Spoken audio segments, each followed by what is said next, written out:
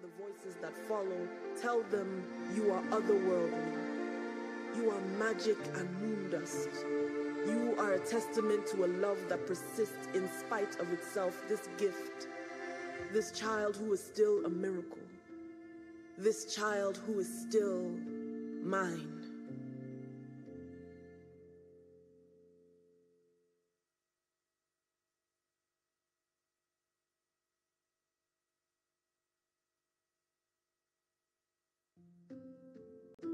Only a mother knows how miracles happen, how the spark of an idea becomes a heartbeat, how a universe is formed in the quiet of her womb. Only a mother knows how to house a galaxy in her body, how to speak its light into existence and weave the thread of life in her gentle hands.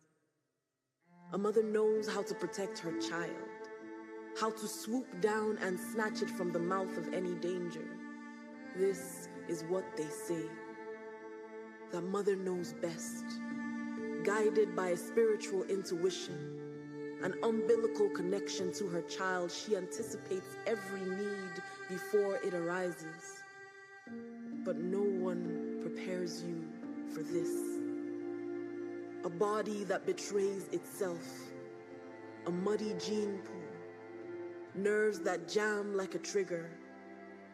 There is no manual for a lifetime of standing in the gap, of stretching hope to its very limits, of crying out to God, to doctors, hoping madly for anything that can bend time. Fold me back inside my own body to find that errant string of DNA and pluck it at its roots.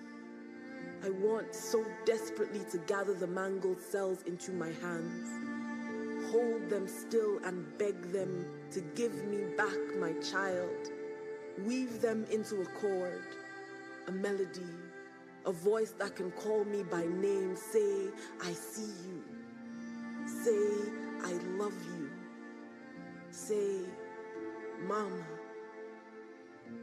But only the silence answers back, a shadow of a word, eyes that will not latch on. Fear presses into my belly with open palms, forms a fist that knocks the air out. Strangers' whispers crowd the room, judgment falling from their faces. For the mother of this child, whose body folds forward like a question, they cannot understand this desperate wailing with no language.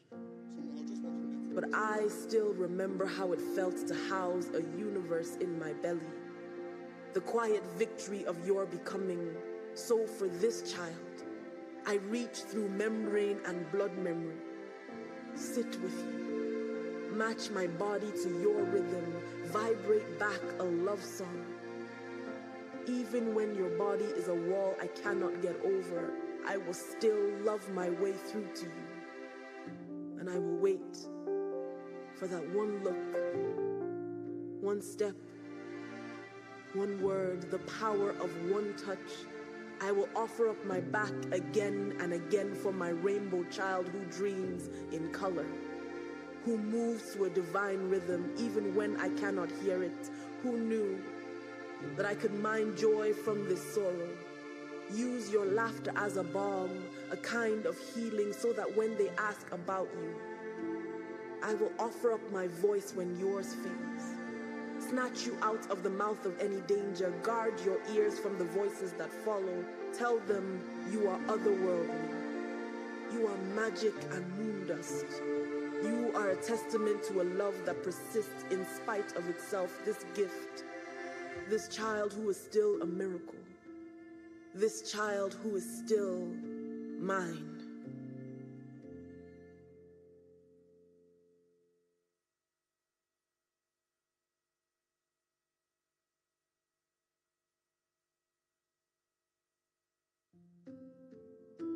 Only a mother knows how miracles happen, how the spark of an idea becomes a heartbeat.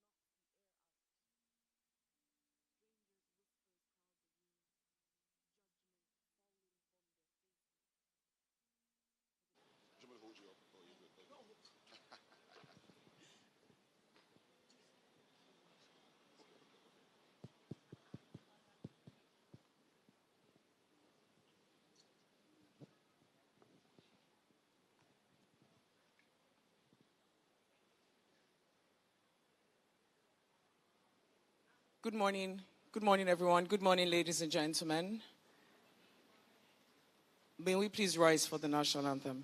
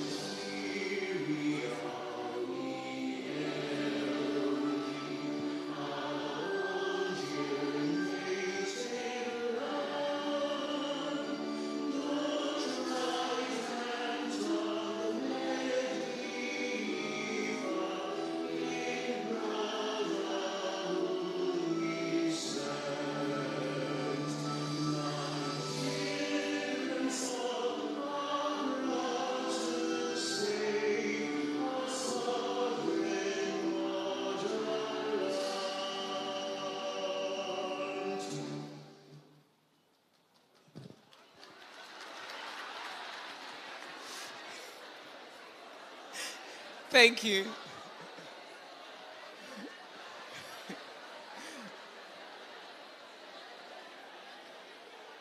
Thank you, everyone, and welcome. Good morning. Good morning, ladies and gentlemen. Welcome to the 14th Annual Autism Conference, organized by Guaranty Trust Holding Company. And I hope we're all very happy to be here. We're glad to be here. For us as an organization, our mission remains the same. It's about creating awareness around autism and such that people just cultivating a deeper understanding of what autism is and what it means to live with autism. It's about creating awareness. It's about shedding a light, because we believe that where there is light and awareness and understanding, anything that doesn't have that can quickly become stigmatized. And because we believe that there is a space for everyone in the world, we hope we can contribute our own quota towards making it just a more inclusive world. So our mission remains the same. This year, our theme is a spectrum of possibilities. For us, possibilities not just around the individual that is living with autism, but how we all can create more impactful solutions that can help improve the quality of life, not just for the people living with autism, but also for their families. And we hope that the dialogue and the perspectives we'll share today will go a long way in adding to the body of knowledge that has been built over the last 13 years, and will help people understand more so that we can just be more supportive of one another. And so thank you for coming. We hope, it's a rewarding 2 days. And we look forward to being with you for the next 2 days. And I'd like to introduce, without further ado, I'd like to introduce the Group Chief Executive Officer of Guaranty Trust Holding Company, Mr. Segun Agbaje, to give the keynote address. Thank you.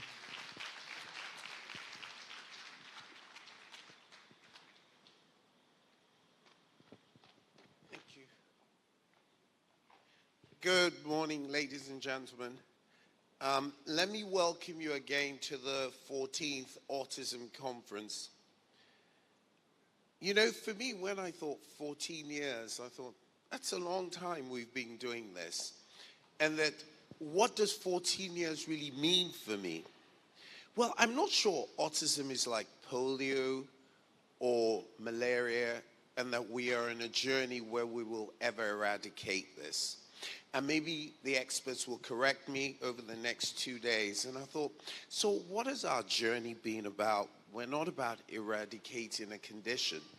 And that hopefully what we are doing is helping families and people with autism over 14 years by creating awareness, live happier lives. And live lives that are a bit more inclusive and not really eradication. And then I looked at the theme again and I said, a spectrum of possibilities, very positive. And I think that as an organization, that's where we are. We like to look at the art of the possible and believe that very few things in life are impossible. And then in dealing with people with autism, maybe we are the problem. And maybe our expectations of them are a bit too low. And maybe as a result of our lack of understanding, what we expect of them and where we benchmark them and what we expect them to do is actually very unrealistic. I happen to have someone living with autism very close to me. And that one of the things I did understand very quickly is that she understands a lot more than we give her credit for. And that so we might actually be the problem, because we're always capping and limiting what we think people living with this can achieve. And then maybe we should raise our expectations, and maybe we will all be pleasantly surprised. And when we talk about the spectrum of possibilities, that's what I see. And that we should start to increase our expectations. We should stop thinking of these people as they can achieve very little, and think of people living with the spectrum as people who can achieve a lot, and in many cases a lot more than what we normal people can achieve. So without taking up too much of your time, I would just like to reaffirm our commitment to this cause and let you know that today, 14 years later, we're probably more committed than we were 14 years ago. And that so this is something we will continue to do. And hopefully, for as long as we have the resources, both financial and human, we will only make this better every year.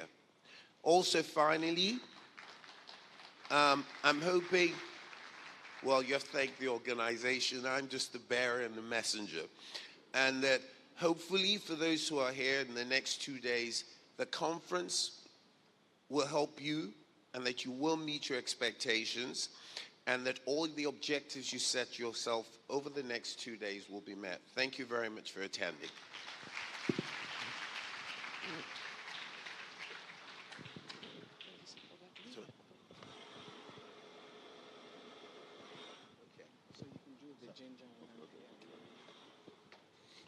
Distinguished guests, ladies and gentlemen, you can make that round of applause loud for our Group CEO, GTCO, Mr. Segun Agbaje, one more time.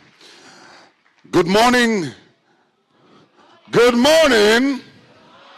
Don't worry, I also miss the old national anthem. I think that for our 15th Annual Autism Conference, we probably need to compose our own autism anthem. Right? Let's celebrate that. Welcome to the 14th Annual Autism Conference, a spectrum of possibilities. Our group CEO in his keynote address has said that a few things are impossible in life, and we might be the problem when we limit the expectations that we put on those living on the spectrum. So can we celebrate a spectrum of possibilities? It's an honor to serve you again. My name is Oluwaseun. It's a real delight to be here year after year. We really want to celebrate GTCO for their commitment and their passion to this cause. I mean, come on, 14 years. You know, that's really incredible. All right, just before our group CEO goes, remember they're a bank. They have plenty of work to do, so we have to release them. But let's just do a proper introduction. So let's welcome the group CEO at GTCO, Mr. Segun Agbaje, back to the stage. We want to welcome the Managing Director, GT Bank, Mrs. Miriam Olusonya. Can we celebrate her as well? The Deputy Managing Director, GT Bank, Mr. Jide Okuntola. Earlier, you met the Chief Communications Officer for GTCO, Mrs. Onyade Adegite. Please put your hands together for her as well. We have some other senior management staff of GTCO here, if they're here. Can we just celebrate them also?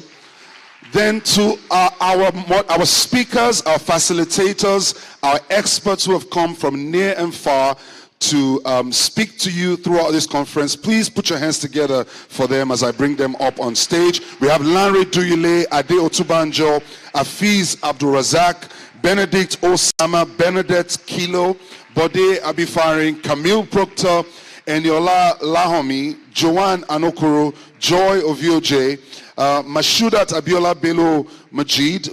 Your applause should not stop. Don't get tired. Nadia Hamilton, Noimot Balogun, Osesusi Boledoku, Remi Olutimaye, Solape Azazi, Tomi Agbola Odele, Tonye Faluki Ekezie, Ladies and gentlemen, this is your crew for the 14th Annual Autism Conference.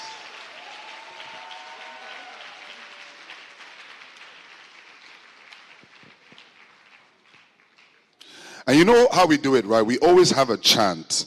Who remembers the chant from last year? Who was here last year? If you were here last year, put your hands together for yourself. You're a member of the family. All right, so this year, when I say a spectrum of, you scream possibilities, all right? A spectrum of? One more time. A spectrum of? All right, put your hands together for yourselves.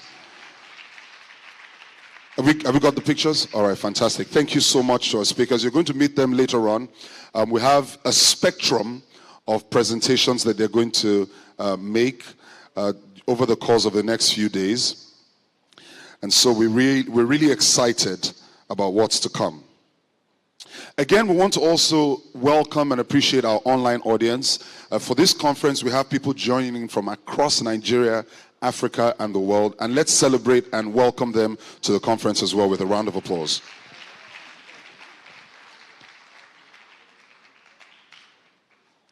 All right, without further ado, we want to get right into it. We know that at this conference, it's a lot of talk, it's a lot of engagement, it's a lot of questions, it's a lot of, looking into the detail. But we like to make the atmosphere light and sweet and beautiful at the beginning. And you know that we celebrate creativity, we celebrate expression whenever we have these sort of conversations. And so, to kickstart the day, I have the honor and the special privilege to bring on stage corporate, dance world, and entertainment for a special performance. Can we welcome them with a round of applause?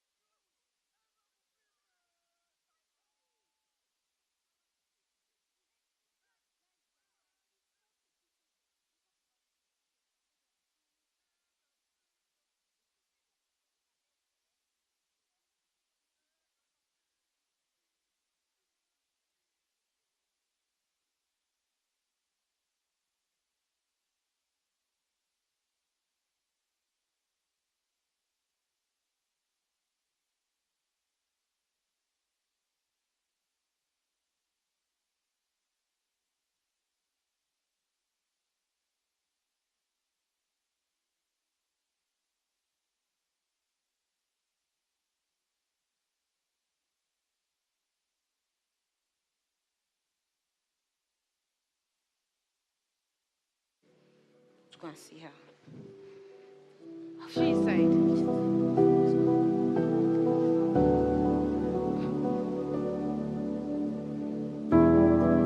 Good morning, ma. Good morning, ma. Good morning. Good morning. You again. I have already told you. The prefects are handpicked by a committee of staff members. But ma, we only think it would be fair to allow the students decide who they want as head prefect. Or the committee could give him a chance. It's not only about grades. Then how come everybody thinks that Lanre is going to be the next head prefect? Exactly. Lanre? Yes, ma. That's just speculation. Mom, you tell us now that it is not Lanre. Because all we know is what the handbook states. And the handbook states that you need at least 4 A's to be considered as head prefect. Are you all intentionally choosing to ignore the obvious? What's obvious, ma'am? Gabriel is a special needs student. And what special needs assistance has the school ever given him? I wonder. Ladies, you are on the brink of this. Sorry, ma'am. Abel, do you truly think you have a chance? I do. I qualify. I will speak with the committee. That's the best that's all I can promise right now. Thank you, ma'am. Thank you, Mom. Abel, They don't have a choice. special at all. Since when did they start realizing? Oh, coffee, yes. That would be lovely. You already know what I like.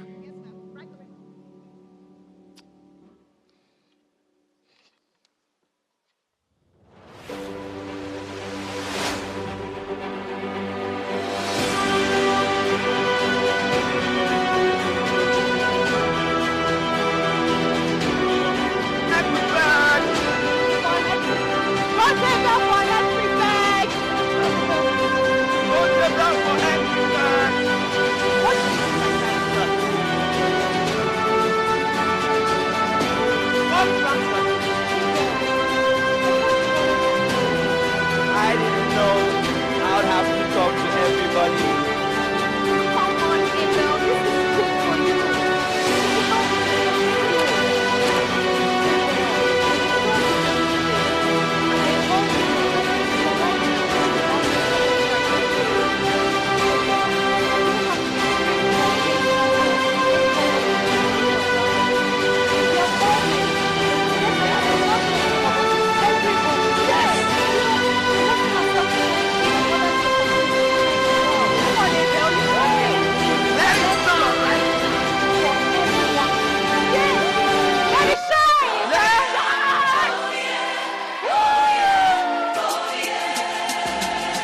It's been a long road, but we're finally here. And the view from the top so beautifully clear. We can see for forever, not a cloud in the sky.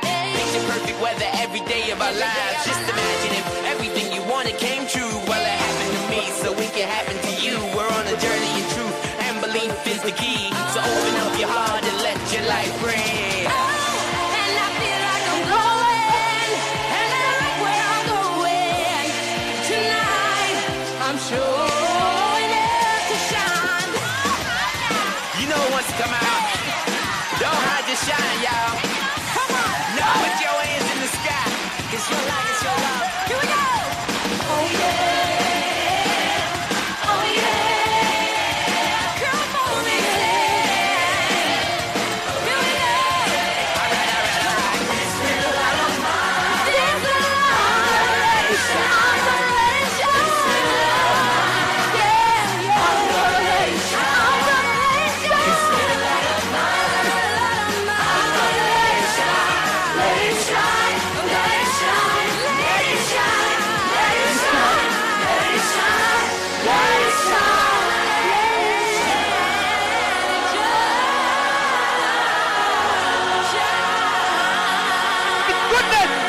What is the meaning of all this? What is going on here? You see? All of them. Let it shine, let it shine.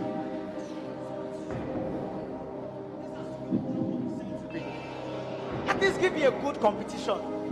Abel. Really? Oh, be quiet. all of you, explain yourselves. When did I give you permission for this? But ma, you said it wasn't all about grades. And you said you talked to the committee about it. Yes, ma'am. I did. Abel, being the head prefect is not all about grades. It requires you to interact with a lot of students, make public speeches, settle disputes. I know! Represent the school. I know! All right. Since you have made up your mind, I will speak to your parents and I will talk to the committee again. Thank you. Now all of you go home. Thank you! Yes!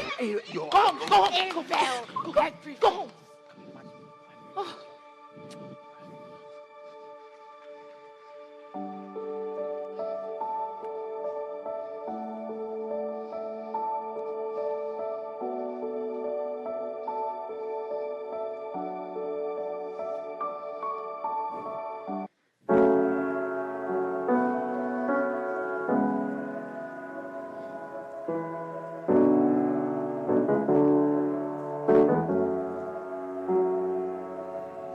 Laying in the silence, waiting for the sirens, signs, any signs I'm alive still. I don't wanna lose it, I'm not getting through this. Hey, should I pray, should I pray, yeah.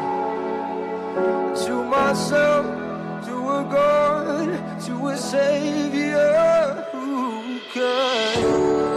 Unpractical can unsaid these spoken words. Find hope in the hopeless. Pull me out, dreaming. Unput the actions, unsaid the reactions. I'm not ready to die, not yet. Pull me out, dreaming. Pull me out, pull me out, pull me out. Pull me out, pull me out. How can you say that this is a good idea? It is not good for him or his self-esteem. And now he's getting into trouble at school. But it was his idea. He said himself that he wanted to do it. We are his parents, and it's our duty to support him. No, we need to guide him. I'm not sure he knows just what he's getting himself into. What if he doesn't work out and then the whole school starts to make fun of him? They will make fun of him for putting himself out there and trying. That is what he does every Oh day. my God, I'm still very worried. Let's just let him do it if he wants.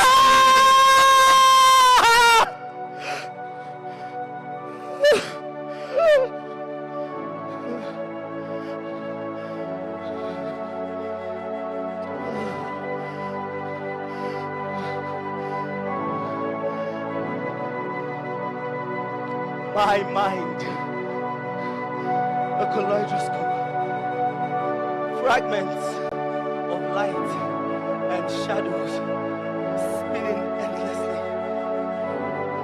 where every detail, every sound, and every texture speaks its own language, where every turn revealing a new pattern, vibrant, yet chaotic,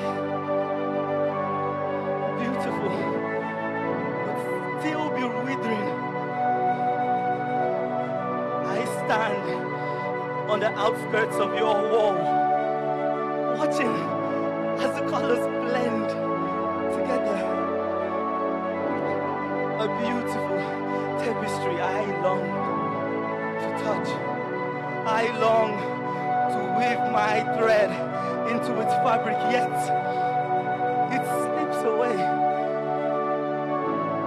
I watch your wall through a lens where every detail magnified, every sound amplified, and every touch electric.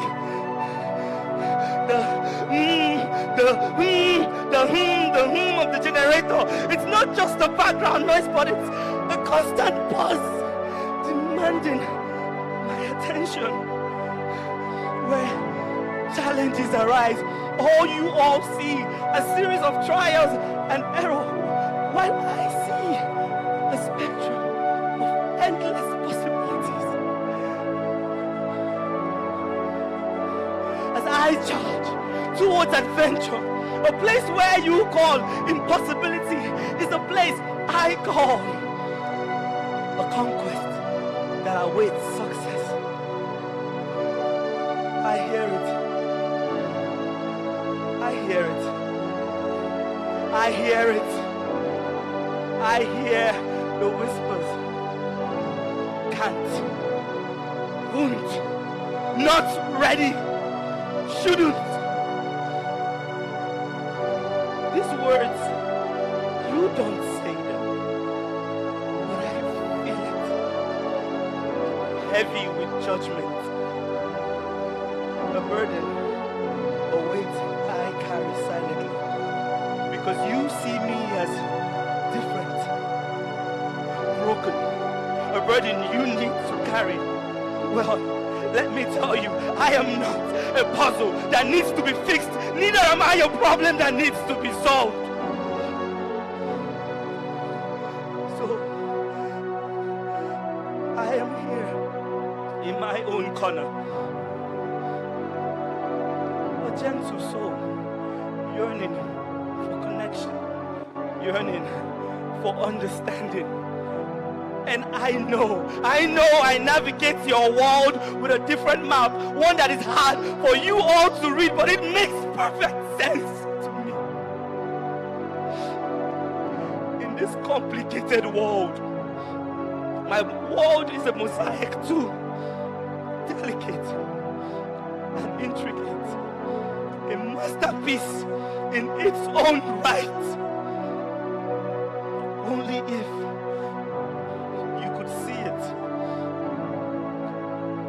only if you could see me beyond the labels and the noise.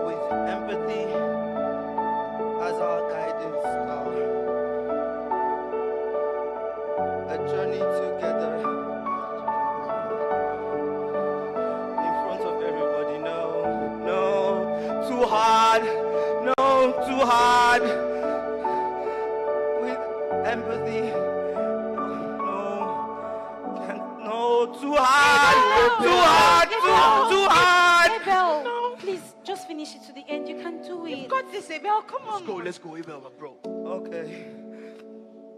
With empathy as our guiding star, a journey together, no matter how far, hand in hand, let's ignite a path of inclusion that shines so bright. That's it. Woo! So good! Well, your speech is so great. I'm sure that when the committee hears it, they will have no other option than to pick you as the better candidate. I don't even know why they're wasting time. This speech is amazing. Look at my brow. I'm sure that if we had voted by now, you'd already be head prefect. Mm-hmm. Come on. Oh my God. Prefect. My guy. Your speech is so great. Thank you, guys.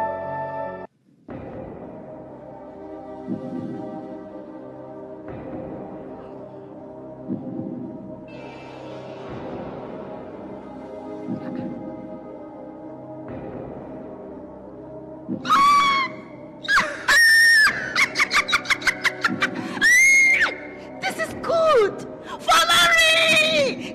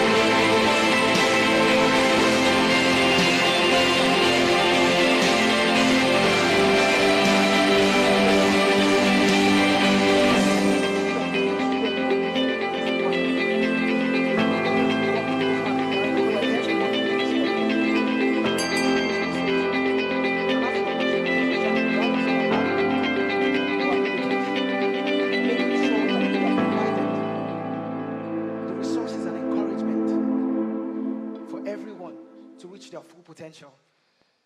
I realize that these are the qualities that make a great leader, and I'm committed to embodying them. But most importantly, I believe that whoever can fulfill these responsibilities deserves to be the head prefect. Because at the end of the day, it's about serving our community with dedication, with empathy, and genuine desire to make our school a better place for everyone. Thank you. I know what it's like to need understanding. I seek to find a path to light, to make our school a place that is right. Inclusion comes with accepting everyone, so everybody's voice could be heard. I know with patience and kindness, we can win. Looking beyond the label and seeing the kid that is within. And I know we all need bridges of care so we can thrive, soar. So I am here, ready to lead with patience and understanding that we need. I walked the path of needing a voice, and I know the power of making a choice to represent, to stand, to lead with heart. On this role of head prefect, I'm ready to play my part with empathy as our guiding star. Let's journey together, no matter how far. Hand in hand, let's ignite a path of inclusion that shines so bright.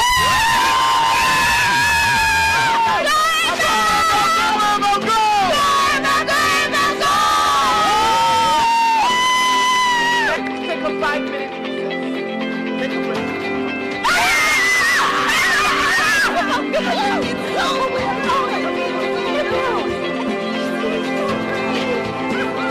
I don't think I did so great. What matters is you did the best, and we are all proud of you.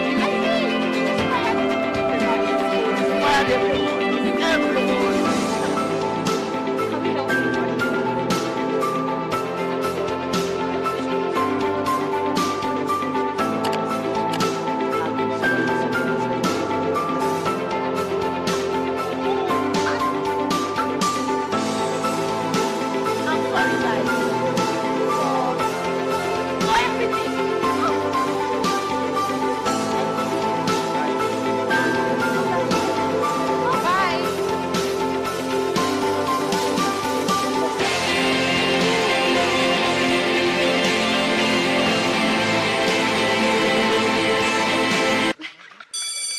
It's time for results. Let's go. Woo! Right?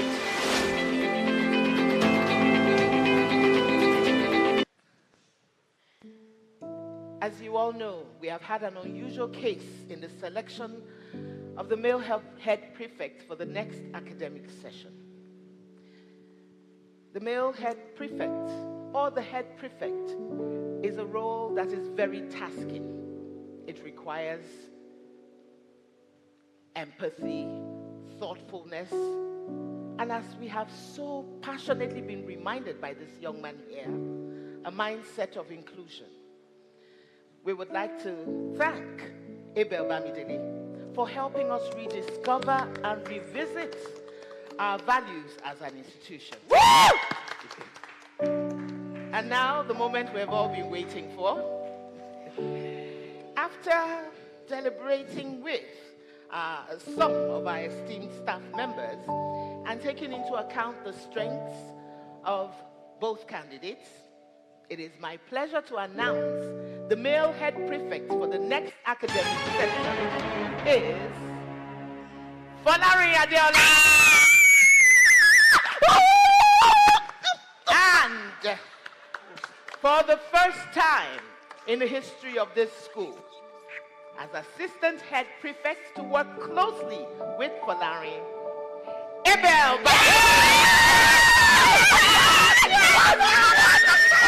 All right.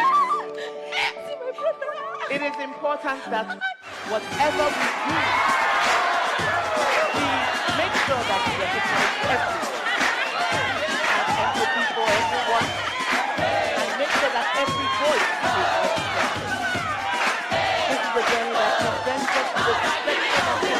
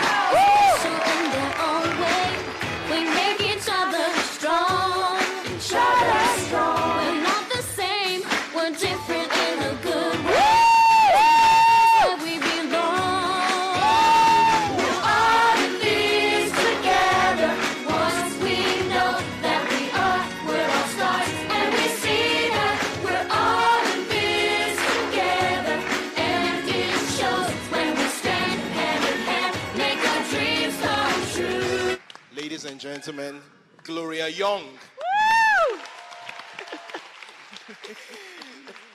She is young. Opener Michael, choreographer. Woo! And if you love Abel, please make some noise. Yes. Bimbo Fakia. So once again, on behalf of Corporate Dance World and Entertainment, we say we do not take this opportunity for granted. We say thank you very much for allowing us grace your stage with our voice. We're in this journey together, and as the theme goes, the spectrum of possibilities are numerous. So please, as we go through with the conference and we continue, we're saying we're with you, we understand what is going on, and we would always lend our voices anytime you call. Thank you very, very much.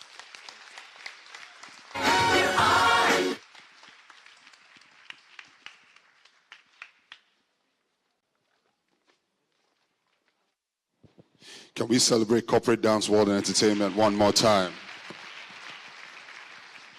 That was really special, and indeed it's about creating that path for everyone, a space for everyone in the world. So look to the person to your left and to your right and tell them, create space for everyone. Yeah. Say it to one more person. Say it to one more person. Create space for everyone. And then give them a high five. Give them a high five. And say, are you ready? Are you ready? Yes, yes, yes. All right. I think we're set. We're ready. We're going right into the first presentation today. This gentleman usually starts the conference. He started for the last 3 years. I don't know why. Maybe it's because he has a nice voice. He has a lovely smile. But beyond that, Mr. Lanre Duyile is the president and CEO of Behaviorprise Consulting Incorporated and Behaviorprise College of Business and Health Studies in Toronto, Canada, with 20 years diverse experience in business and developmental services. Behaviorprise operates residential and day program facilities for people living with developmental disorders, or rather, developmental disabilities in Ontario, Canada. Lagos, Nigeria, Africa. With a loud and thunderous round of applause, please welcome Lanre Duyile to talk on using antecedent manipulations to improve learning and behavior. That round of applause can be better.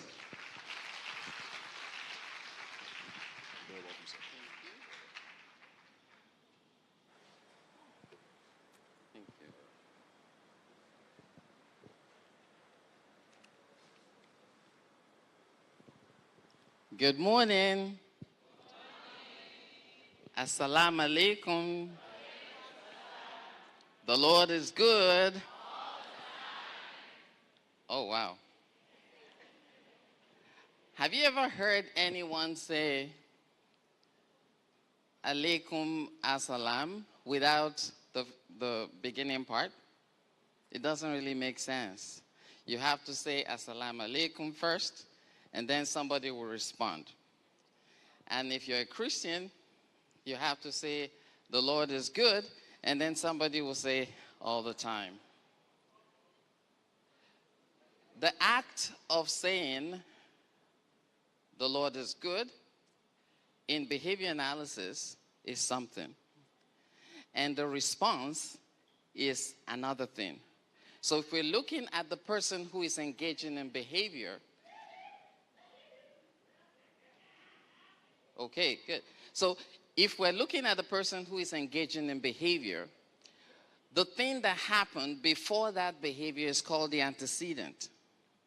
Okay, so when I say assalamu alaikum, that is an antecedent. And then your behavior is alaikum assalam. If I say the Lord is good, I'm presenting an antecedent, and then you will respond by saying all the time, you're engaging in a behavior. So without you knowing, I can actually make you engage in certain behaviors only by presenting the right antecedents. Am I making sense? So behaviors don't just happen. Behaviors happen for very specific reasons. And if you want a behavior to happen, you need to just present the right antecedent. If you do not have the right antecedent, the right behavior will not happen. So if you do not have an understanding of what antecedents are, your knowledge of behavior is incomplete, because there's no way you can truly analyze behaviors without understanding what an antecedent is.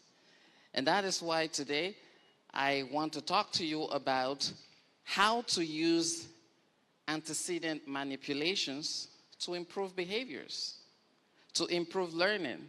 If you really want to make a change, do not wait until the inappropriate behavior is happening. Do not wait until the person you're working with is not engaging in the behavior you expect. What we need to do is plan ahead. How do we plan ahead? Look for the right antecedents, present those antecedents, and you're going to evoke the appropriate behaviors that you want to see. So what are my session objectives this morning?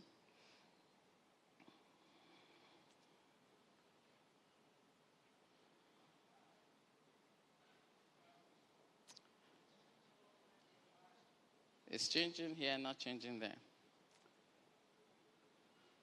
Can you go if you can manipulate that?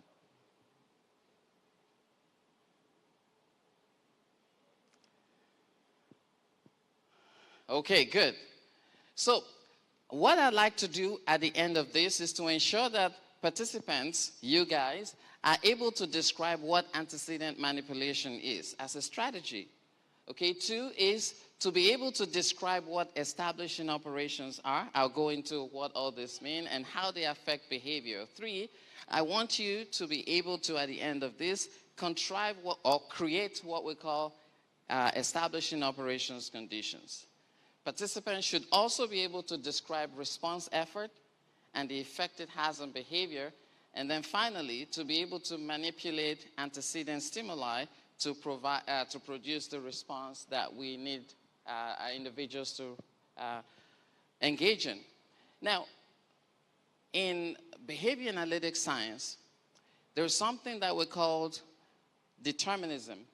It is a philosophical view that everything in life, including behavior, is determined by antecedents. There's no behavior that happens without an antecedent. But a lot of times we don't focus on those antecedents. We focus on, oh, this inappropriate behavior is happening. This inappropriate behavior is happening. But behaviors don't happen just on their own. They need antecedents. And because of that, in behavior analysis, we say behavior is lawful. And what does that mean? It means that behaviors are systematically influenced by environmental events, antecedent events. So if you don't understand antecedents, you cannot evoke the right behavior. So recall that I said behaviors are evoked by antecedent events. By environmental events. So what are environmental events? Environmental events will be the person. There are things that are going on within my body right now that you don't know. And one of those things is happening, and because of that, I'm engaging in this behavior.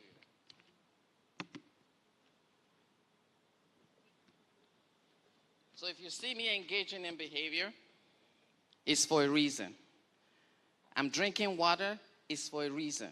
There's an antecedent within my body that you don't see, that you can't understand unless you probe. Other people, now, there's something going on with me right now, and that thing is on my bum. It's itchy. But because you all are here, I can scratch my bum in your presence. So I'm going to come here, pretend like I'm standing here, and rub my bum on the speaker. So what you see is that I'm rubbing my bum on the speaker, but you don't know why. Why can't I scratch? Because you guys are here. So you influence my behaviors without you even knowing it. Okay? And the physical space around us sometimes can influence behaviors as well. All these things we put together we call environmental events. So that is why you may see somebody with autism sometimes affected by noise, by sound. I've seen people destroy computers because the computer is not making the kind of noise that they're used to. I've seen people hit themselves because they see something that they were not expecting to see. Or you call their names and you're too loud. Now, what you think loud is may not be what the individual is thinking it is. So there are so many things that can affect our behaviors without us knowing them. And I want us to start thinking about those. So instead of being reactive, you can be proactive and plan. What is an antecedent? We describe antecedents generally as any stimulus, change, circumstance, anything at all that happens immediately before the behavior. The environmental events that evoke behaviors, like I said, are called antecedents. Now, in the topic that we're trying to discuss today, antecedent manipulations, desirable behaviors are deliberately evoked. So if you want to evoke a specific behavior, you need to present a specific antecedent. You need to know how to do that. And that's part of what we're going to talk about today.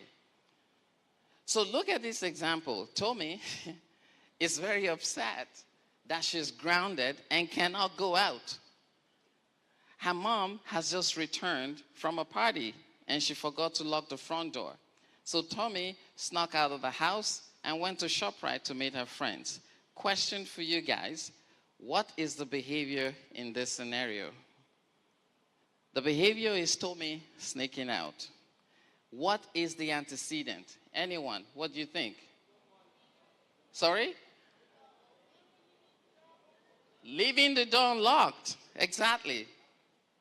So, but a lot of people may say that, oh, that was the next one. A lot of people may say that the antecedent is the fact that she was upset. But you need to know how to identify the right antecedent. It happens immediately before the behavior. Okay, next example is with Camille. Camille usually goes to her grandma's house on Sundays, but she wasn't able to go yesterday because grandma was sick. Camille was really very upset about this. When she got to school the next day, her teacher approached her and said, "Hi, Camille, how was your weekend?" Camille then slapped the teacher in the face. She's so bad. Okay, so what is the antecedent with Camille? Exactly, the teacher's, "Hi, how was your weekend?" You see, just saying something can evoke behaviors. In fact, sometimes you don't need to say anything. You're just being present can evoke behaviors. So at the beginning of session today, remember I said Assalamu alaikum. Some people said wa alaikum assalam and all of that. The antecedent to wa alaikum assalam is salam alaikum. Behavior is anything a person does. And I need you to understand how it affects you and how antecedents affect you so that when you're working with somebody with autism or other forms of special needs, then you can apply it. You can't apply something you don't understand. So you have to be able to determine what that antecedent is. Okay, moving on. When antecedents get presented multiple times, a person learns the antecedent, and then that antecedent begins to evoke the behavior. So it's not just automatic. You present an antecedent, the behavior happens. You have to do it multiple times so that the person understands what you're trying to do. And so when you do that, and the antecedent gains the power to evoke behavior, we say that antecedent has developed stimulus control over the behavior. Yes, I'm going to skip you now. All right, so now think about this example. Tommy lives with mom and dad. When she asks dad, "Dad, can I use your phone?" Dad says no, all the time. But when she asks mom, mom says, "Oh yeah, you can use my phone."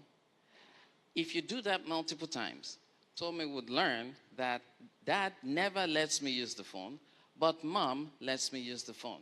So anytime mom is present, even if Tommy is busy doing other things, that behavior will get evoked because mom always lets her use the phone. So once Tommy learns this, mom's presence, she doesn't need to say anything or do anything. Just being present evokes that behavior. So sometimes, if an individual with autism has had rough experiences with you, you're not saying anything, but you just being present can evoke that rough experience. And you have to know that and begin to look for ways to change that experience so that your new experiences will begin to evoke the right behaviors and the learning opportunity that you need. What does this mean?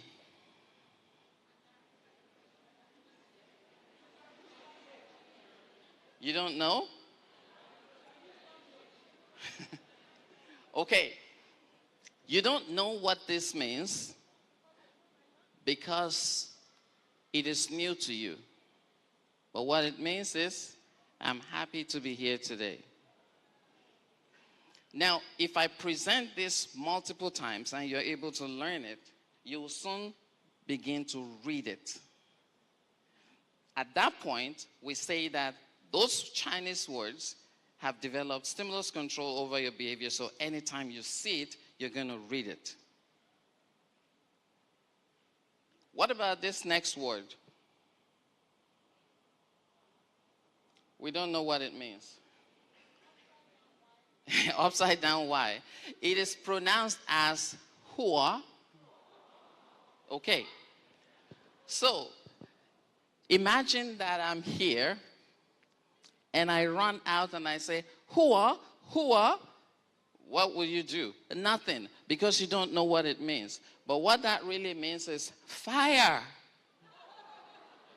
So if I say hua, hua, everybody would remain and the fire will be burning and it may be too late for you to get out. That is what it means when you speak things that people with autism don't understand. You're speaking languages that they don't get. And we don't take the time to teach them what we're trying to say. And so when they get frustrated, you see an expression of behaviors that you and I may refer to as inappropriate behaviors. But what is actually happening is we are not presenting the right antecedents to evoke the behaviors that we expect. I'm going to skip this. Okay, so I told you earlier during the discussion on my session objective about establishing operations. What does it really mean? So apart from the environmental events that we talk about, another important factor that actually affects behavior is establishing operations. There are changes in the environment or biological conditions that alter momentarily the value of a reinforcer. As somebody, every one of us engage in behaviors for a reason. And when you engage in the behavior and you get the reason, that behavior gets strengthened. But unfortunately, the behavior does not always happen if the right establishing operation is not there. So you may present the right antecedent, but the behavior will not happen. So you need to think about establishing operation. An example, if you stay without food for several hours, what's going to happen to you? You're going to become hungry, right? When you become hungry, we call that a state of deprivation. You are in a state of deprivation. And if anybody presents food at that time, food becomes an antecedent that evokes your behavior of asking for that food. You really want that food. But if you spend the last hour in a restaurant, all you can eat, you eat everything you want to eat, you are now full. If somebody presents food to you, you will not engage in the behavior of asking for food. Why? Because you are in a state of satiation. You're full. So anytime you want to evoke behaviors, you can present the right antecedent, but you must also make sure that the person is in the right state for that behavior to occur. And the state will be the state of deprivation. Always, always make sure that the individual is in a state of deprivation. Now, there are certain times that the state that an individual is in may not naturally occur. So you need to create that state. So in the case of Bob and his coffee, so this gentleman actually bangs his head on the wall. And the reason why he does that is that he loves coffee. So his staff give him coffee for breakfast, lunch, and dinner, but he wants more. So when he says coffee, the staff will say, no, lunchtime. He will bang his head, and he will keep banging until he gets it, or maybe he gets a bruise on his head and sees blood, and then he stops. So when we did the assessment with him, we discovered that that was the situation. So we put in a token economy system. But then, the token was not working the way it was supposed to work. He already knew what the program was about, but because he had the coffee during breakfast, lunch, and dinner, it wasn't really having the effect that it needed to have. So we had to create a state of deprivation. So we withheld his coffee for breakfast, lunch, and dinner so that he would need it. So when we restarted the program, he just started working with us. Because at that point, his body really wanted the coffee. He's not had coffee in the last 2 days. So he wanted the coffee and would do whatever we asked him to do to get the coffee. So that is how you can use establishing operations to ensure that behaviors are beginning to happen. Okay, so if you want to establish or teach a new behavior, we need to arrange establishing operations to make the behavior happen. The question you need to ask is, what consequences is this person looking for? Why is he doing what he is doing? And then you can arrange the establishing operations. Establishing operation, like I said, may be state of deprivation or satiation. And so how do we use antecedent manipulations, or also called antecedent control procedures? What we do here is manipulating or changing an aspect of the social environment so that the desired behavior is evoked, so that the undesirable behavior is unlikely. So if you do not want behavior to happen, manipulate antecedents. If you want behaviors to happen, manipulate antecedents as well. So remember that Chinese word, hua. Yeah. That word, now you see it, and I just put it on, and you're saying, hua, hua. You're learning Chinese already. So if you go anywhere and you see that, you know exactly what it means. That word is beginning to establish control over your behavior without you even knowing what Chinese alphabet. But if you see that anywhere now, I'm sure you know it. So we're beginning to evoke very specific behaviors from you. Skip that. Okay, so for antecedent manipulations, these are the steps to follow. Number one, you must present an antecedent or cue that has stimulus control over the behavior. You understand what stimulus control is. Number two, arrange establishing operations such that the consequence of the behavior is more reinforcing to the person, not to you, to the person. Number three that you need to do is decrease response effort. So what do we mean by response effort? If you tell a person, generally speaking, just forget about autism for a moment. So you tell anybody, carry this and put it over there. For one of those guys that I used to carrying it, it may be easy. But for somebody who does not really do that, it may be difficult.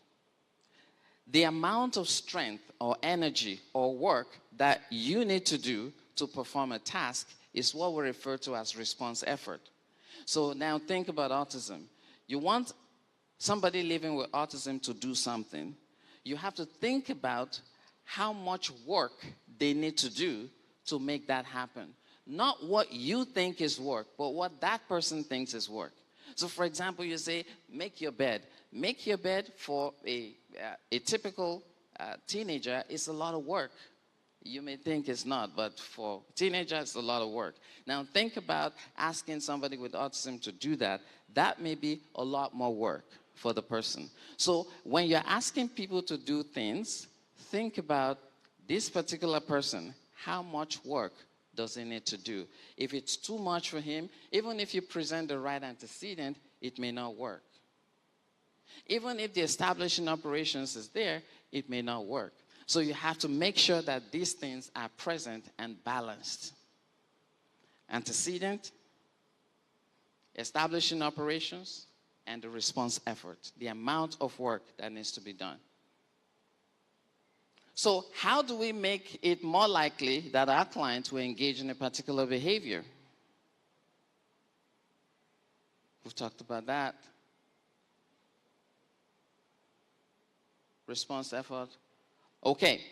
Now, if you do not want a behavior to happen, so for example, a gentleman that lives in one of our programs in Toronto, when he's having breakfast or meals, the staff would sit around him. And anytime he sees them, he would start asking for ice cream, outing, go for a walk. He would just keep engaging, and engaging in those behaviors will interfere with his eating. So his eating was taking a long time. So I was reading the reports from the staff, and I saw that, oh, he's engaging in a lot of behaviors during mealtime. What's responsible? The staff said, oh, we've been redirecting him. But you're redirecting him, but the behavior continues to happen and happen at a high frequency. That means that you're reinforcing the behavior. So what we're going to do is, when you serve him, leave the area so that you're not present. When you're not present, there's nobody to ask, going out, go for a walk, ice cream, and all of that. And when the staff started removing themselves, the behavior just stopped completely. He will eat his food quickly, and then he will go and engage with the staff. The point I'm trying to make is, if an undesirable behavior is happening, it may be because there is an antecedent that is evoking it, that you are not aware you're presenting. So one of the things you need to do is investigate what that antecedent is, remove it, and once you remove it, the behavior is no longer getting evoked. So whether you're looking at establishing a new behavior, or you want to make an already existing behavior stop, you can actually use antecedent manipulations. Or you can remove establishing operations. So for example, a gentleman that is trying to lose weight. And one of the things he's trying to do is make sure he doesn't eat junk food. So, but he goes out to work, and when he gets to work, he's hungry, and he has to buy something from the vending machine, junk food. And so all the exercise he does, he loses them when he eats junk food at work. So one of the things we try to do with him is remove the establishing operations for food. So before you leave, eat heavy.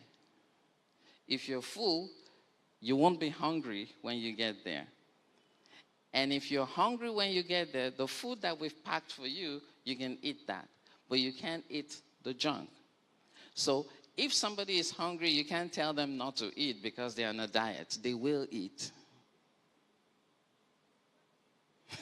So you have to think about, again, planning. This behavior that is happening, what's the antecedent?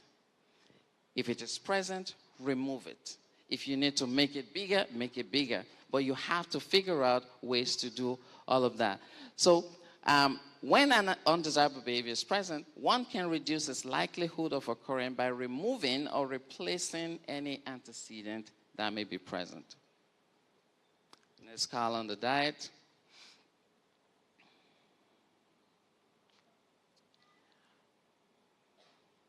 Okay, making undesirable behavior less likely, talked about. Okay, now some antecedent strategies.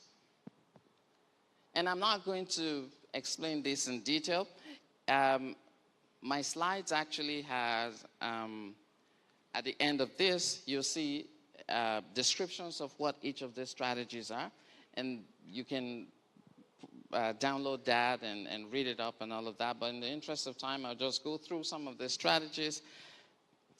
Pairing, self-instruction, task analysis, prompts, the Primark principle chain, all of this. These are antecedent strategies that you can try. And I have descriptions of these on the slide if you access that.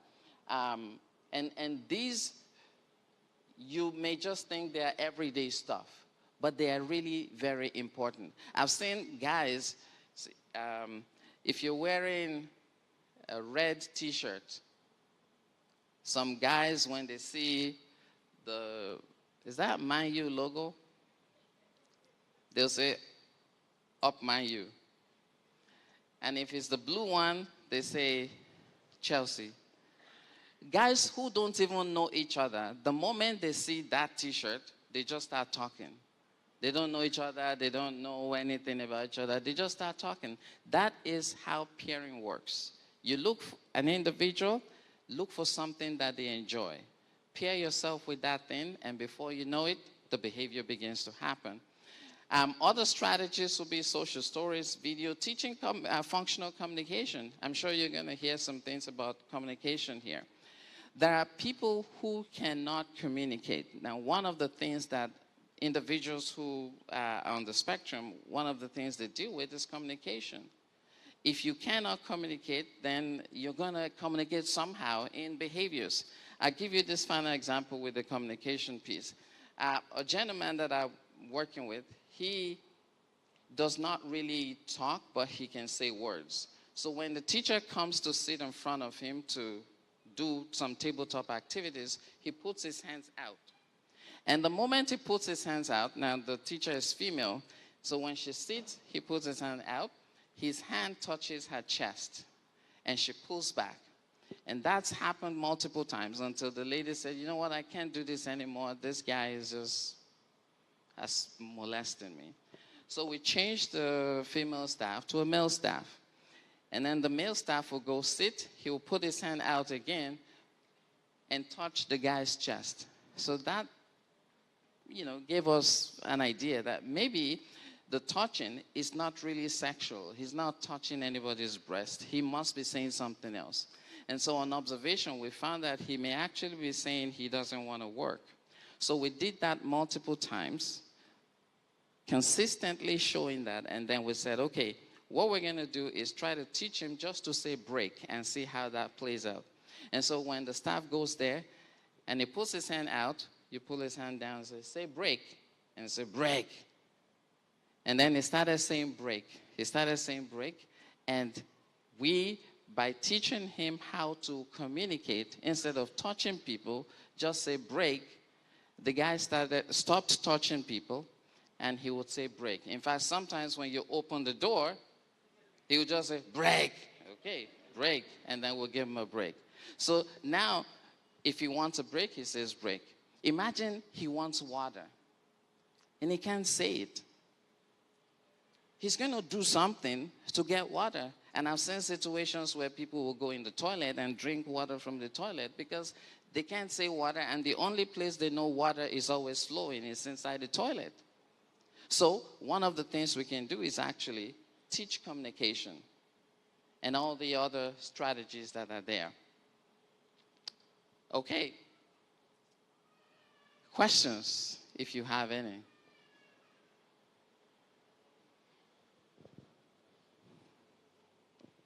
Any questions for me?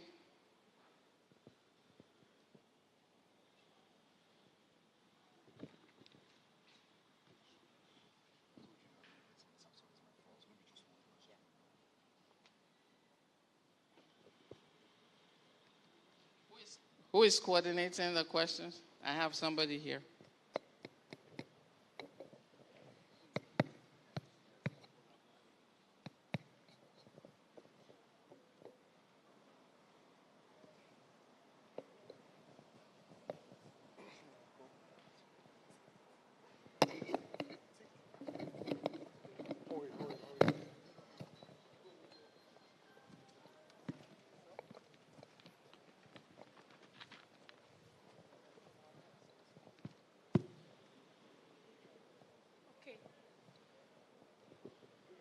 Mr. Lanre, thank you very much. That was a beautiful one. Thank you. But I have a problem here. You know, when you are establishing the operations, and then you want to create that period where you want the child to be in dire need, right? At that point, we discover that the child's behavior escalates to the rooftop. So for how long will you continue to create that deprivation? For how long will you create that? Because we discover that when you create that deprivation for the child, it's very difficult to control even the behavior anymore. The behavior just goes to the rooftop like that. Become very destructive, reaching out and lashing out to people. So for how long would you actually hold back? Okay, good, thank you. So there are two things. Creating a state of deprivation is one thing. And the other thing that I think you're talking about is you're implementing an extinction procedure. If an individual is engaging in a behavior and you withhold the reinforcer that they're used to, you'll see an escalation. That escalation is a result of the extinction procedure. So you are doing a strategy. You're implementing a strategy already. But when you're creating a state of deprivation, it's not about just withholding something from the person, because I don't want to implement an intervention. What I'm trying to do is contrive a learning opportunity. So when I'm talking about contriving a state of deprivation, I'm not saying take something away really as an intervention. It is before that behavior at all, before the behavior happens at all, is when I would implement that. So let's say, for example, you eat at 12 o'clock. And after your food, you get a snack at 2. That snack, you're usually having ice cream. And I know you love ice cream. So instead of giving you ice cream, I'll give you a popsicle. Right? So I give you the popsicle, you have your snack, but I'm holding on to the ice cream because I want you to really need it. So I'm not essentially taking everything away from you. I'm still giving you something. It's just not that something that you want. And then if I hold it for, so let's say your popsicle, your ice cream is at 2 o'clock. At 2:05, I can give you the ice cream, but only contingent on the occurrence of the expected behavior that I want to see. So you don't have to hold it forever or for a day or whatever. As long as the person is able to learn now that, oh, you have that thing, what do I need to do to have it? Once they do that behavior, you give it to them. It doesn't have to be a day. It can be 5 minutes, it can be a minute. But that person has to see that when they engage in the behavior, they get the reinforcer that you promised. Okay, thank you. Okay, I'm out of time, guys, sorry. Can you put our hands together for Mr. Lanre Duyile?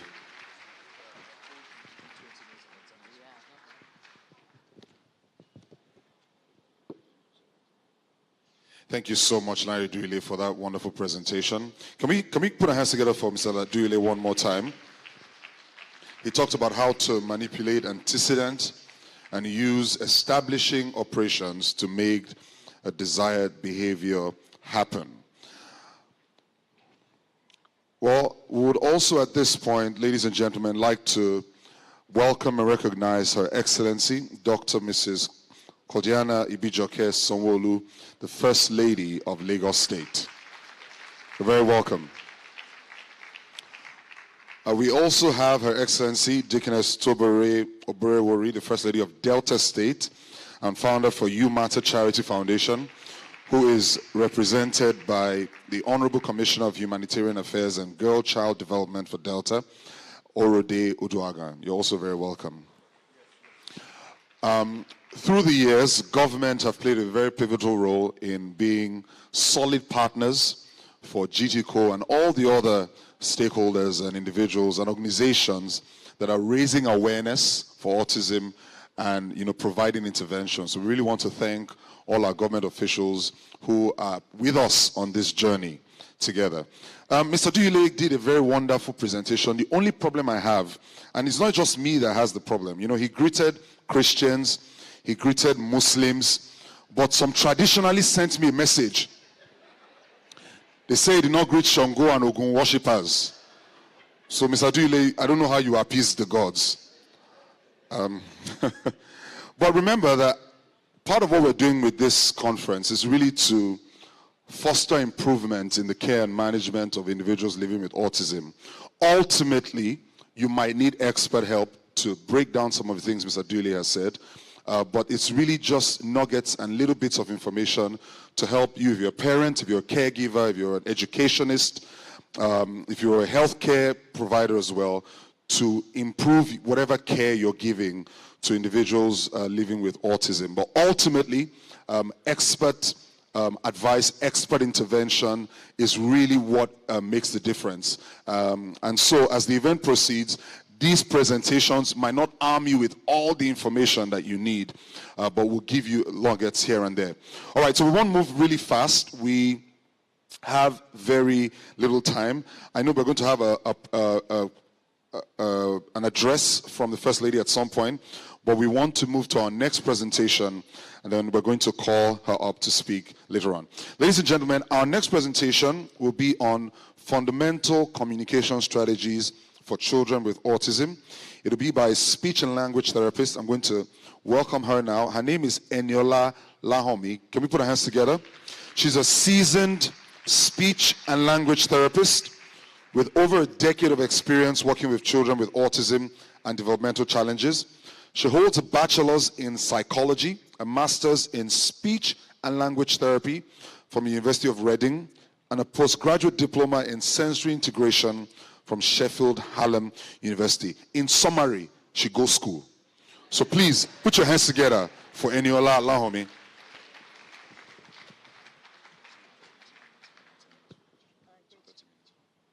Good morning, everyone. Can you hear me well? Louder. Morning, everyone. Can you hear me well? Okay, great.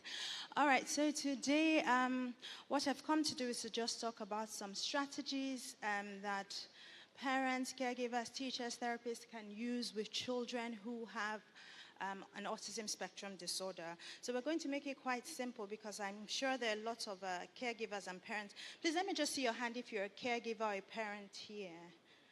Oh, wonderful. So that's a lot of people. So I've tried to make this as simple as possible so that we can get quite some useful information about this. So, do I start?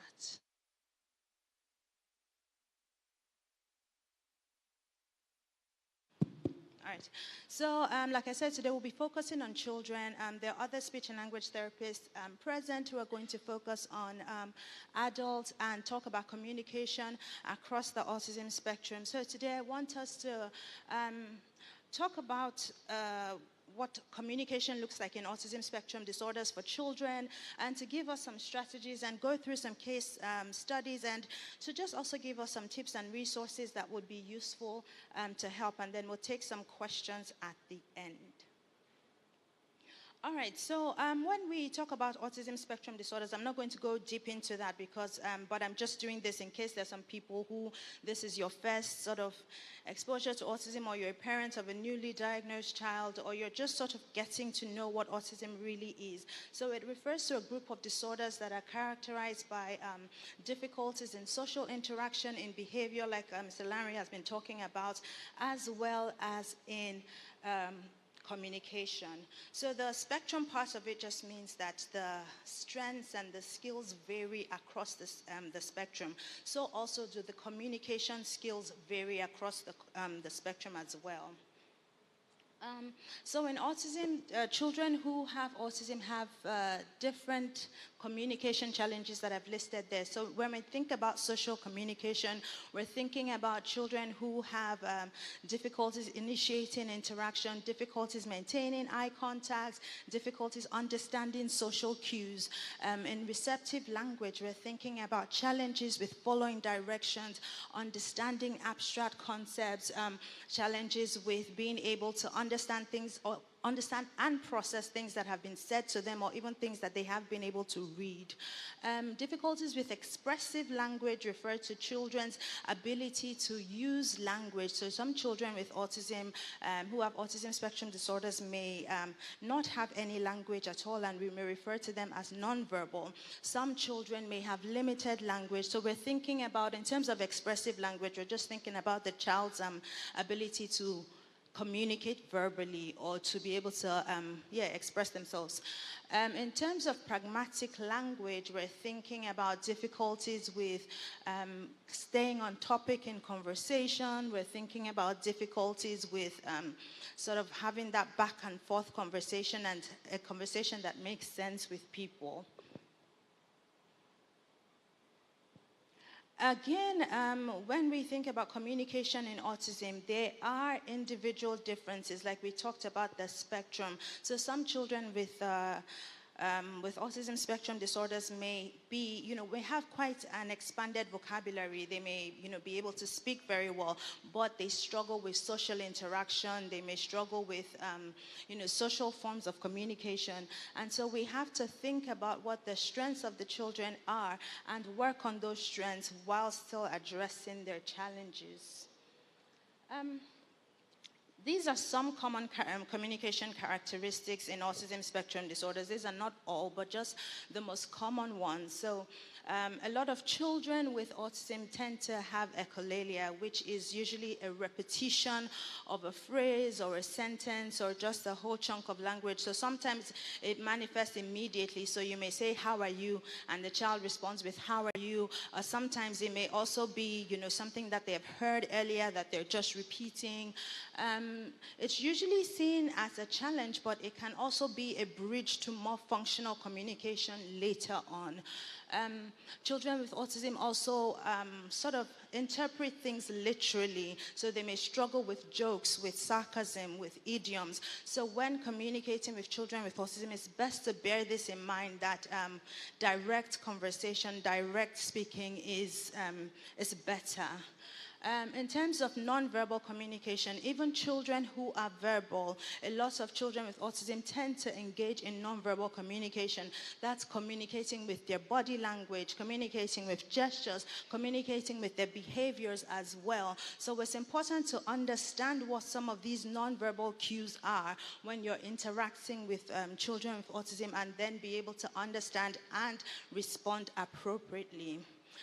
When we think about children with autism and they're talking, I don't know if you remember the play, or is it the presentation that we watched earlier, and the boy who had, he was speaking in a very monotone kind of way. So that's something that's very typical with children with autism spectrum disorder. Sometimes they have that sort of monotone, strange sounding pitch, or it can also be, manifest as like a cartoon character-ish voice, or using accents that are not like our normal Nigerian accent here, and like maybe accents like something they've picked up from a cartoon or something. So in communication with autism, there's that, sort of strange quality to the way the voice comes out.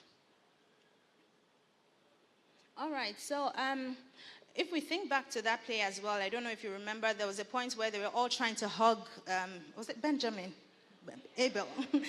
So they were all trying to hug him, and it was kind of like, squirming. And then even when is it the head of school now, what we call the person in charge of the committee was like telling him, "You're not qualified," and she was sort of like shouting, and then he sort of covered his ears, and he was, he had had enough, and it looked like he was, venturing into a meltdown. So children with autism tend to have a lot of sensory sensitivity. So it's important to know what these are, because they can impact their ability to communicate. So if you remember Benjamin, he just sort of like, put his hand over his ears and just shut down, which is very typical. So we have to make sure that the environment is suitable for communication to take place. As we go on in the conference, I'm sure, the topic of early intervention will come up, and this is important because research does show that it can lead to significant improvements. But this is not to say that if you have an older child with autism, all hope is lost and you can't start now. This is just telling us that it's best to start early, and early is when you know what to do. So early can be, whenever time for you. But research does say that the earlier you start, early intervention will lead to more significant or better outcomes. So now we'll really get into what we want to talk about today, which is building the foundation for communication. The first step is usually getting an assessment.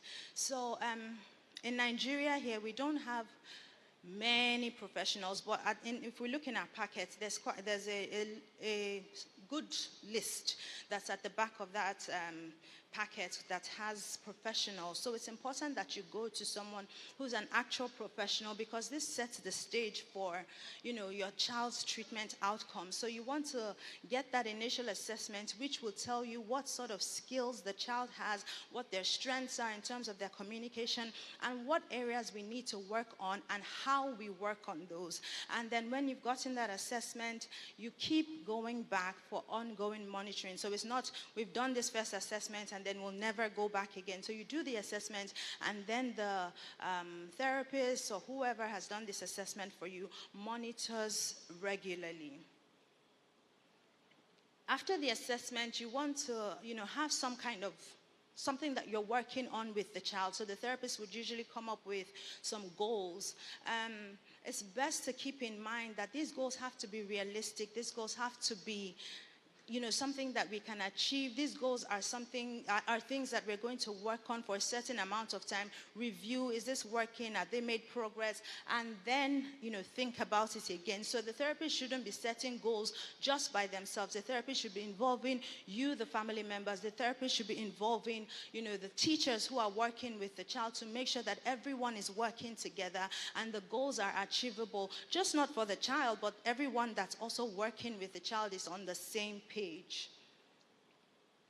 Again, we want to come up with strategies that are tailored to that child. We don't want strategies, or we don't want goals that are just for everyone, because we want the goals to be able to incorporate the child's interests. We want the goals to be able to work on the child's strengths. So I know sometimes in dealing with communication disorders, we always hear what the child can't do, what they can't understand, what they can't say, what they're yet to process. But we also have to think about what can they do and how can we build up on this while addressing their challenges as well.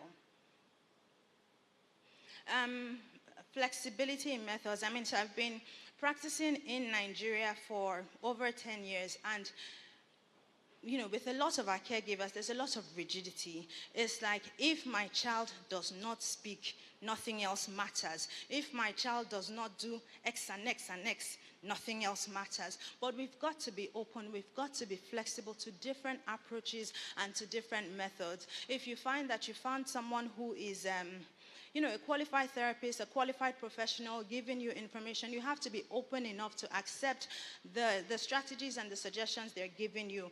If it's, if the child is nonverbal and other means of communication are being suggested, let's be open enough to accept those and see how this can work. Sometimes, the world is moving on, and there's a lot of technology that we can infuse into communication that can make things a lot easier. I'm not going to delve into that because I think someone's going to speak about how we can use technology in yes, so she's there, so she's going to talk about that a little bit more. So let's be open. Let's not be rigid and say it's only this outcome and then nothing else matters. So we have to be open to different methods, open to different approaches. As far as they're research-based, as far as they're evidence-based, let's be open to trying new things, trying new things that are suggested to us by professionals.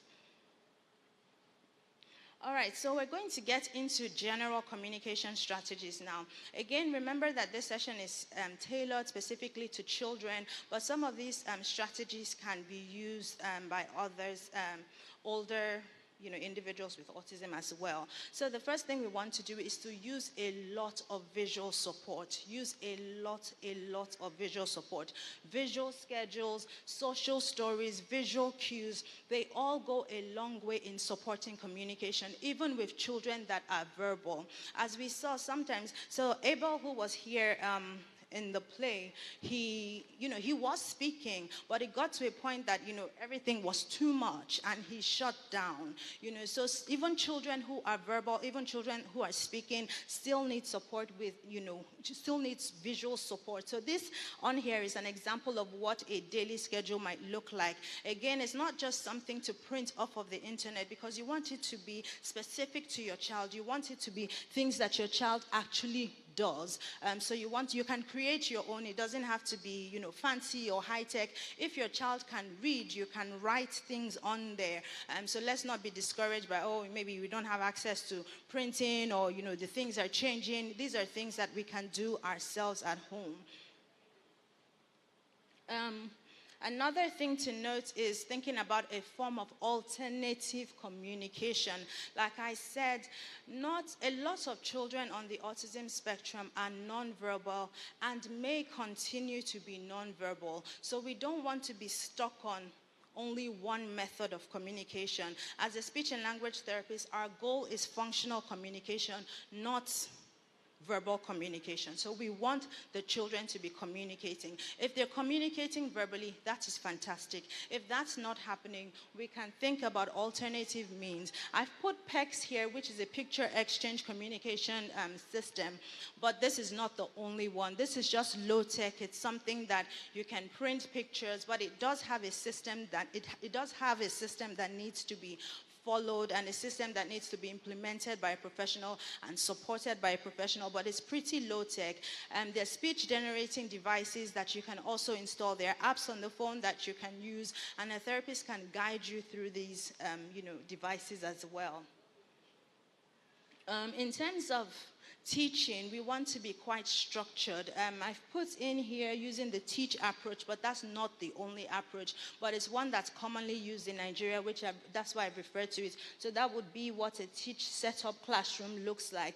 And so this approach would usually sort of in of itself encourage a language-rich environment. So if there are, educators present with us, you can try this approach or whatever approach that is structured and would use the same kind of language, would use the same kind of routines that children with autism can benefit from. So I've written here to also establish a consistent routine. As we go on, I'm sure you hear about the need for routine and consistency with a lot of our children. If you have children on the spectrum as well, you will know that they thrive on routine, they thrive on consistency. So you want to make sure that whatever setup you have is consistent. It's not something that's changing all of the time. Again, what we want to do is I've put here modeling and prompting. Modeling just means that you're giving an example. So if you're speaking to a child who, only uses single words to communicate, you don't want to be speaking to them in really long sentences. You want to model simple, short sentences that the child can understand and possibly get a chance to imitate as well. You want to use different kinds of prompts when you're trying to improve what they're understanding. And then remember to fade out this prompt as time goes on.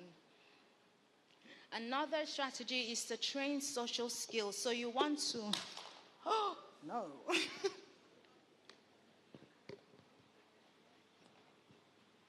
There's one battery.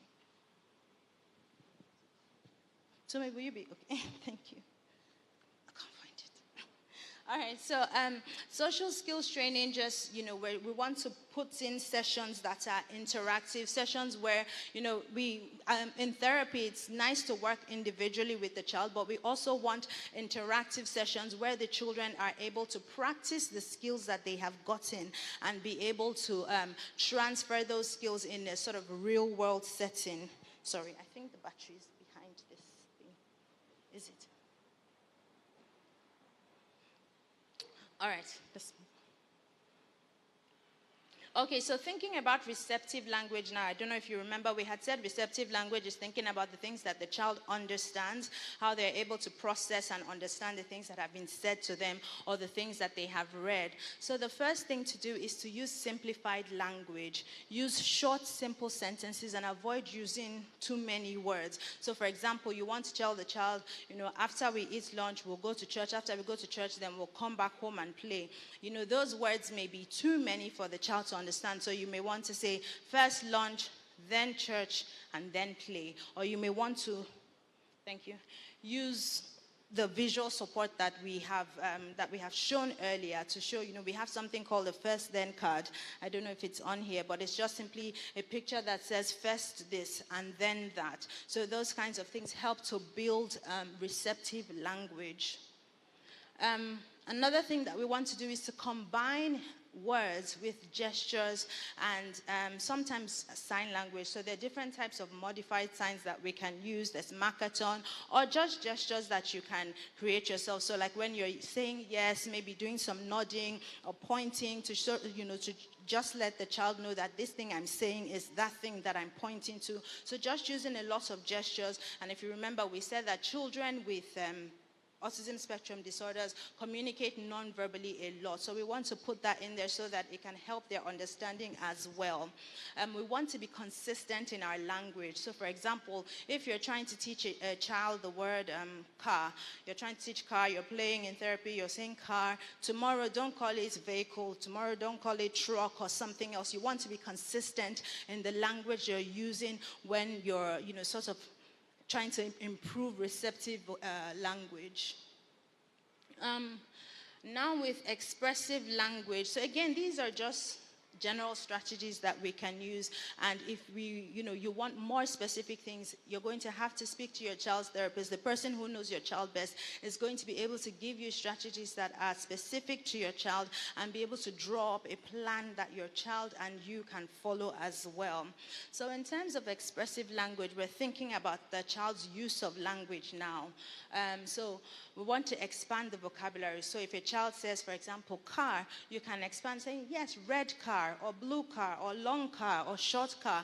That's just giving, so the child has said car, so that means the child knows the word car. So you can add on to it like that and continue to expand the vocabulary that way. Again, I've put in here the use of an AAC device. So these kinds of devices help. Even though the child is already talking, it can help to form longer sentences. It can help to, in situations where the child is too overwhelmed to speak, they also help.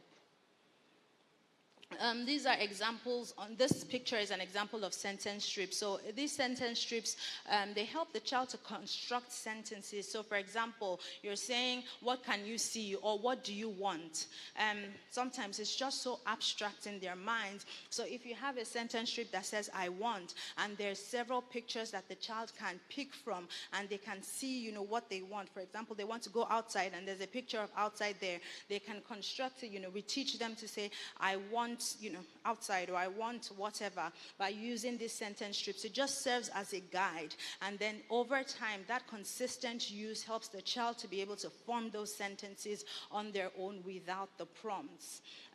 Again, we use a lot of prompting and encouragement. Prompting in the form of modeling, like we had talked about earlier, in the form of giving them a cue. For example, do you want this or do you want that? That's a form of prompting. You're giving them two options that they can choose from as well.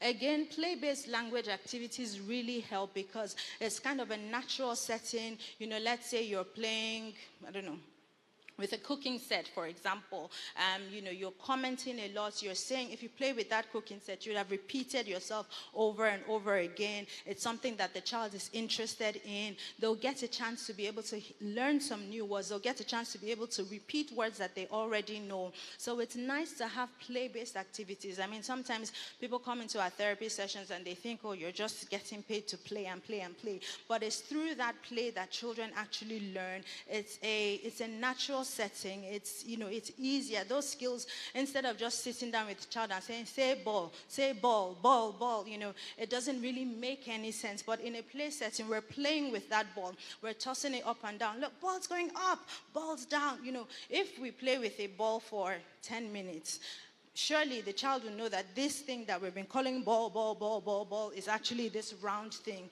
as opposed to just sitting down in front of them and saying, say ball, you know. So if you have a therapist that's doing that, you might want to, you know, suggest other things or look into different methods.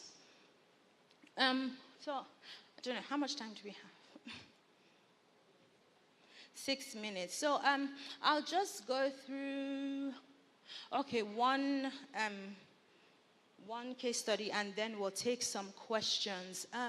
So this, again, I'm hammering on this use of AAC because I have been working in Nigeria for a long time, and I know that it's something that we resist with all our might, but please, it's something that I want us to be open with. A child using an AAC or an alternative means of communication does not mean that we have said the child is never going to speak again. I have one of my parents in here who I supported their child, and our first point of call was the AAC because he wasn't communicating at all, and we just wanted to get some communication going, and now he's communicating verbally. So when we say AAC, it's not like we've said, oh, he's going, yes, she's here.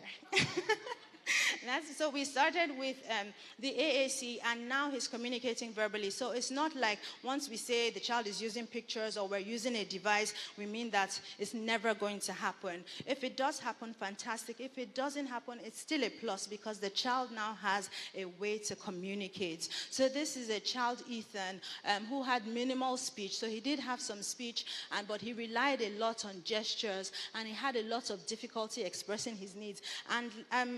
And Mr. Lanre had touched on this as well. When a child is not able to communicate, a lot of behaviors come into play. They're using their behaviors to communicate because they're not able to communicate verbally. So this child was having a lot of behavior issues as well.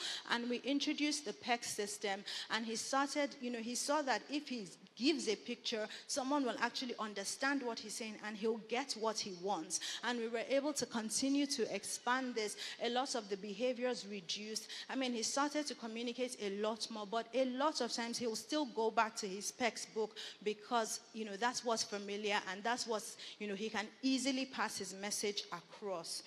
So I'll just stop there now. So I will give, I mean, in this, I think the presentation will be made available. So I've just put on some books and some websites that we can go on, and then some practical tips that you can read as well. And then if you need more information, you can get those from the slides. So I'll stop here so that we can take some questions if you have any.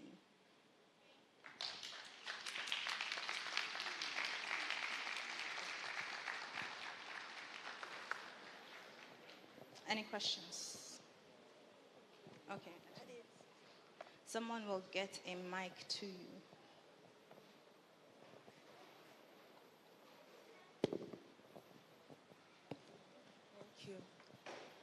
Thank you so much for your presentation.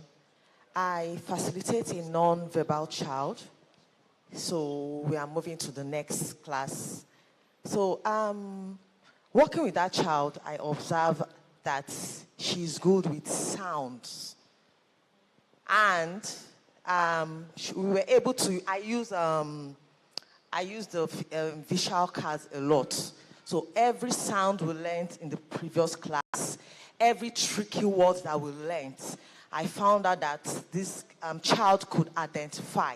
So she listened, when I want her to compare or identify, she listened to the sounds of the beginning sound and pick.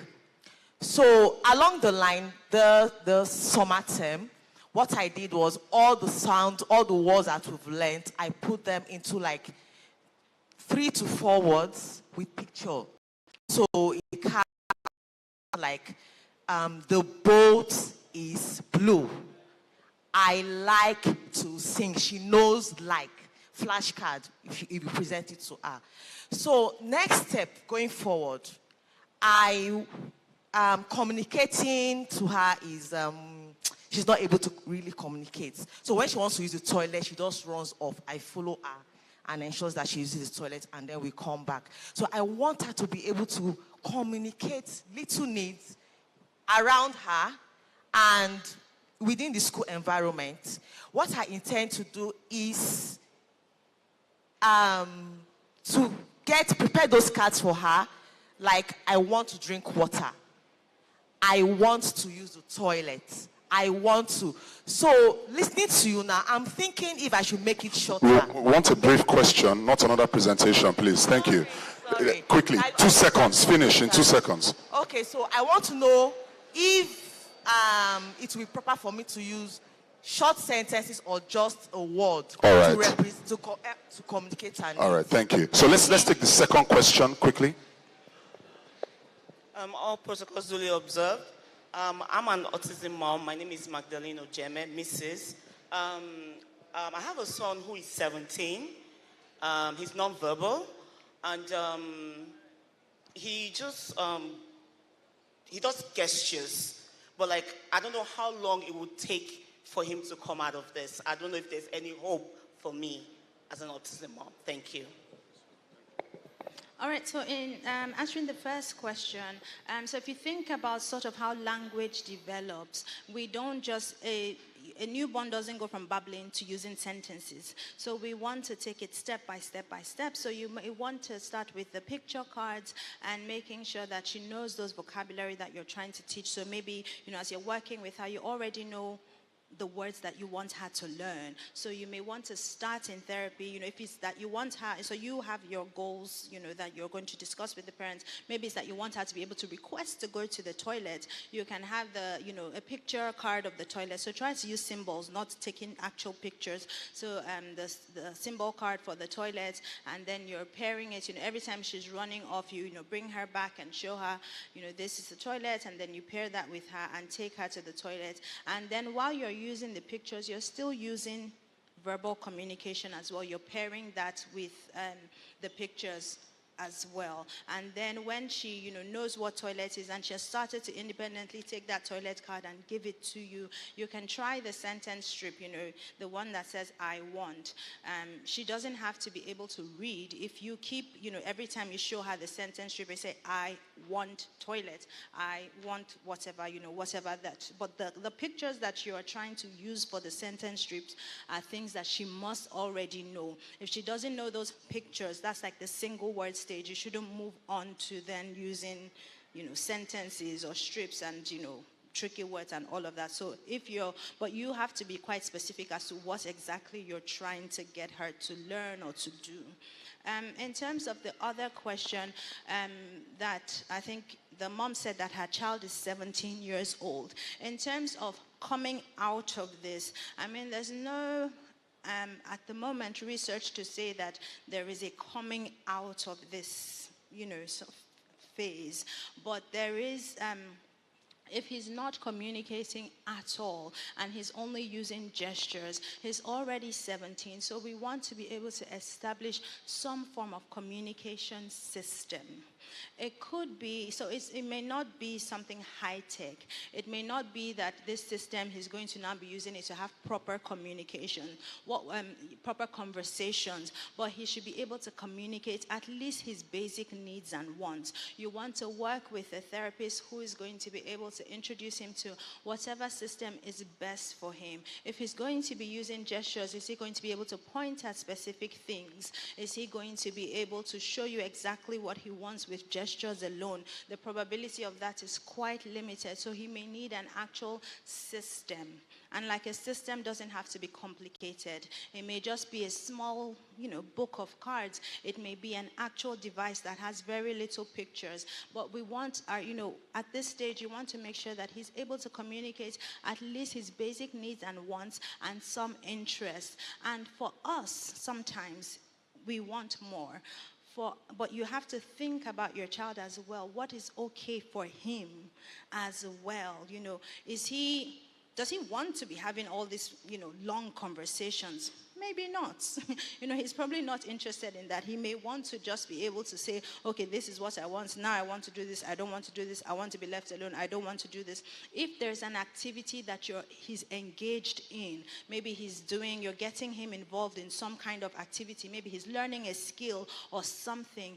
Are there, vocabulary around that he needs to understand and he needs to know? Then we can start to teach him those kinds of things. But you just have to take one step at a time. There's no one can say, oh, by the time he's 21, everything will be all, normal as you're thinking normal. But for him, this is his life.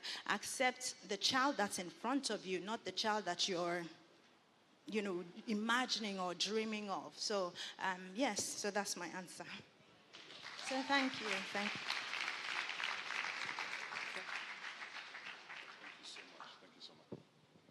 Ladies and gentlemen, another round of applause for Eniola Lahomi. I'm sure you'd agree with me that was a really good one. That was a really, really good one. Eniola, thank you so much. All right, we're making progress. As I'm sure you know, at this conference, we have a lot of speakers and a lot of presentations. So time is really short. So forgive me, if I'm a little hard on you when you're asking questions. We also have 30 minutes for each presentation. So basically 20 minutes and then 10 minutes for questions. So we're really trying to pack it in. Not every question, not every hand that is raised up will be attended to. So please forgive us in advance. All right, ladies and gentlemen, we have with us someone who is very special, and she isn't just here as First Lady, she's also a medical doctor and worked for decades as a Chief Medical Officer.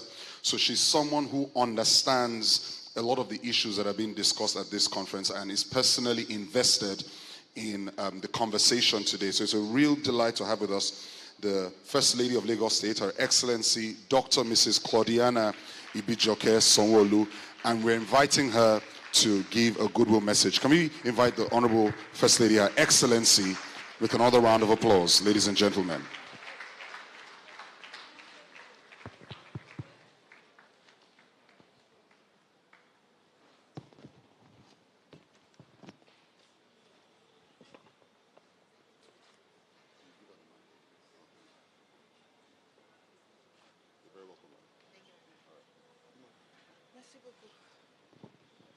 Thank you very much.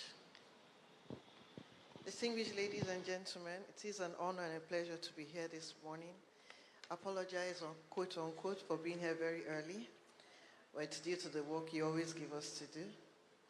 I must congratulate the organizers of this program.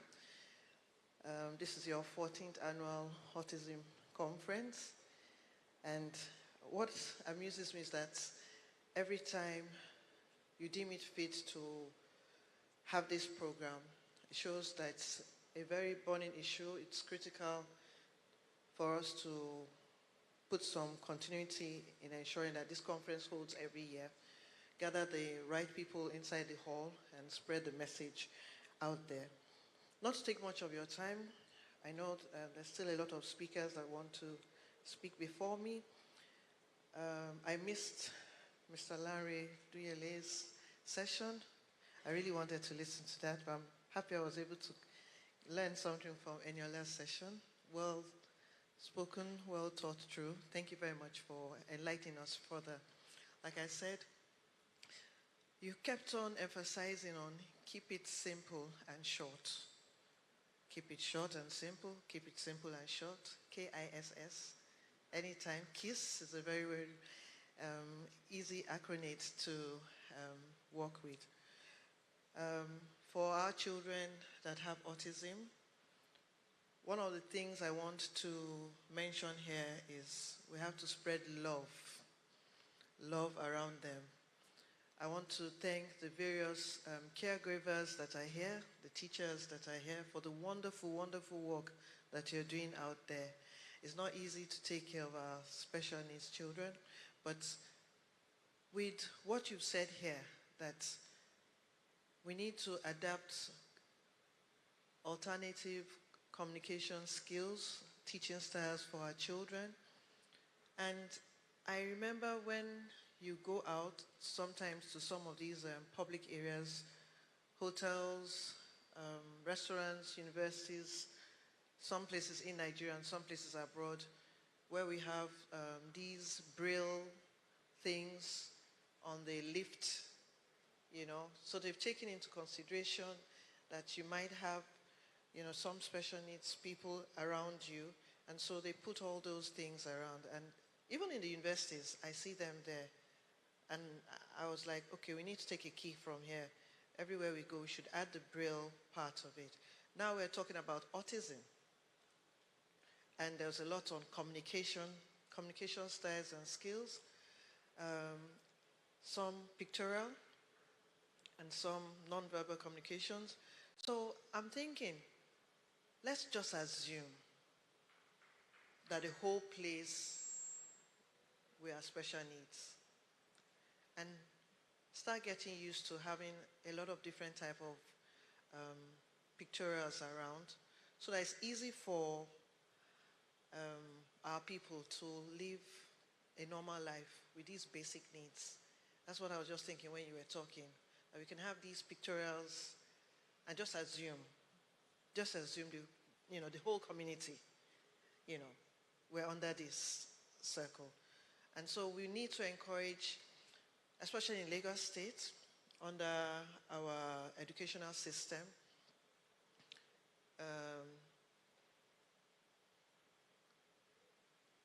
a lot of these pictorials all over the place, make it like a competition. You said something, you said we should look at something that we can easily download from the internet. And if you can't download it, you form your own. So we can add local content to our own in our situation. We have children with autism in different parts of Nigeria. We can divide it, you know, we use the 6 geopolitical zones. We can have pictorials and diagrams in things that the children are used to in their locality. So it makes life easier for them. I mean, if in those days when we wanted to play with our toys, we didn't have the beautiful toys that are made by Chico and stuff, you take a tire, a tin of milk, and an iron or stick, and you roll it along. And so maybe that's what that child is used to. So you can form pictures in that form. Or the child that is growing up in the riverine area, this is what they're used to, the kind of things they see every day. The parents don't really understand what's wrong with this child. You know, the African setup, normally if the child can't talk, the next thing is to slap his face or beat his bum. You know, what's wrong with this child? But then if we realize that we have this problem and we adapt local content to what we're doing, put local pictures in place, maybe our people will have better understanding of how to deal with the problem. That's the message I want to pass here. I'm not supposed to give a lecture. It's just a goodwill message that we should keep it simple and short, know how to communicate very well, use our local content, adapt it to our realities, assume that the whole community, we need to have a lot of pictorials all over the place in the different local governments, you know, like that in our schools and our mosque. Our schools, primary, secondary, university, make it competitive, encourage more people to take part in these possibilities, and make sure that our hashtag Be a Voice goes all over the place. Thank you. Ladies and gentlemen, another round of applause for Her Excellency, the First Lady of Lagos State. Thank you so much. Dr. Mrs. Claudiana Ibijoke Sonwolu. I think it's safe to say that for our next conference, the First Lady should come and give us a full presentation. Those in favor say aye. Dr. Ibijoke, the ayes have it. So we're having you do a keynote address. Can we put our hands together for the First Lady one more time? We want to thank her for re-highlighting the importance of teachers, emphasizing the need to have a more inclusive society, infusing local content into whatever educational solution we have, whether it's via tech or otherwise. I think it's very important. We also appreciate that she wore orange today. Yes, we appreciate that. All right, ladies and gentlemen, a spectrum of... Okay, you're awake, that's good. Put your hands together for yourselves. So we have heard from Mr. Lanre Duyile. He's basically set the tone and set the the vibe for the presentations today. We just had Eniola give a wonderful talk on speech. Our next speaker will bring the tech dimension to it. You know, we've just heard local content. Eniola at some point in her presentation said sometimes these solutions don't have to be too complex. So I believe that in our next presenter's talk, she will talk about simple solutions using tech. Nadia Hamilton is a passionate entrepreneur who was inspired by her autistic brother to build Magnus Cards. And Magnus Cards is an innovative app that provides digital step-by-step visual guides in form of collectible card decks to support home and community living for autistic and neurodivergent people worldwide. Ladies and gentlemen, please, with a warm round of applause, welcome Nadia Hamilton to talk about enhancing life skills and independence through technology. That round of applause can be better.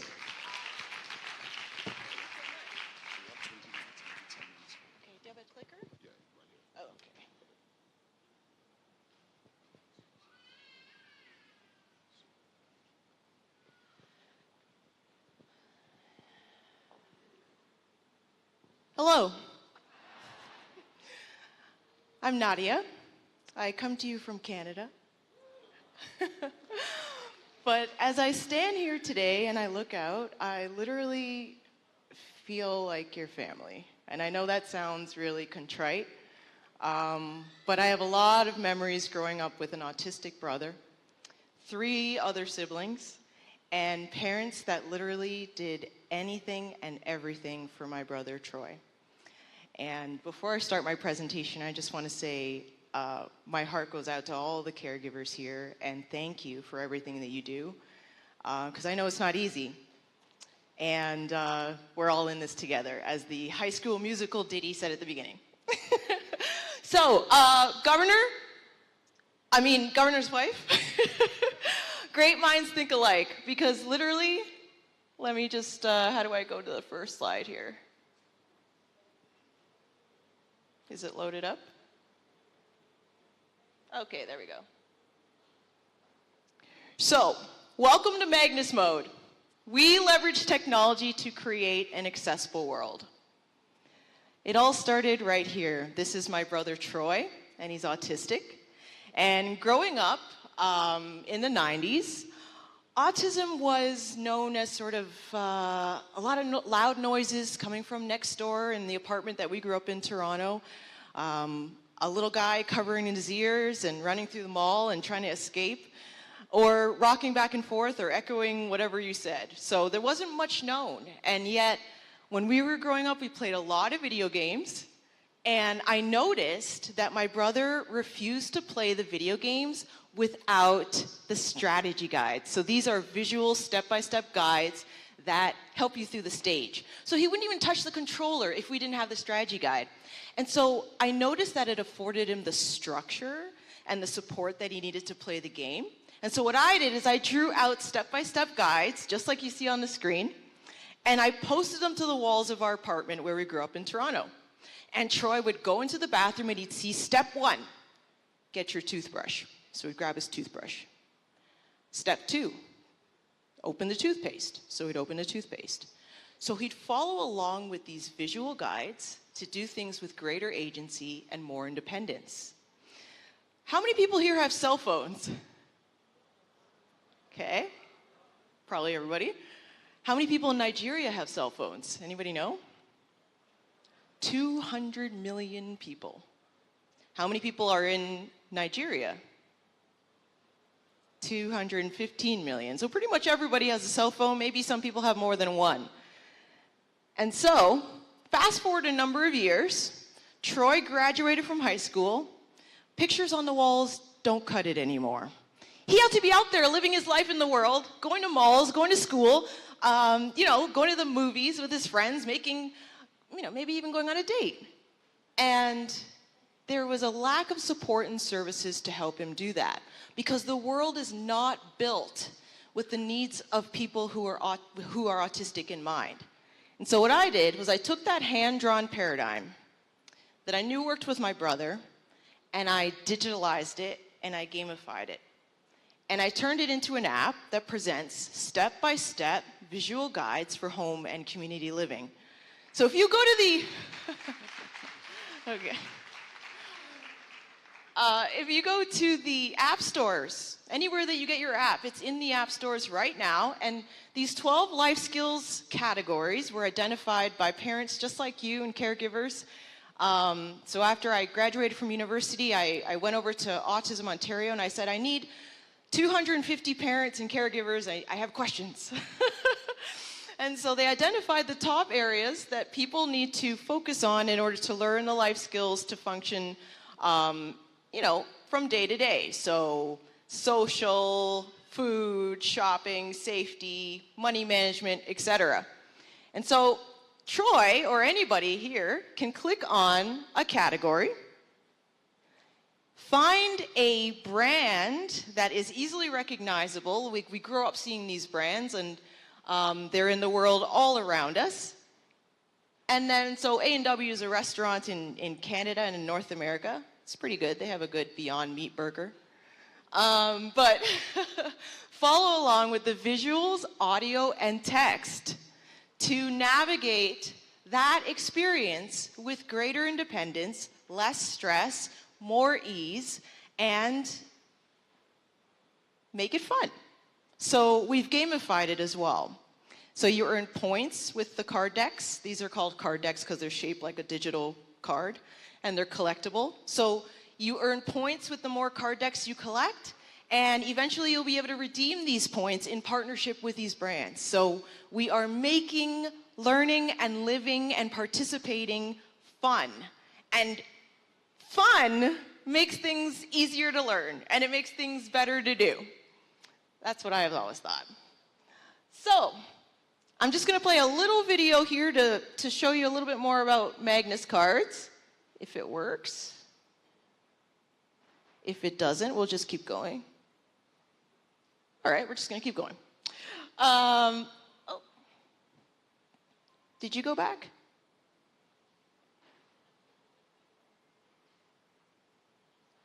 Oh. All right.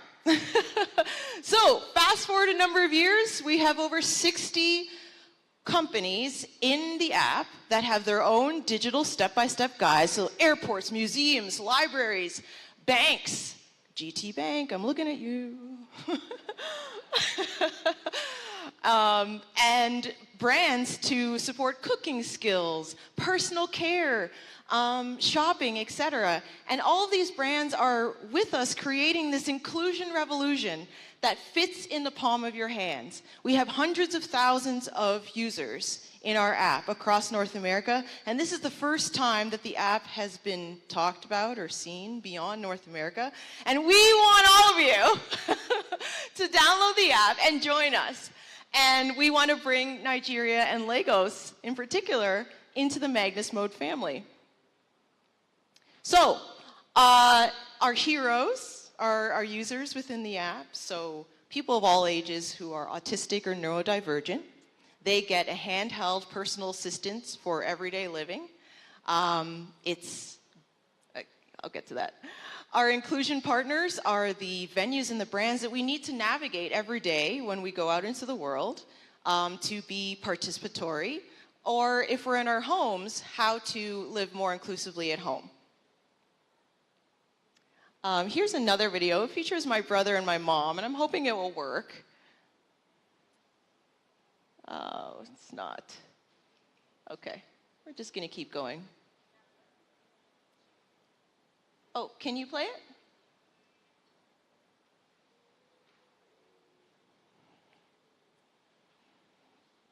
Technology.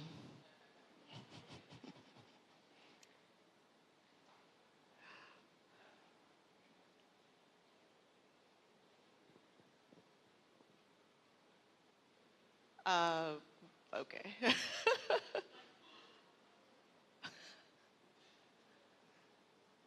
Okay, just go back. Just go back.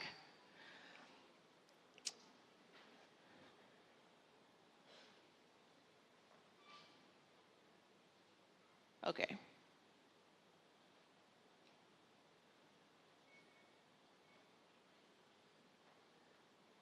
Can I just keep going?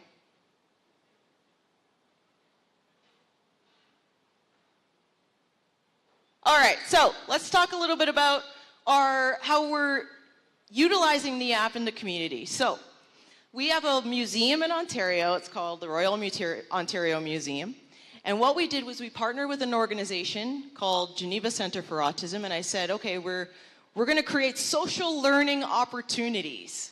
So these are opportunities for kids and teens and young adults to come out into the community, go to the museum, and use Magnus cards to navigate the museum.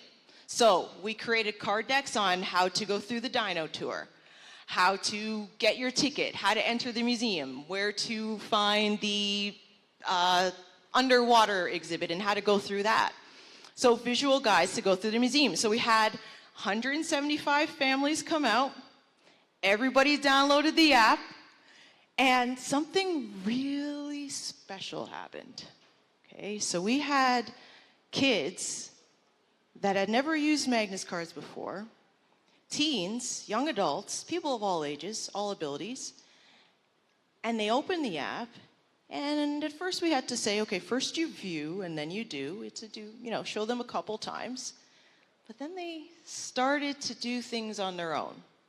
They would take the phone, if it wasn't theirs, from their parents' hands, and then say, okay, here, we have to go here, Mom. And then we have to go here. Okay, first we have to do this, then this. And I had parents coming up to me, and I was just kind of observing, and they said, you know, usually I have to take my child by the arm and lead him through the museum. And now he's leading himself and his siblings and some friends.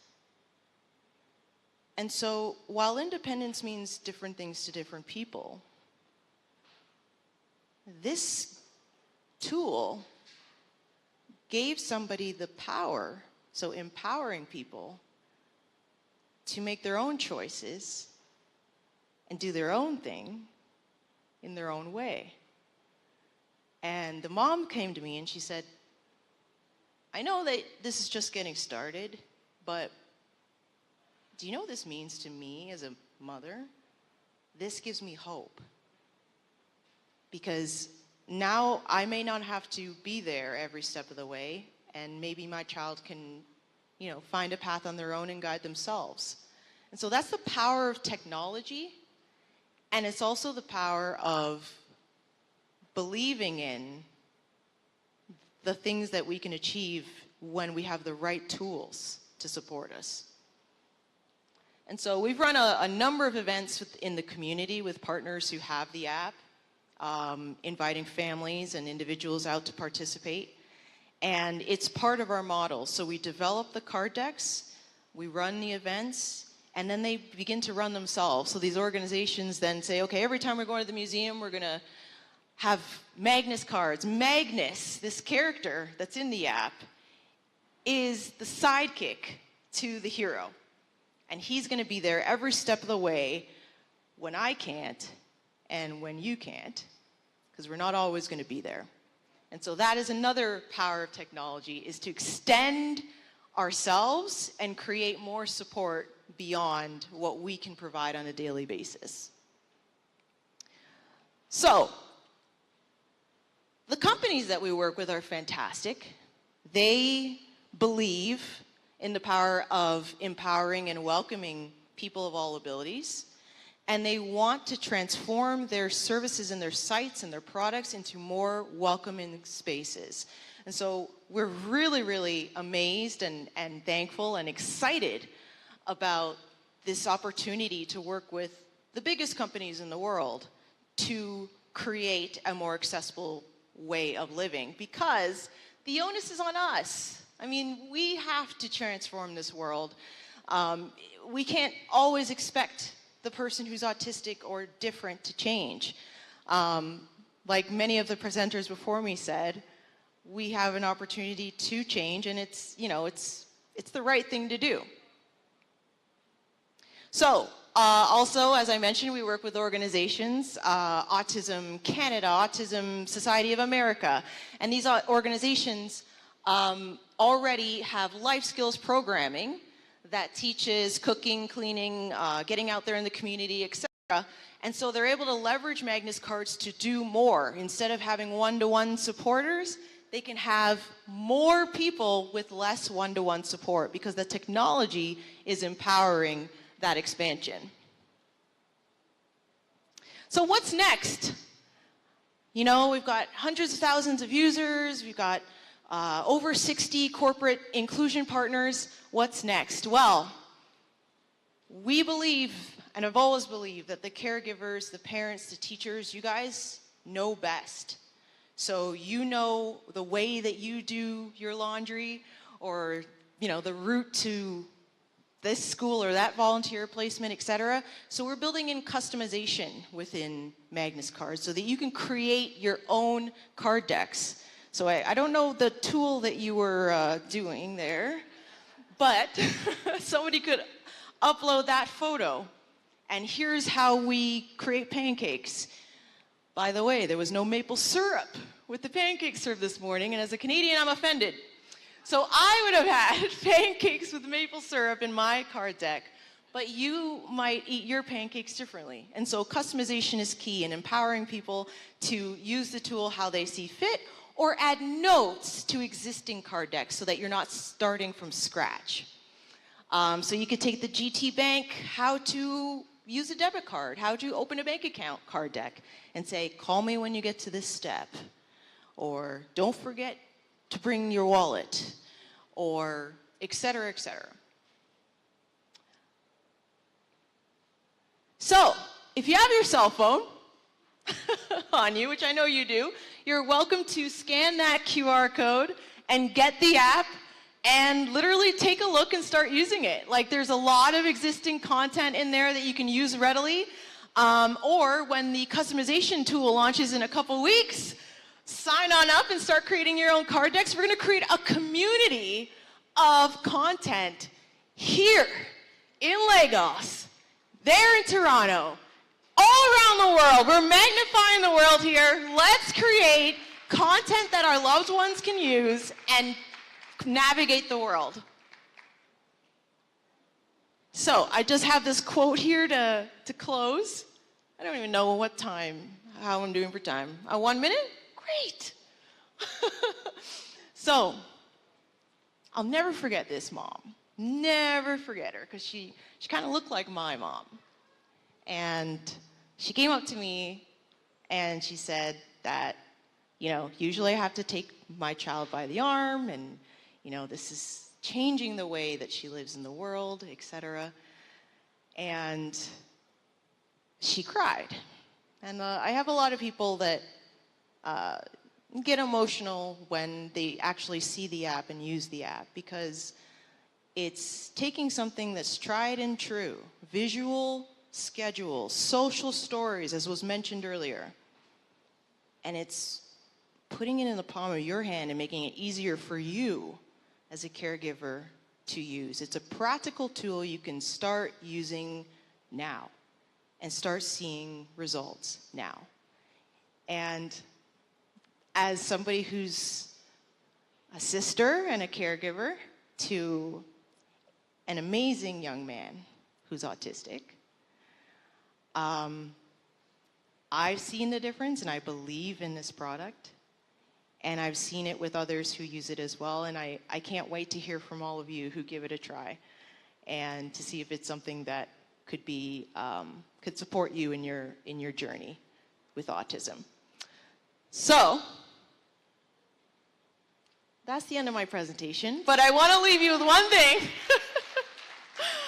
I want to leave you with one thing, and that is you're not in this alone. And everybody that's here today, we're all in this together. I appreciate you all, and I hope that we can continue to support each other through this very difficult journey, but there's a lot of rewards along the way. We know very special, very loving, very kind, amazing individuals, and they can reach tremendous potential with the right support.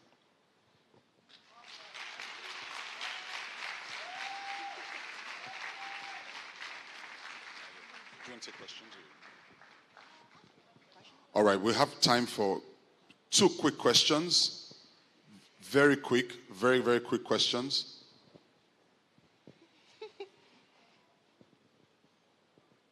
He doesn't have a mic.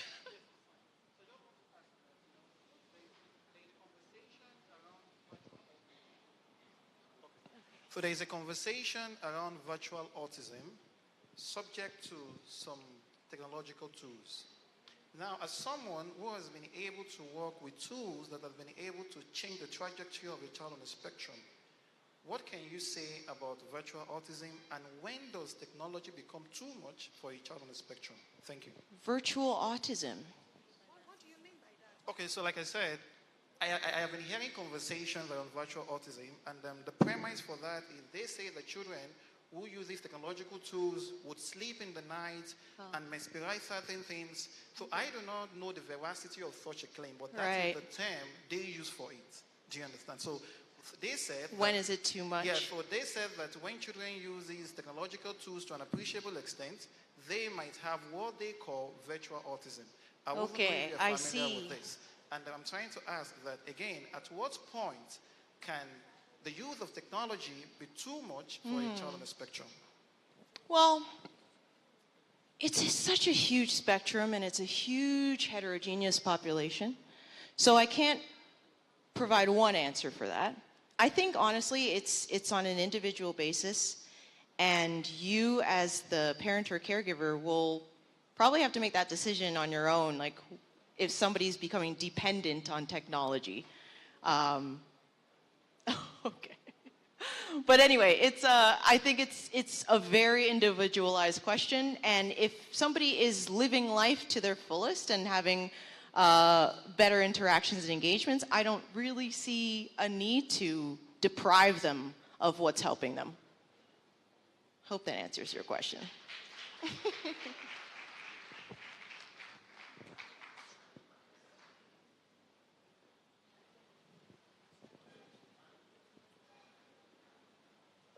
So I just tried to download the app right now, and it's still on 99%. But my question is it free? We like free things. Oh, yeah. Everything. Good question.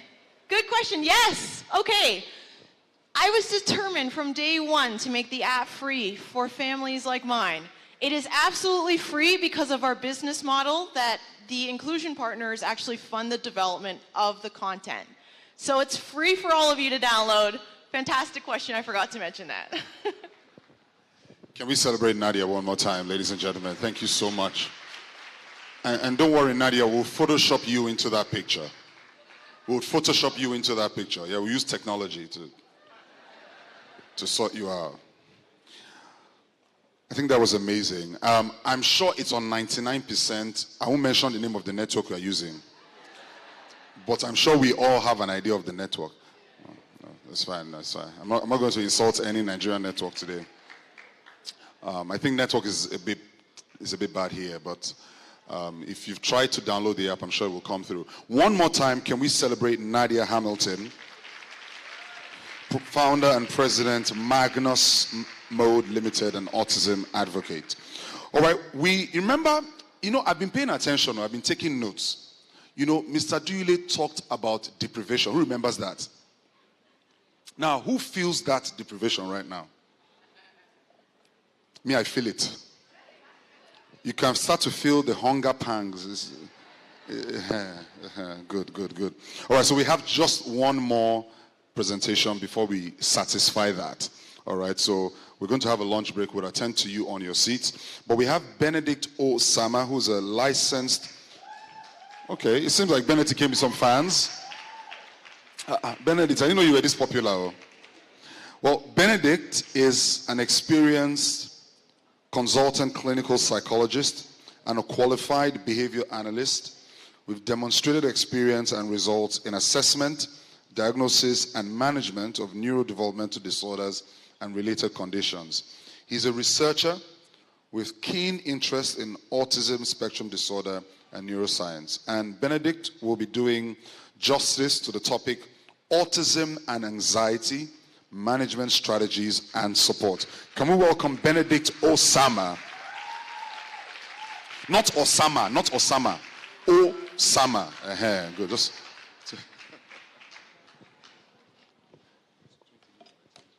All right. Because I'm pretty much aware no more Bin Laden, so I'm not Osama, please. Thank you. All right. We need to be as fast as we can. Okay. All right. So we want to briefly talk about autism and anxiety. All right. So, yes. So as they do that, so I will just, that's fine. Just continue. So we're just going to talk about what is autism, which is not a common terminology all over again. We've all heard about autism as a neurodevelopmental disorder, right, with deficit in social communication, the repeated stereotypic and repetitive interests or patterns of behavior across settings and situations. But what we've discovered over time is that beyond just the stereotypic behaviors, deficit in social communications, there are other co-occurring conditions that also come alongside with autism spectrum, right? There are a lot of behaviors that would say, and you just wonder, oh, is this part of autism also? And so on and so forth, right? If you go on and read and do more research, you will know that I'm aware someone tomorrow is going to talk about autism and psychiatric comorbidities, right? I want to go into that. But, all right, before the slide comes in or comes on, so anxiety is one of the interesting comorbid conditions in autism spectrum disorder. Right? It's so common to the essence that there were a lot of researches that confirm that children with autism spectrum have higher anxiety compared to neurotypical children. Right? Children with autism spectrum have been found to come up with higher percentage of anxiety compared to neurotypical children. Right? And this is not far-fetched. In your classroom, you will see a lot of children. And this is one reason why I find it very awkward when I've heard from certain parents, oh, this child is not doing X, Y, Z. And I've been beating and spanking and all that. So the next time you are coming towards this child, you know what he or she does? Nah. Start doing like this. Even though you haven't gotten to the child, right? So the child sees you and is already doing, right? Shaking and shivering. And please tell me, what learning do you expect to take place? All right. So the other question or the other scenario I've heard over and over again is there's what we call AFID, right? Avoidant and restrictive feeding disorder, which is also common for most children on the spectrum. And our traditional parents will tell you that please force the child to eat, right? So they will pack the food. Open the child's mouth like this. Isn't it? I'm sure you have the experience, right? So open the child's mouth this way. And they are, gagging the child and all that. So what happens next time is, so once the child sees you coming with food, what happened? War. Isn't it?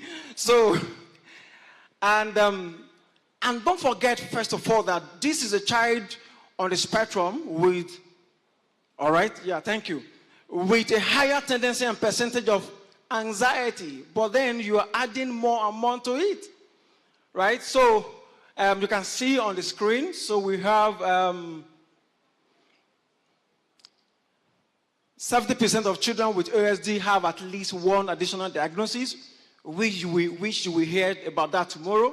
And let's go to, next slide. So what is anxiety? Really, which is pretty common. We all know about that. It's just excessive fear, worry, where there is a perceived or imminent or future threat, triggers the need to flee, escape, experience a bodily sensation like heart racing, tummy ache, especially in preparation for future anxiety-provoking situations.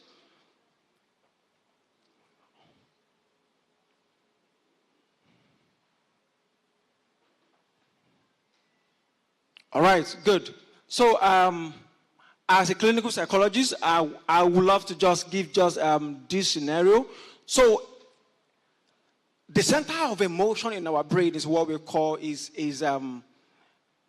call amygdala, right? That is what controls emotion. And then you can't talk about anxiety, autism without talking about amygdala. So there's a research that confirms that for children on the autism spectrum, they have a larger volume of amygdala than children without autism diagnosis. And I want to go more into that, not just autism. That's what we call traditional autism and autism distinct anxiety. Sorry, I mean traditional anxiety and autism distinct anxiety. How many of you have seen a child on the spectrum scared of fly? Oh, you haven't seen any? Scared of a fly. So you've seen a child of autism on the spectrum scared of restroom? Have you seen any? Anybody? Right? What other? Give me other. Other example. Noise. Somebody say water. Okay, so I'm referring to autism distinct anxiety, right? So we have the traditional anxiety and we have the autism distinct anxiety. When we mean autism distinct, so it also confirms that this was done by a team of clinical psychologists over some years ago. Children with autism distinct anxiety present with larger amygdala volume compared to autistic children with traditional anxiety.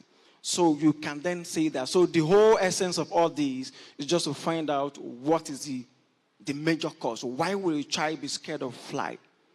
Not just fly, not just restroom. I have a child or a client who is scared of restroom door. Immediately he or she is coming towards restroom door. And have you wondered why you take a child out of your space, out of your room, you go out for hours and he doesn't use the restroom? Has it happened to anyone? Yes, he doesn't use the restroom. Either to pee or to poo, right? There's something happening somehow.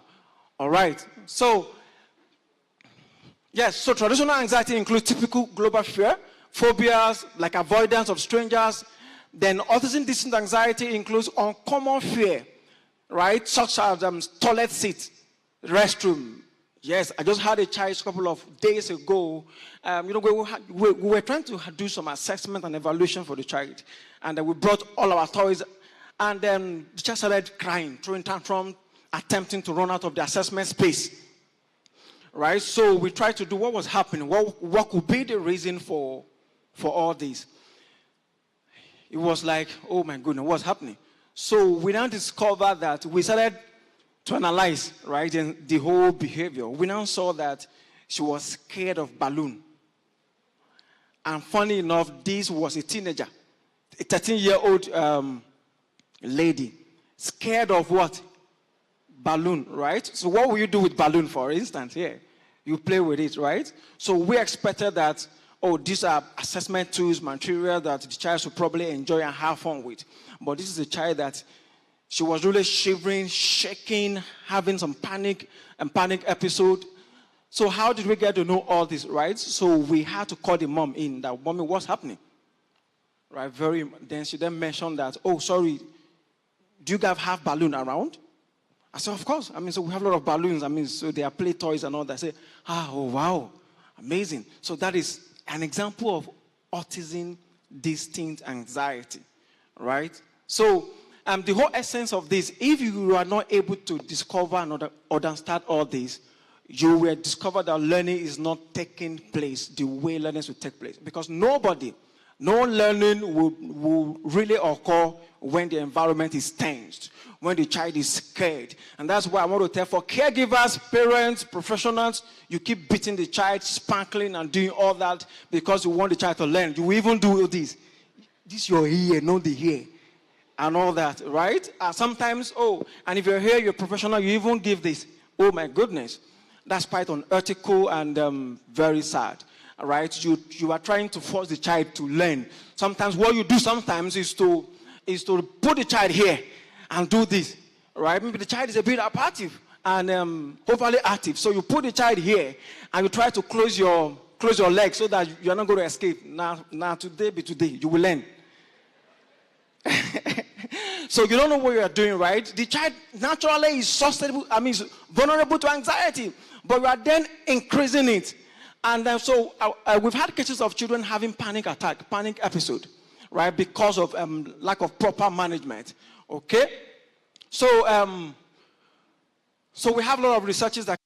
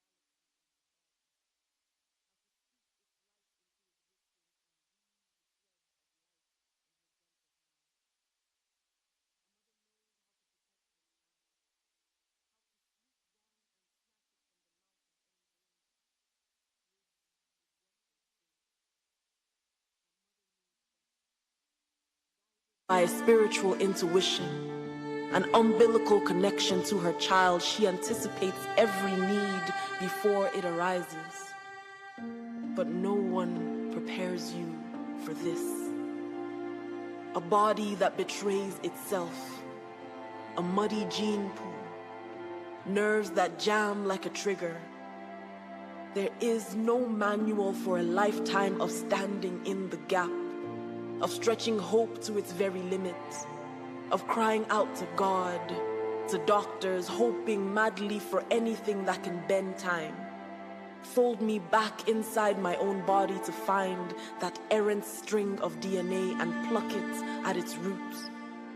I want so desperately to gather the mangled cells into my hands, hold them still and beg them to give me back my child, weave them into a chord, a melody, a voice that can call me by name, say, I see you, say, I love you, say, Mama. But only the silence answers back, a shadow of a word, eyes that will not latch on. Fear presses into my belly with open palms, forms a fist that knocks the air out. Strangers' whispers crowd the room, judgment falling from their faces. For the mother of this child, whose body folds forward like a question, they cannot understand this desperate wailing with no language. But I still remember how it felt to house a universe in my belly. The quiet victory of your becoming. So for this child, I reach through membrane and blood memory. Sit with you. Match my body to your rhythm. Vibrate back a love song. Even when your body is a wall I cannot get over, I will still love my way through to you. And I will wait for that one look, one step, one word, the power of one touch. I will offer up my back again and again for my rainbow child who dreams in color, who moves to a divine rhythm even when I cannot hear it, who knew that I could mine joy from this sorrow. Use your laughter as a balm, a kind of healing, so that when they ask about you, I will offer up my voice when yours fails. Snatch you out of the mouth of any danger. Guard your ears from the voices that follow. Tell them you are otherworldly. You are magic and moon dust. You are a testament to a love that persists in spite of itself. This gift, this child who is still a miracle. This child who is still mine.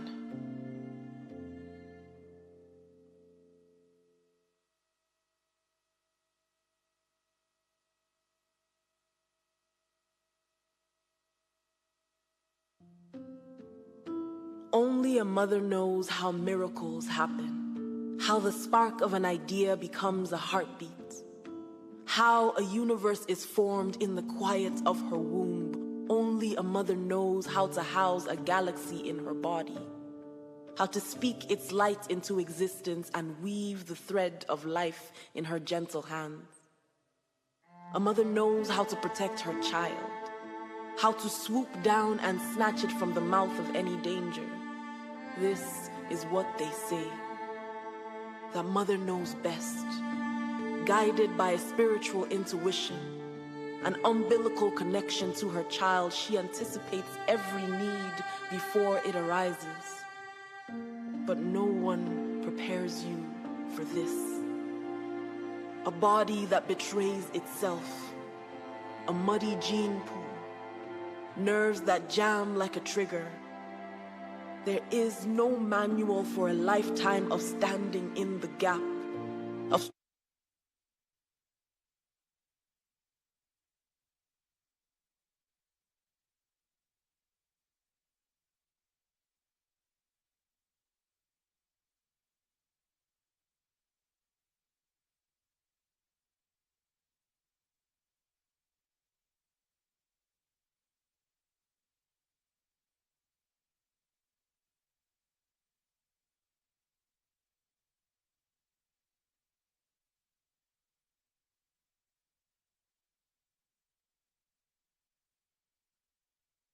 Say, I love you. Say, Mama. But only the silence answers back, a shadow of a word. Eyes that will not latch on. Fear presses into my belly with open palms, forms a fist that knocks the air out. Strangers' whispers crowd the room, judgment falling from their faces. For the mother of this child, whose body folds forward like a question, they cannot understand this desperate wailing with no language. But I still remember how it felt to house a universe in my belly. The quiet victory of your becoming. So for this child, I reach through membrane and blood memory. Sit with you. Match my body to your rhythm. Vibrate back a love song. Even when your body is a wall I cannot get over, I will still love my way through to you. And I will wait for that one look, one step, one word, the power of one touch. I will offer up my back again and again for my rainbow child who dreams in color, who moves to a divine rhythm even when I cannot hear it, who knew that I could mine joy from this sorrow. Use your laughter as a balm, a kind of healing, so that when they ask about you, I will offer up my voice when yours fails. Snatch you out of the mouth of any danger. Guard your ears from the voices that follow. Tell them you are otherworldly. You are magic and moon dust. You are a testament to a love that persists in spite of itself. This gift, this child who is still a miracle. This child who is still mine.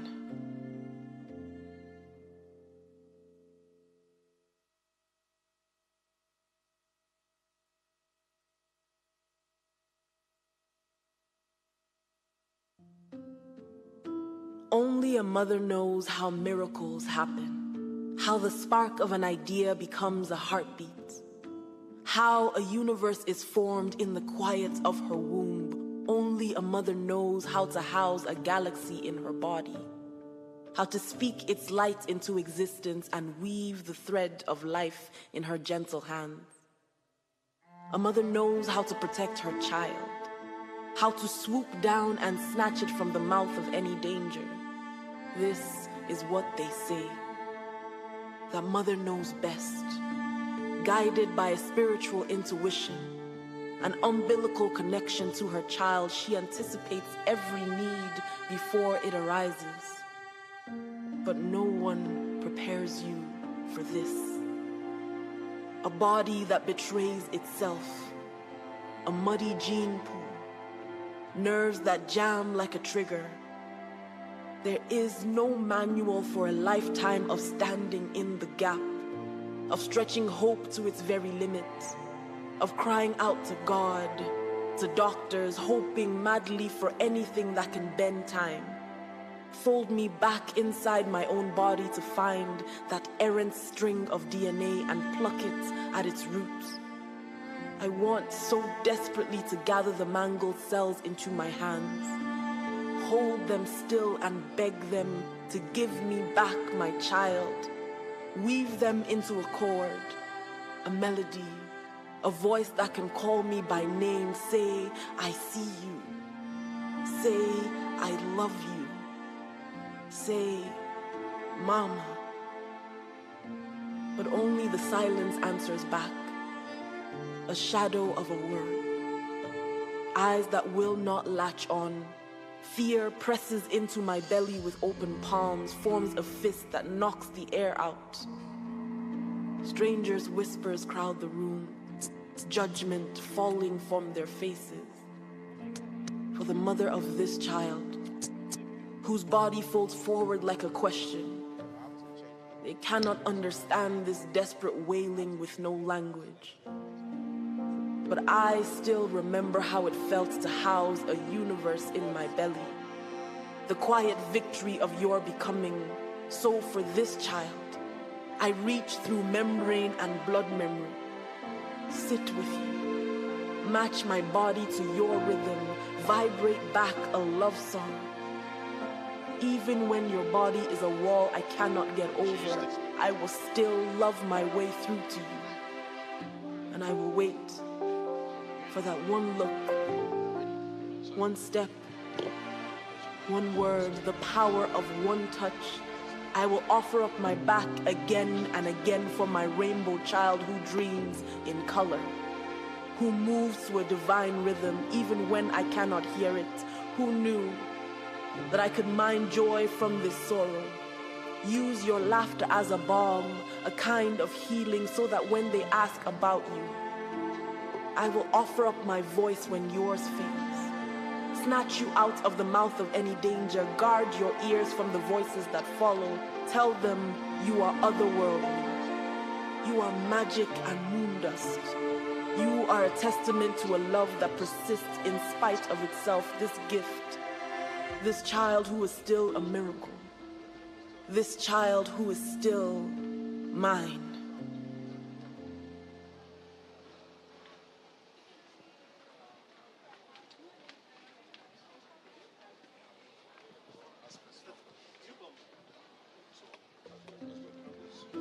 Only a mother knows how miracles happen, how the spark of an idea becomes a heartbeat, how a universe is formed in the quiet of her womb. Only a mother knows how to house a galaxy in her body, how to speak its light into existence and weave the thread of life in her gentle hand. A mother knows how to protect her child, how to swoop down and snatch it from the mouth of any danger. This is what they say. The mother knows best, guided by a spiritual intuition, an umbilical connection to her child. She anticipates every need before it arises. But no one prepares you for this. A body that betrays itself, a muddy gene pool, nerves that jam like a trigger. There is no manual for a lifetime of standing in the gap, of stretching hope to its very limits, of crying out to God, to doctors, hoping madly for anything that can bend time. Fold me back inside my own body to find that errant string of DNA and pluck it at its roots. I want so desperately to gather the mangled cells into my hands, Annual Autism Conference by hold GT them still and beg them to give me back my child, weave them into a chord, a melody, a voice that can call me by name, say, I see you, say, I love you, Or I should say good say, afternoon. What's Mom. your name? Let's meet you. My name is Magdalene But only the silence answers back. A shadow of a word. Eyes that will not latch on. Fear presses into my belly with open palms, forms a fist that knocks the air out. Okay, so why did you come for this conference? Strangers' whispers crowd the room. Judgment falling from their faces. For the mother of this child, whose body folds forward like a question. They cannot understand this desperate wailing with no language. But I still remember how it felt to house a universe in my belly. The quiet victory of your becoming. So for this child, I reach through membrane and blood memory. Sit with you. Match my body to your rhythm. Vibrate back a love song. Even when your body is a wall I cannot get over, I will still love my way through to you. And I will wait for that one look, one step, one word, the power of one touch. I will offer up my back again and again for my rainbow child who dreams in color, who moves to a divine rhythm even when I cannot hear it, who knew that I could mine joy from this sorrow. Use your laughter as a balm, a kind of healing, so that when they ask about you, I will offer up my voice when yours fails. Snatch you out of the mouth of any danger. Guard your ears from the voices that follow. Tell them you are otherworldly. You are magic and moon dust. You are a testament to a love that persists in spite of itself. This gift, this child who is still a miracle.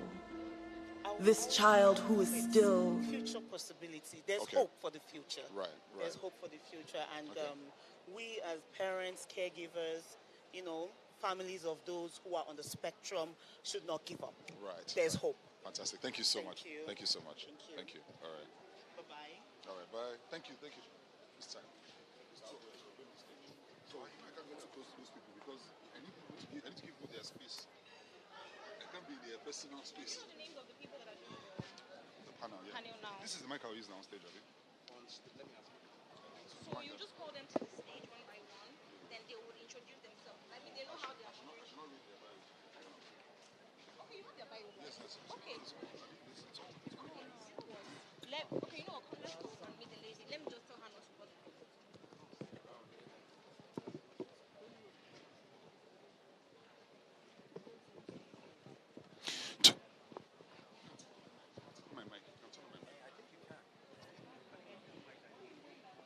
Check. 1, 2. 1, 2.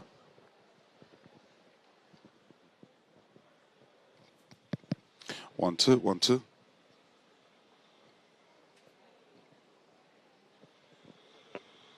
Check.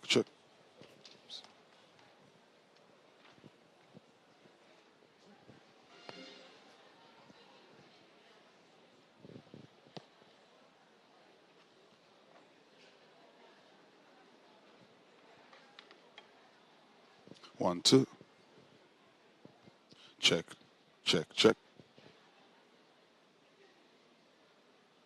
1, 2. All right. Welcome back from lunch. Just so that I know that I have your attention and that lunch hasn't weighed you down, a spectrum of... No. Can we rise? Let's rise. You need to shake that lunch off. You need to shake it off. You need to shake it off. All right, so find 10 people to give a high five. All right, 10 people. Quickly. 10 people. Aha.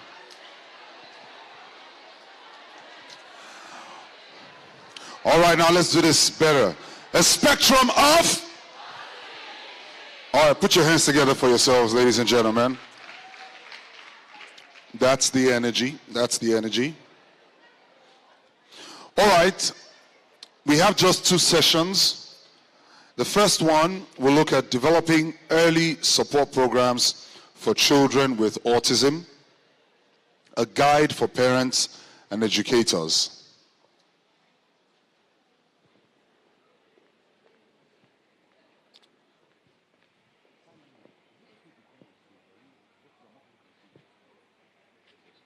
Can we put our hands together for our sign language interpreters? Someone requested that they come on stage so that for people at the back who need sign language, I can see. You see, we're trying to be inclusive, Abby. Good. All right, so you can just stay on that side. Oh, the screen. Oh, maybe that was why they say you should stay down. So, is she okay here? Please put your hands together. Isn't she wonderful? Aha. All right, good.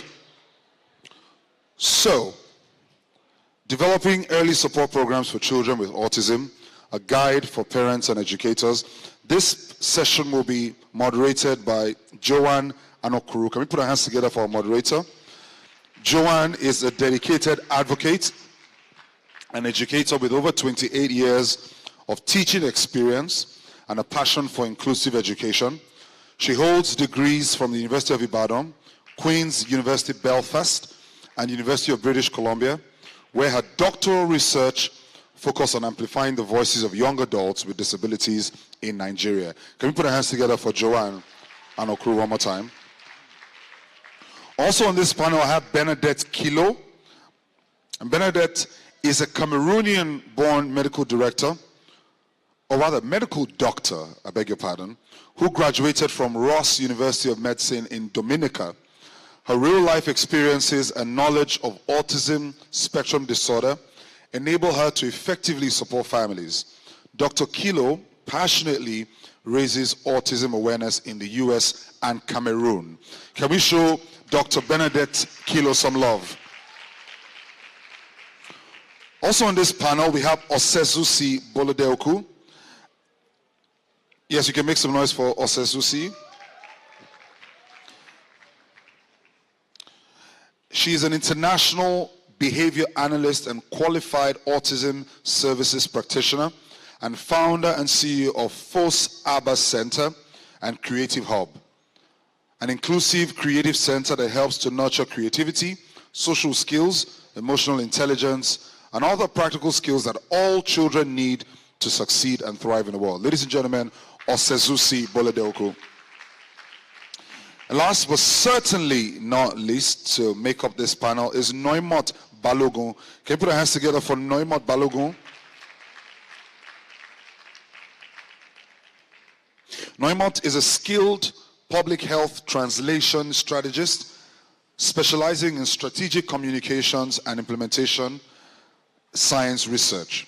With a background in dentistry, a master's in public health, and additional qualifications in media and mass communication, she's currently pursuing a PhD in applied communication at the University of Lagos.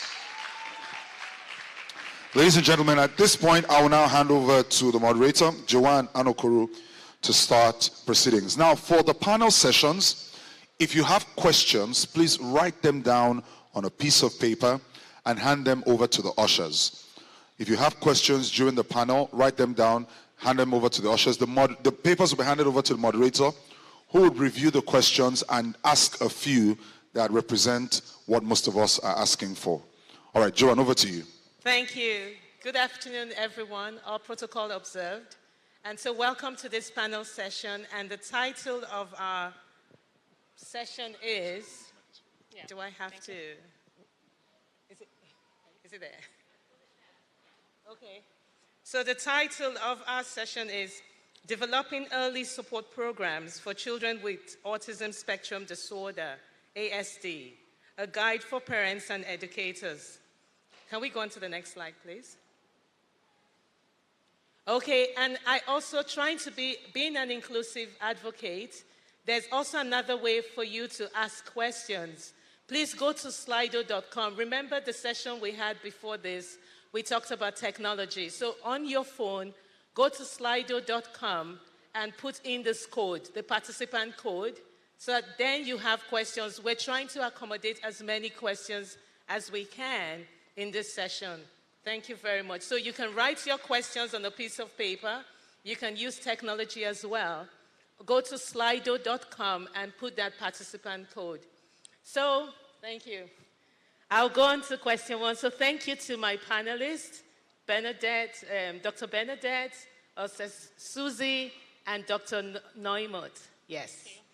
So the first question goes to Susie.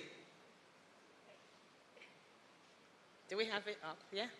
What are the critical components of an effective early support program for children with autism?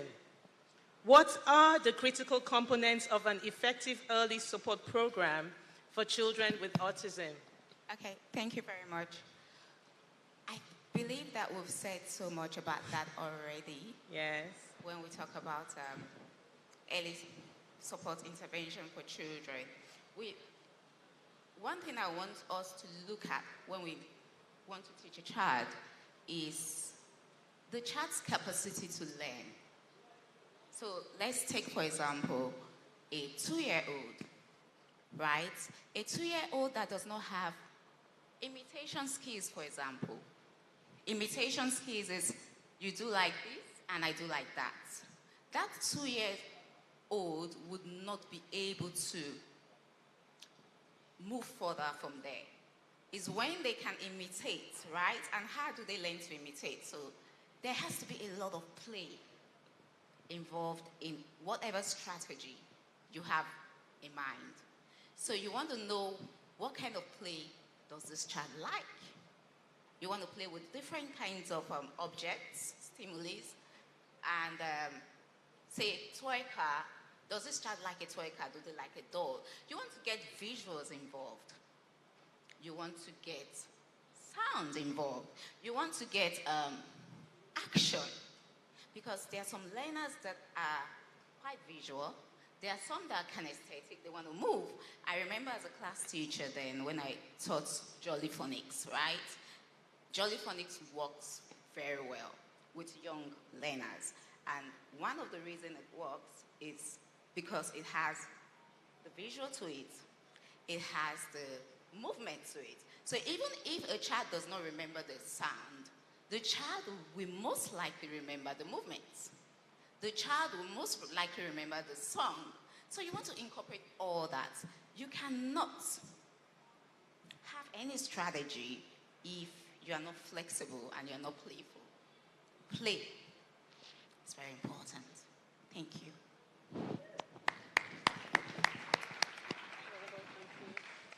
Thank you, Susie, for emphasizing the importance of play.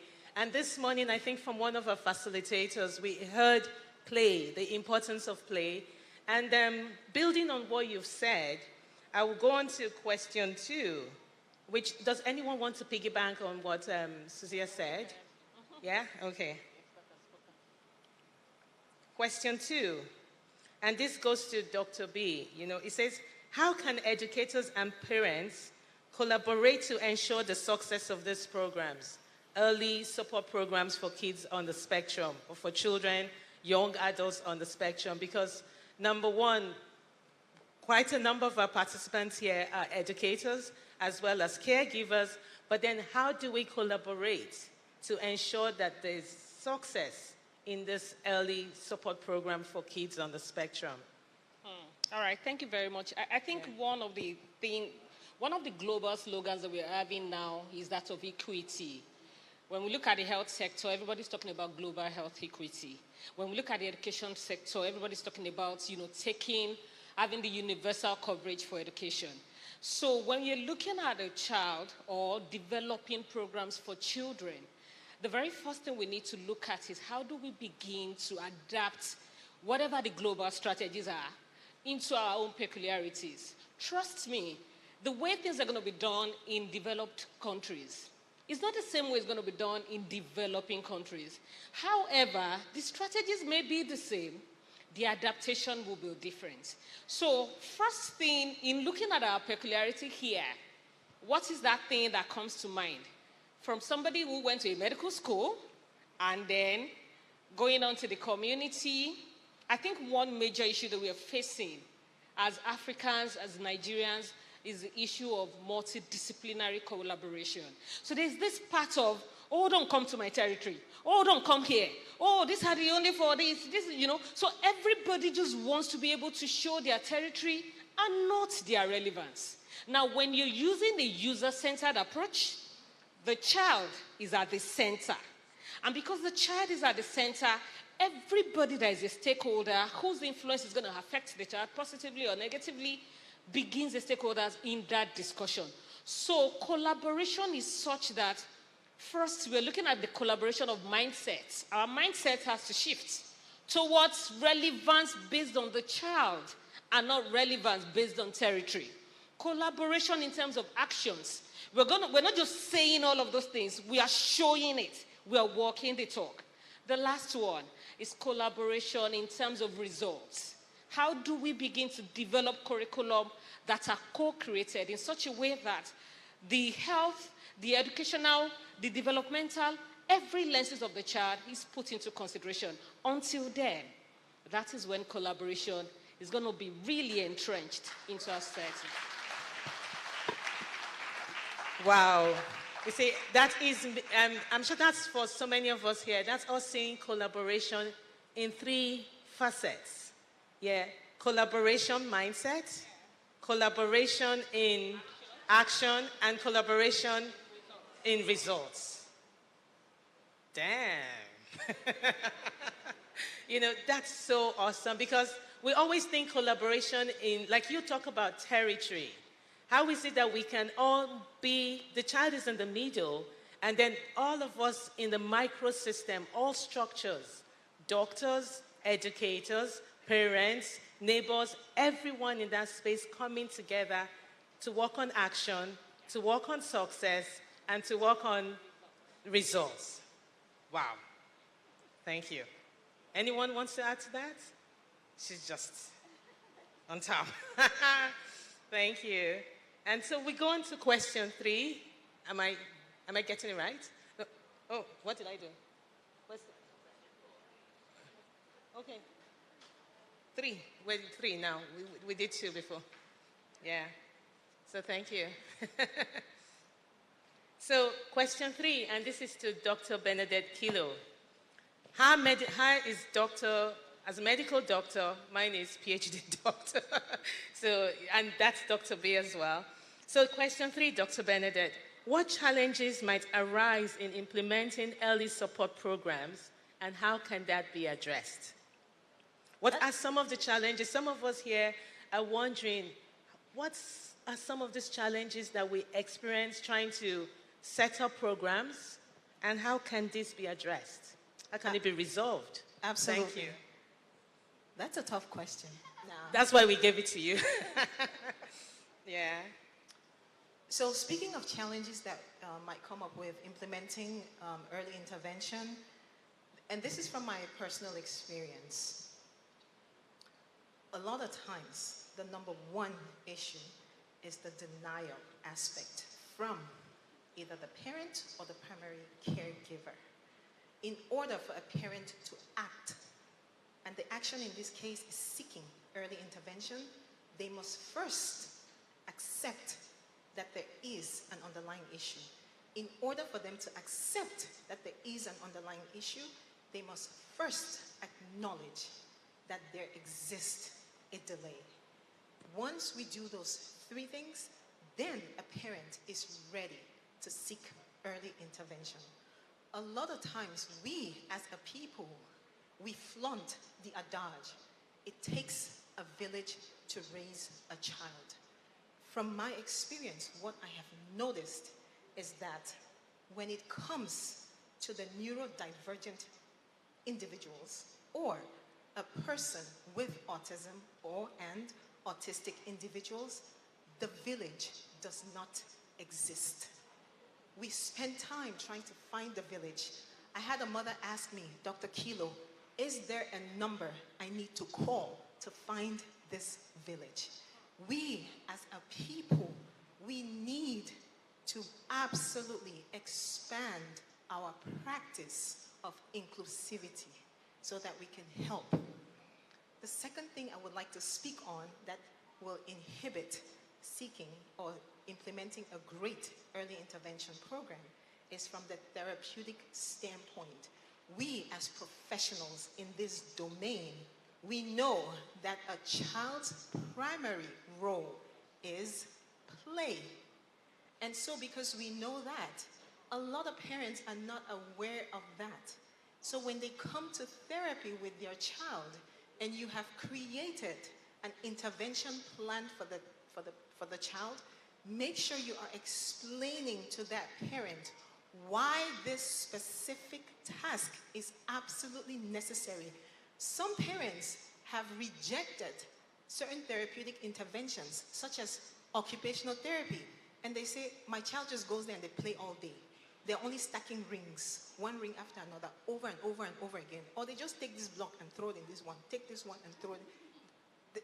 That's wasting my time.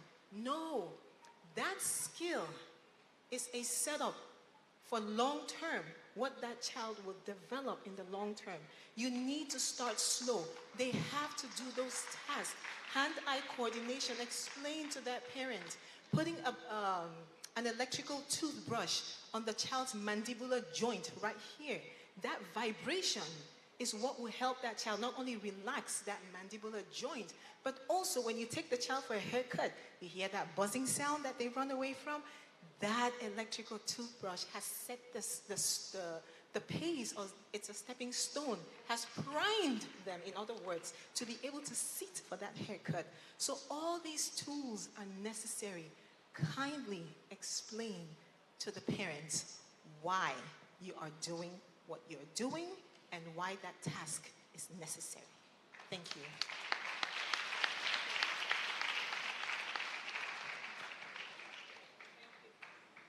Thank you, Dr. Kilo. I mean, you really emphasize the importance of play. And I think today from Lanre and also from Benedict and also from Eniola and as well as from Nadia, we heard the importance of priming and front-loading. I mean, that's another word, front-loading our kids. And I think that's one way for us to address some of the challenges, preparing them and prepping them before that real-life activity takes place. And then this is a question for every one of us. You know, that's question 4. Do I have to? Okay, yeah. So, am I on question 4? Yeah.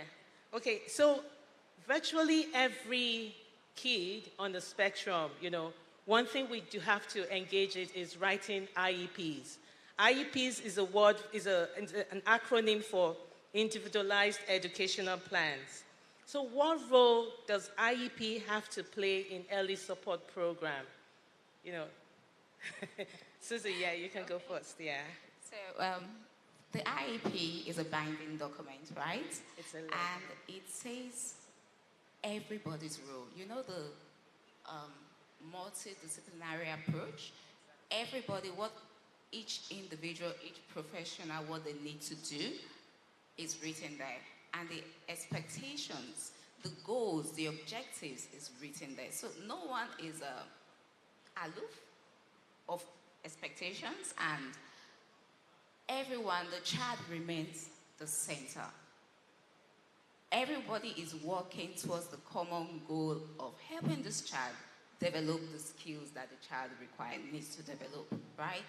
So, yes, an IEP has all the components for the child that the child needs, right?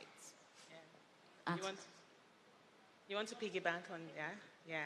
All right, so I'll probably just, I mean, Susie has mentioned quite enough. I'll probably just add that maybe one question I would want to ask is who develops the IEP? Who develops it? Why am I saying this? I mean, so when you look at communication, it's coming from the sender to the receiver, but then who is the sender as we're speaking? If the sender is somebody who has been socialized with so many social determinants, religion, culture, the many issues, it will show in whatever individualized plans that they are having. So maybe we need to begin to look at who these people are. So sometimes you get to a school, you see the principal of a school or the proprietor of a school, and you're having the discussion, and then, even before your child comes, you're saying, even this person needs therapy. Do you understand? So the truth about it is that, so who is going to be developing it? I think there's a big state for training and retraining. Okay. People are here, but there's a need for us to continuously do this and then kind of like individualize it to them so that, because a lot of times when people talk about inclusion in schools in Nigeria, sometimes it's based on the money, not based on the inclusivity. So why do we need to do it? So, okay, for the question on who to develop the IEP plan, right? First and foremost, the individuals working, the professionals working with the child, they all have set goals. So they bring their set goals and put it together. So it's not just from one professional's angle. Everybody has their goals. So that's what is expected, especially in a country like ours where we don't have a generic IEP. Yeah, we don't have that yet. Yes, I was going to say that. Okay. Yeah, okay. So to piggyback on both of them, I am familiar with an IEP system because that's the system that is commonly used in the US. And so I agree with Dr. B. I'm big on making things culturally relevant. And so if we are going to implement something like that, then we have to make it culturally relevant. Now, when we hear the word IEP, I want all of us, it doesn't matter who is creating this IEP, I want all of us to focus on the I in the EP, which is individualized. Yes. That is it. The individual. So if I have Johnny in front of me, the question is, what are Johnny's strengths? Yes. Now, I document all of Johnny's strengths. Now, where am I seeing challenges with Johnny? I fill in the gaps, but I must first understand Johnny's strengths. I will give you a personal example. I went into a school to observe a child who the school had so much trouble with. This kid had an IEP, was in a school and special ed curriculum, and the teachers were having such a hard time, and they were having too many challenging behaviors, had no idea what to do. Walked into the class and I started my observation. I noticed that during reading, the child said, Tesla Model S. Oh, wow. These were his words. Now, this is a child who knows every Tesla model. And so I wrote it down. So out of curiosity, I had to ask the teacher, why does he keep saying Tesla Model S? And the teacher told me, well, for some reason, he constantly says Tesla Model S during reading. Reading was Johnny's challenge. And so I had to find out. I spent time in that class looking up. I don't know anything about cars. And so I'm looking up Teslas. And guess what I found out? That the Tesla Model S has a very high speed. So what little Johnny was feeling at that moment was anxiety. He did not have the word for it. So guess what he used? He used the Tesla Model S. And so when I asked him, I'm going to abbreviate his name, RC. When I asked RC, so how do you feel now? And he said, Tesla Model S Plaid. The Plaid is has a faster speed than the Model S. This child is clearly telling us that right now, I don't feel comfortable.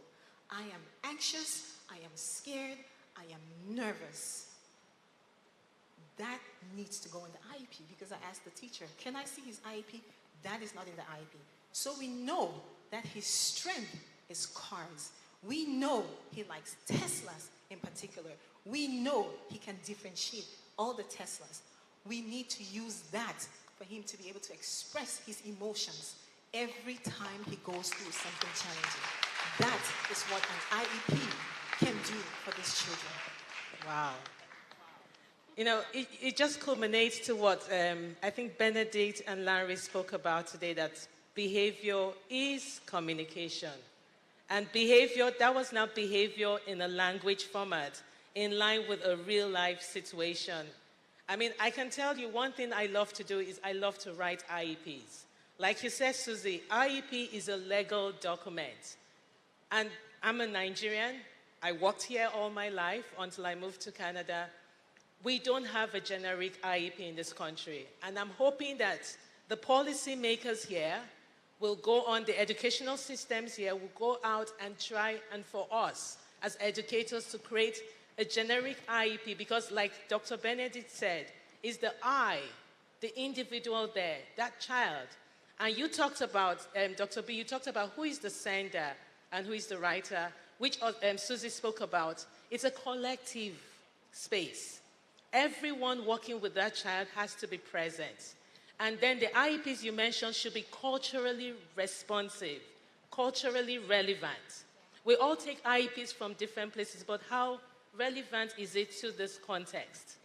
And I think that's why we really need to have IEPs, because that way we can support every single child in our classroom spaces. So please let your questions keep coming. I don't see any question on Slido. That's why I keep checking my phone. But if you have questions on piece of paper, the ushers will be picking them up so we can have as many responses to your questions.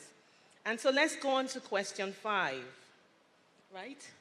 Yeah, okay, do I need to? Okay, question 5. What are the common misconceptions about early support programs for children with autism, and how can that be dispelled? And so I will take Dr. B. And then, yeah. What are the common misconceptions about early support programs for children with autism, and how can they be dispelled? Yes, so we, as Nigerians, we are people with different complexities. So the very first thing is that, first, even getting married, I mean, what the society expects is maybe after 9 months, everybody's knocking and saying you've given birth. That is a little bit of misconception, because it then creates a lot of anxieties and trying every form of thing to get pregnant and then to deliver. Now, when the children come, I know that even when you go to some hospitals, the milestones are as the way it was in books, maybe since like 20 years ago. However, milestones are changing. The milestone for a typical child may be different from the milestone for atypical children. How many health professionals even know this difference? Because I have seen some of my colleagues who, they give birth to children, and they are as confused as the educator out there. They are health professionals. So it means that, first, I want to change a misconception of people thinking that the only set of people that do not know about autism are people that are not educated. I think it's a misconception, because sincerely, even in the formal space, there are people living in denial, and they are as uneducated as the person that is illiterate. So eventually, we need to look at the functional literacy. There's a misconception about functional literacy. So some people understand a whole lot of things about health, but they really do not have that functional literacy about autism. So we need to begin to, so maybe through, when people do all of these jingles, when you go to the health, for people that have clinics for educators in schools, can we begin to have all of those short stuff, like the way you have it about Chiku, Little Star, all of those stuff, simple things that people would learn from. That's a misconception. Now, the second one is also the misconception that the child at the beginning would need some bit of deliverance. So what I teach, therapists in cohorts, I take them on stakeholder communication. And one of the things I tell them is, one of the things you should do with parents is not toning down their knowledge of belief. So if this specific believes I have to go to church, I have to go to mosque, don't invalidate it. However, show them other things that they would do by the side. Oh, while you are praying, can you also go to the hospital? Oh, we are praying that this thing works, but can you also see, so that way, you are not, because everybody also has a sense of dignity. And you're not going to water down my dignity because of my vulnerability. You're not going to look at me and say, no, So you're going to make me understand that, that works. However, this also works, and you can do the two together. So the issue of religion, the last part of it, which I'm going to stop here, is that of social media. Whether we like it or not, taking it from COVID-19 pandemic, there's a whole lot of conspiracies that happen with real-time messaging. I mean, when I wake up, a lot of times, my mom sends me one video about one person, about one thing you shouldn't do. So if my mom at 72 can send a lot of WhatsApp videos, imagine. So whether those are verified information or unverified information, they talk about these things. How do we change this misconception based on digitalization like Nadia mentioned? Those are misconceptions I can think of now. Maybe if there are more. Susie, over to you. Thank you. Thank you. And what from experience, what comes to mind is autism. When will my child get out of this? When will my child get better? Like, yes, they say early intervention is the key, right? So is it the cure as well? So after how many months will my child start speaking? After how many years will my child start doing this? And what we say in response to that is, autism for me is like life, right? You make what you want of it. So you have this child who is autistic. An autistic individual would always be an autistic individual. An autistic infant will grow into an autistic adult. However, an autistic infant child that's been given the right therapy that they need, because therapies, there are different kinds of therapy, right? When they're given the right therapy that they need, they will develop the skills. They would grow into an autistic adult that have the capacity of helping themselves. So they are able to be independent to the best of their ability. So there's no cure, parents. Autism is autism, and it's like life, okay? Thank you. So let me put some context on what my two colleagues here have said. And I knew that was coming. As a medical doctor, I don't use the word cure or disease when it comes to autism, because it is neither one of those. It is not a disease, and neither does it need a cure. Many years ago, we as a people, we shunned left-handedness. I grew up in that generation. I was born left-handed. My hand was bound. I was forced to use my right hand. Today, I am ambidextrous. I sit in a classroom, I write with my right hand, and when I'm tired, I switch it around and I write with my left. Now we have something called autism, and we shun the autistic individual because we do not understand that journey. So I want to make sure I put context into it. Think of autism, not that think of it, the fact of what autism is. Unfortunately, I'm going to give you a piece of my presentation for tomorrow. Autism is a neurological development delay.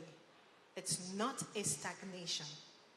As you are developing, as a matter of fact, in human development, the neurological system is the last to develop.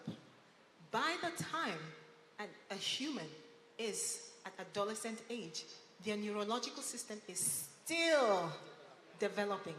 Now, the neurological system is already the last to develop. Imagine delaying something that is already the last. It's just like delaying a turtle. Have you seen a turtle walk? Exactly. So delay the turtle. That's all it is. And so for those of you who garden, if you farm, think of it as you're growing roses in your garden. As a gardener, you have to every now and then go into your garden and pluck the weeds.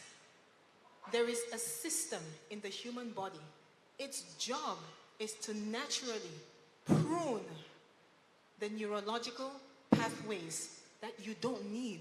There are certain things you did as a newborn. Once you transition into infant stage, you lose those skills.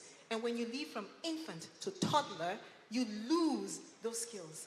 The autistic individual is not able to neurologically prune. So they carry all those skills along with them, which is the weeds that you and I are not able to see the beauty of it because the weeds are overshadowing it. So if you have your beautiful rose garden and you never prune it, I may never see your roses.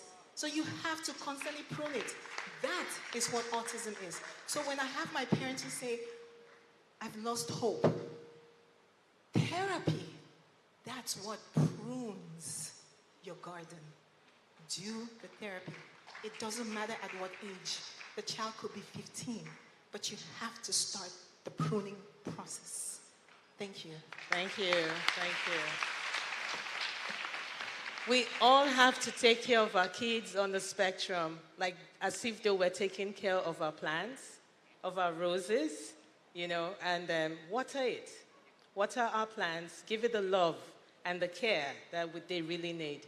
Do we have the questions now? No, I'm going to, that's the, yeah. Do we have the questions from the audience? And I don't see any Slido. Nadia encouraged us to use technology today. Please use the Slido app. Okay, thank you. Ooh. Oops. Yes. Okay.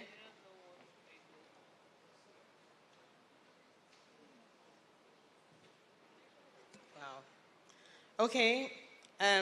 How do you manage an autistic child or adult who is hyperactive? I think we just answer like 1 minute response. Mm-hmm. Can I, real quick? Yes. Anyone? Hello?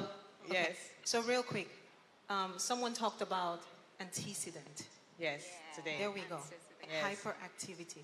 You have to figure out what the antecedent to that behavior. That child is communicating something to you. So you must know what happened prior to that hyperactivity. So let me add to Yeah. that. Yes, please. And I'm going to give an example, right? So we had a child at the center. When he comes into the space, he runs like, say the hall is this long. He runs from one end to the other and hits his body. He's quite a healthy child. So he hits his body to the wall. He just keeps doing that, bouncing up and down. And the walls we had mirrors on the walls. So we realized that what if, when this child is coming, we block out all the walls. We use like some foam thing, like mattresses, to block out all the walls just to keep him safe. Like when he hits, he has some sort of cushion. Then he came in and he saw that there was nothing to run into. He was confused, like, and then we realized, oh, is that it? Was that the antecedent to the behavior? So like she said, antecedent, you really do have to know the before the behavior. The before of the behavior. The immediate before and even like weeks before, you really do have to know. Thank you. Okay. So I love this question because it builds on really what we've really heard today. That the panelists spoke so much about play. However, what should you do as an educator whose child loves to play more than work? 80% of play is the work of a child. Play is the work But then of this a child. person says, which is a segue to our last question, but the parents want to see more of academic inclusion or academic work than play. Yeah, play is the work of a child. Go on. So for the parent who asked that question, you want to see more academic work. Let's take it back. I don't know how old this child is or what class they're in, but let's take it back to as early as, what's the nursery school? Nursery school, yeah. You know the song you sing, the wheels on the bus go round and round? Twinkle, twinkle, little star? All those beautiful songs that we have in nursery school. You know what you're teaching your child? Movement. Communication. Communication. Communication. And there are other things there. The biggest of all of them is executive functioning. Your child needs to play in order for them to develop strong executive function skills. That is the only way. Academic will always be there. Whether you know it or not, you may not see it, but it's there if you pay attention. But executive function, without that, the child struggles, which is what we see in individuals who are autistic. And so encourage them to play. Encourage play. And a lot of kids learn through play. Yeah. So I'm going to ask this question from one person, which will give us the segue to the last question. There's so many questions here, but I think one thing we can do is publish these questions and maybe we'll give responses to these questions online since GT Bank. But I love this question. It says, I know a child that seems to be on the spectrum. I spoke with the mom already and she understands the problem, but the father is not one to be on the same timeline with the mom, which actually also collaborates with our last question. Do we have that? It says, how important, which is our last question, so that's a segue. How important is the role of the family involvement in the effective of early support programs? Because now this question says, father is on board, mother is not on board. Mother is on board, father is not on board. How do we deal with such situation and getting parents involved? Okay, so I'm going to give an example. I mean, I really do not know how to answer it, but at least I know a classic example. Yeah. In the training academy for therapists where I teach, there was a particular lady who would bring a child. And, one day I just asked, is there nobody to, leave the child? We said, that in fact, the dad doesn't believe anything can change, And so she eventually finished the program. And I remember that when it was time for the graduation, she was going to come alone.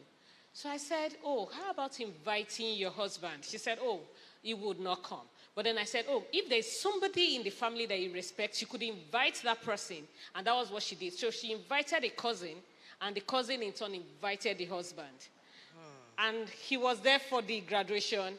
And by the time, from the founder, everybody was talking, he could hear and all of that. I saw how he stood up and went to pick his child.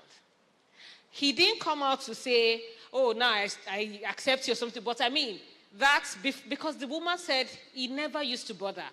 He went to pick that child. And if that was the first source of communication, he was probably going to, continue till later. So I feel that there are endless possibilities. And I think that the time when our coping mechanisms differ, the way we would deny things differ, I think everybody should be given that chance to evolve. And when they evolve, we are there to accept them, to say, welcome to the club.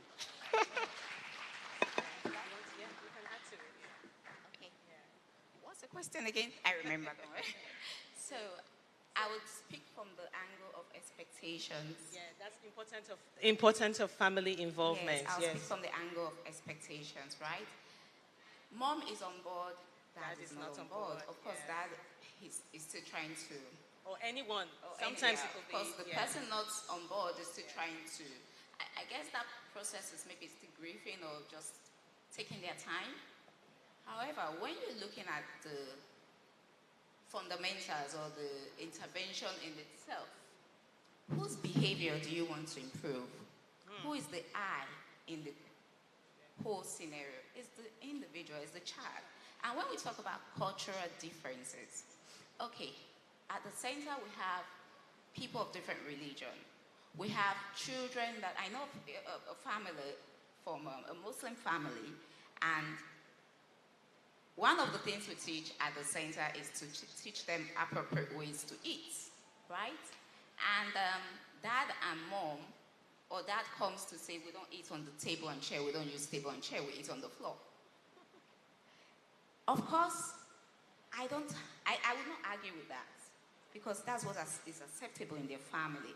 However, the only thing I would, as a behavior analyst, advise is for generalization. If this child goes to a place where they have to use cutlery, let this child be able to use cutlery. So whose behavior are we trying to improve? It still boils down to the I, the individual. If the individual is the focus, then everything will be fine. Thank you. Absolutely. I can only agree with both of them, but this is a common scenario I see. Back home, here, and next door, Cameroon, but also in the US, I see this very commonly in the African community. I have seen so many parents, we get referrals for the children to get assessed. I spoke to a mom on the phone and scheduled the appointment. By the time dad got home from work, she called me back and said, no, we want to cancel the appointment. If dad does not approve, that child suffers for the rest of their life. That remains a challenge in our culture, where the man is the head of the household. That's what we're told, right? And so the mother has to follow suit. It poses a challenge. It is not an easy question. There's no fixed answer. But like both of them said, one, it's the I. That child needs one parent, just one. Even if it's not the parent, one individual on planet Earth to believe in them. When that child knows that there is one individual on this planet Earth, even if that individual is not in that household, but happens to be Dr. Kilo in the clinic, trust you me, I have seen unimaginable things happen to that child. And so whoever gets on the train and the train is moving, this is what I tell my mothers. Keep going. The train is, you get on board, keep going. Someday, Dad will hop on the train. I have a personal story to tell you, but I'll hold it for tomorrow. Okay. So I want the last slide. Last slide, please. So I'm going to be sharing a research I conducted here in Nigeria, which sort of culminates on everything that has been said today. Can I get this last slide? And it talks about, we're talking about how is it that we're going to be developing support programs for kids on the spectrum in this country and globally. It's an ecological framework. This is what I designed. This was the findings from my research here, whereby I interviewed parents who had people with disabilities, autism, 40 years ago. Those kids have been in my life 30 years and counting. I interviewed their parents, and I interviewed educators, and I interviewed a policymaker. What are we talking about? And I'm glad the First Lady spoke this morning. And I was like, yes, that's the story we all want to hear. How is it that all of us here, policies are put together that will support IEPs, that will support everyone, medical doctors, that's in the macro system. If you look at the center of the ecological framework, it is this child with autism in the center. And then in the micro system, it is you and I, educators, parents, caregivers, medical doctors, therapists, every one of us, neighbors. We are all together in this journey. The collaboration for results, the collaboration for success, the collaboration for action. We all in the micro system together. And then in the exosystem, so many of us as parents, it's part of this. We go to work and our jobs, our employers or employees don't even understand the story we're sharing. You want to take time off to go see Dr. Kilo or to see Susie or to see Lanre, and your boss tells you you can't go. And that is how it affects your child who is in the center. And that's why we're calling out on employers. We need you as well to create that success story, because that's the only way we can develop support system for our kids on the spectrum. And then in the macro system, we're talking about policies. We're talking about leadership. All of us together. It's a collaborative effort. And that's why the ecological framework, this is our environment. Lanre spoke about environment today. Benedict spoke about environment. Literally everyone spoke about the environment. This environment is the bigger environment with all the structures. And those arrows you see there are the fluid arrows. Everyone is connected. We are all connected in this journey. And that's the only way we can be a voice and give out the spectrum of possibilities. And I'm going to lead to the panel now. This is me saying my last word. And then I'm going to say to Dr. Kilo, give the last word to the participants, and then Susie and Dr. B. So I think I'm going to speak on two roles here because I play a dual role. I was introduced as Dr. Kilo. I will speak on that role, but I'll speak on the other role, the other hat I carry. As a professional in this field, I encourage my colleagues to expand their knowledge base on autism spectrum disorder. I know for sure what the textbook or what we were not taught. They gave us the rundown. I have seen a lot of families struggle or delay intervention because they trusted that pediatrician, especially those of us who come from this culture where the word of the doctor, these are things I tell the doctors I work with as well. Your word is sacred to some of us in this culture who come from this culture where if the doctor says, oh, there's nothing wrong with your child, they believe you. And when we call them to do the assessment, they refuse because the pediatrician said so. And so I encourage you to please, if it's not your area of expertise, it is okay not to know. That is not your area of expertise. Send them to the one who has the knowledge on that area. Let them seek further testing. Please, I plead with you. Yes, you read the textbook. That research was done in 1942.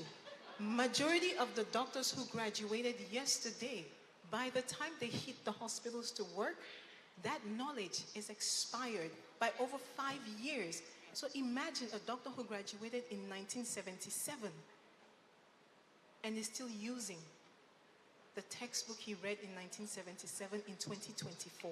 How is that going to work? That's a problem. So to my colleagues, I plead with you, expand your knowledge based on autism spectrum disorder. To my parents, let me tell you, I am the proud mother of 3 autistic children.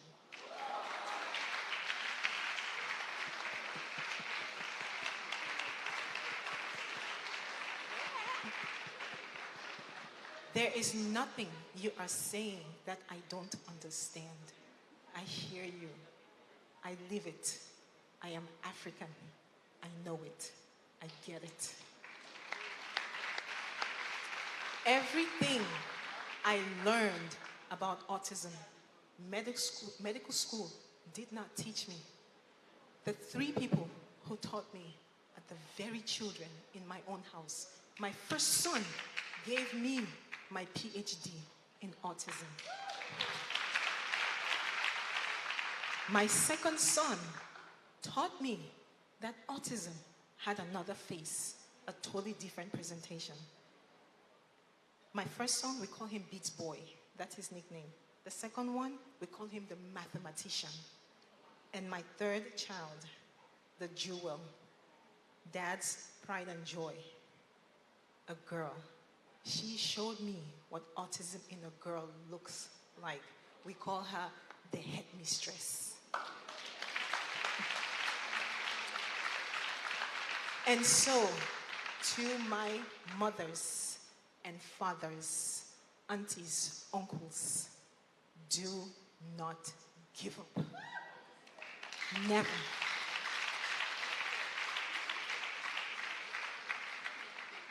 Thank you.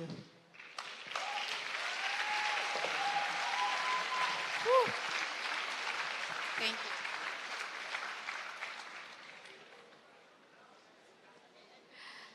Well, I'm still processing what she... Yes, we only have... Okay, so can we start looking at autism? Let's stop looking at it from the deficits. And that's why I love a spectrum of possibilities, right? Let's stop looking at it as what is wrong, what cannot be done. I've worked with so many autistic individuals and I've seen like endless possibilities in them. Geniuses, people that you can't even understand how their brains work. But because we don't understand, then it is assumed that, I mean, they say, it's Carl Jung that said thinking is hard, right? That's why it's difficult for people to they just believe everything. It's difficult for them to think. When we think and we put empathy in place, we would understand, we'll be able to help these children or encourage, motivate them to achieve that gift that is in it. Because they are gifted children.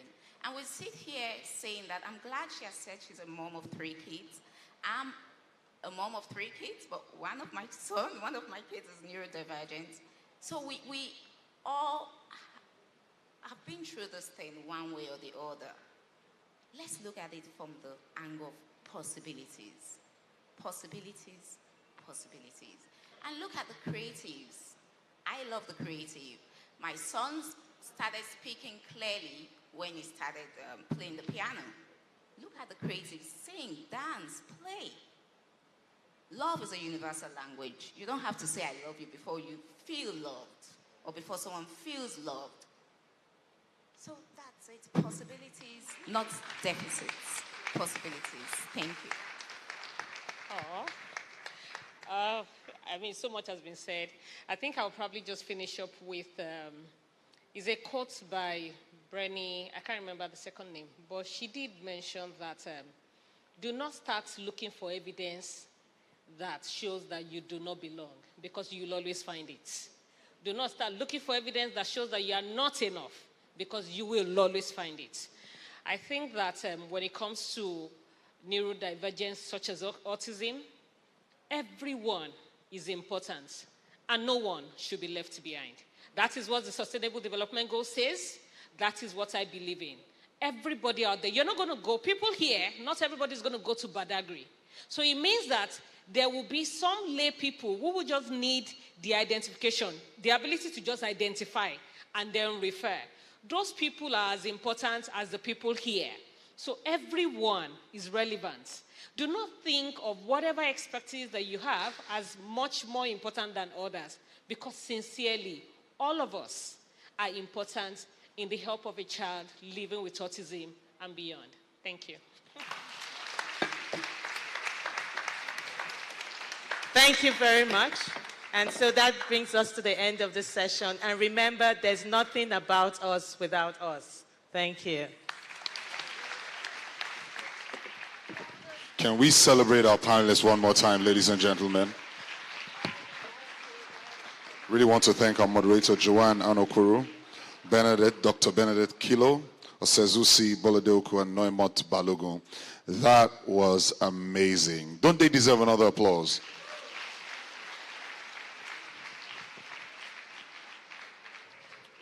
Fantastic. Thank you so much. You know, it was C.S. Lewis that said that children are not a distraction from important work. They are the most important work.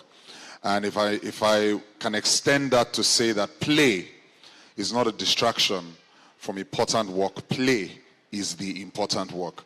And to find a way to fuse play and work together, especially for children who are special, children who are not neurodivergent, I'm sure that will go a long way. That and many others we got from this session, and I think they deserve one more round of applause.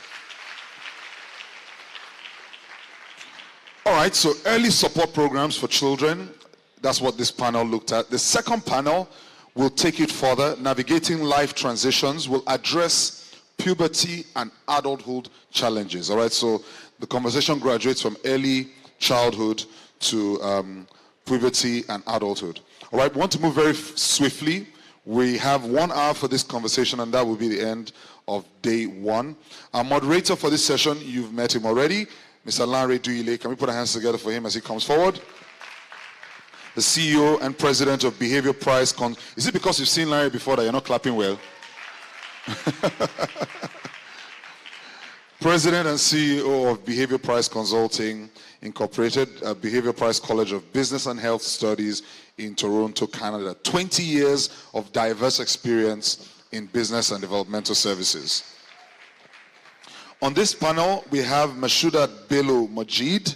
Can we put our hands together? Mashuda Abiola Bello Majid is a chief consultant psychiatrist, specialist in child and adult psychiatry, and a public health physician.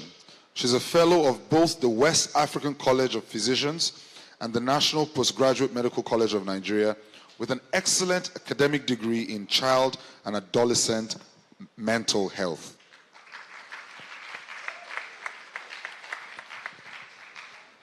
Also on this panel, we have Tonye Falugi Ekezie.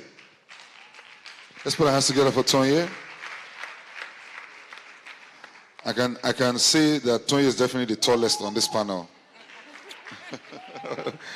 Tonye is a wife, mother, and entrepreneur based in Lagos, Nigeria.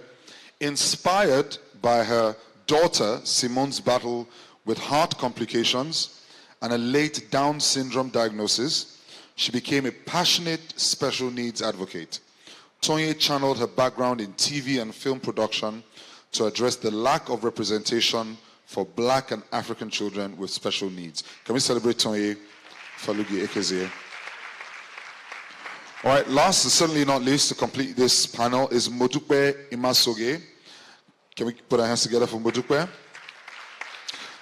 Modukpe is a highly qualified and experienced psychiatrist, deeply committed to mental health and neurodiversity, with a strong foundation in integrative care. She embraces a patient-centered science model that empowers both patients and practitioners. This collaborative approach focuses on addressing the root causes of dysfunction and promoting optimal wellness. Well, ladies and gentlemen, let's put our hands together for this panel. Navigating life transitions, addressing puberty and adulthood challenges. They've warned me that this panel is going to be very practical, and they're going to say it as it is and not color things up so that we benefit. So please, anyone under 18, can they participate? Yes, they can. All right, good. Can we celebrate Lanre Duyile as hand over to him to moderate the session? Thank you very much. Okay, so we're going to be talking about navigating life's challenges, adulthood, and puberty.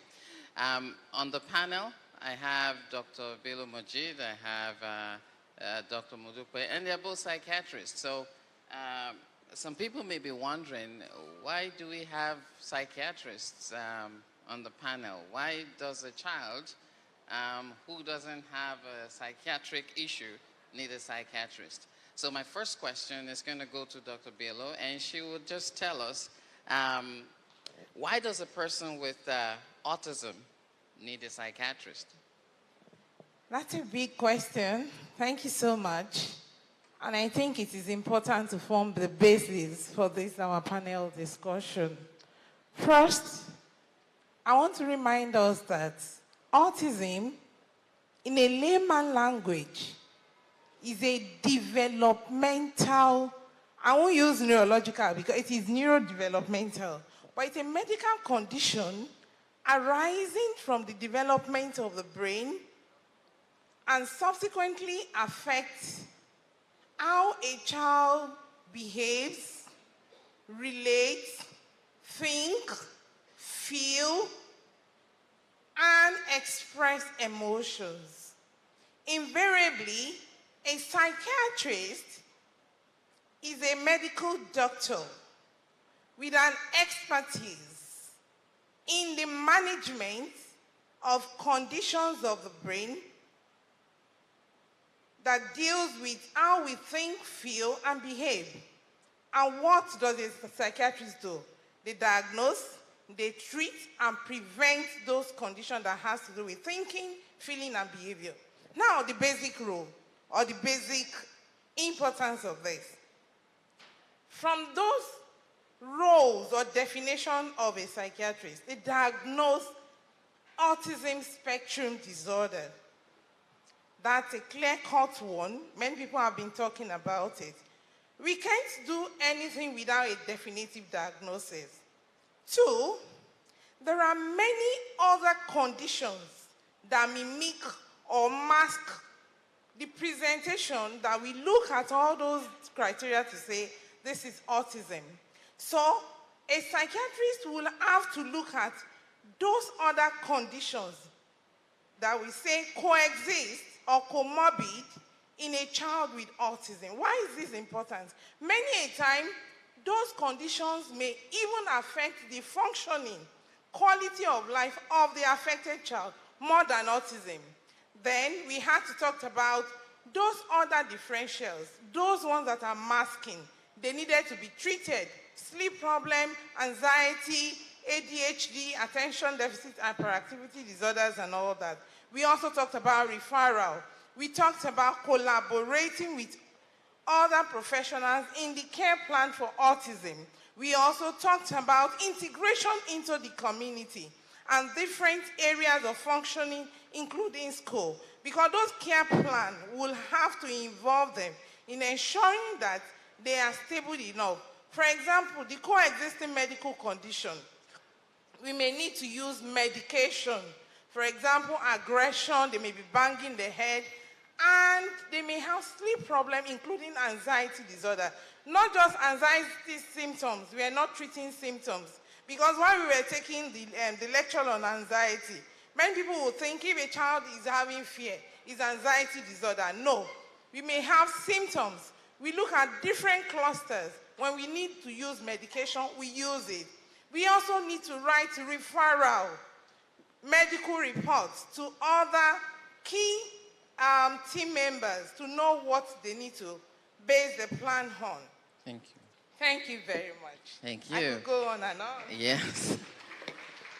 Okay, so a psychiatrist gets involved in diagnosing, treatment, referring, prescribing medications, and all of that. So my next question is to Dr. Mudupe here. Can you describe for us some signs or specific behavioral indicators that may suggest that a person is hitting puberty?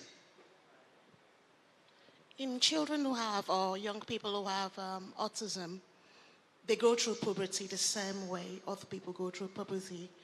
Puberty is a transitional phase that happens from age 9 to about 14, where you have the male development, facial hair, and increasing muscle bulk. For women, you get a bit bigger, you have breast development, you have hair development. For men, you have the voice tickling. For children who have autism, sometimes this can be a very difficult period for them because some of them, I would say it's not all. We have a spectrum. We have the high functioning and the ones that are nonverbal. I would say the high functioning, they have language to be able to communicate what is going on with them. The ones that are nonverbal may not have the language. You can find out that during this period, you will have hormonal changes. These hormonal changes is similar across whether you have autism or you don't have autism. Adolescents, I say to my clients, I would say to them, it's a turbulent phase for everyone.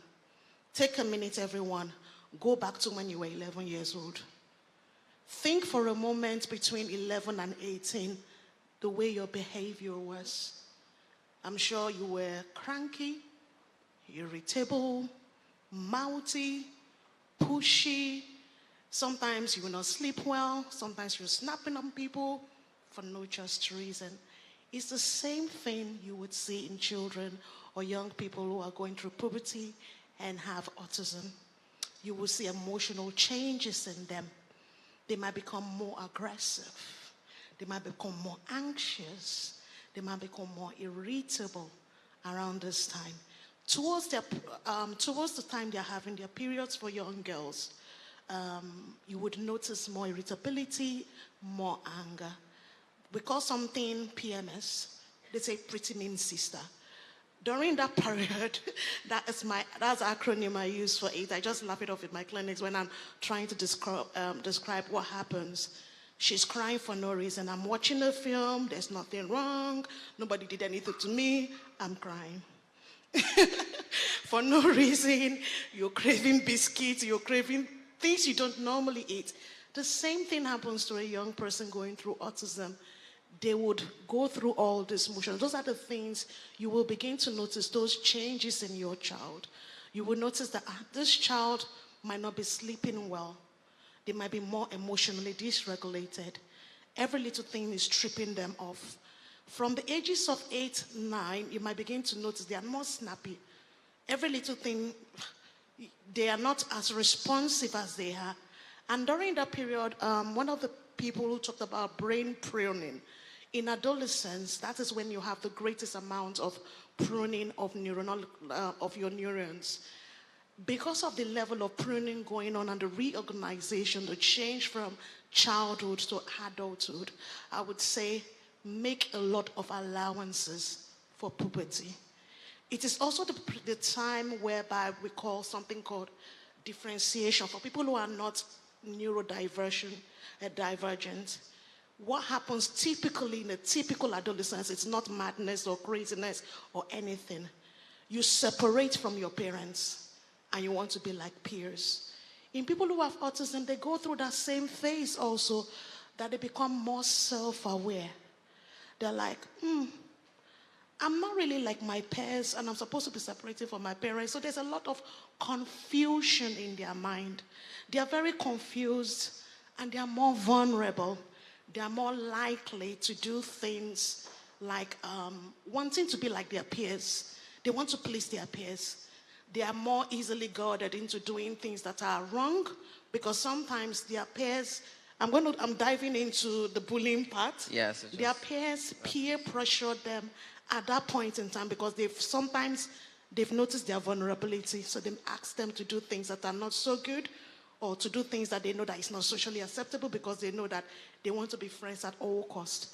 When you see your child attempting or behaving like peers in socially inappropriate ways, that should get you thinking, what is happening?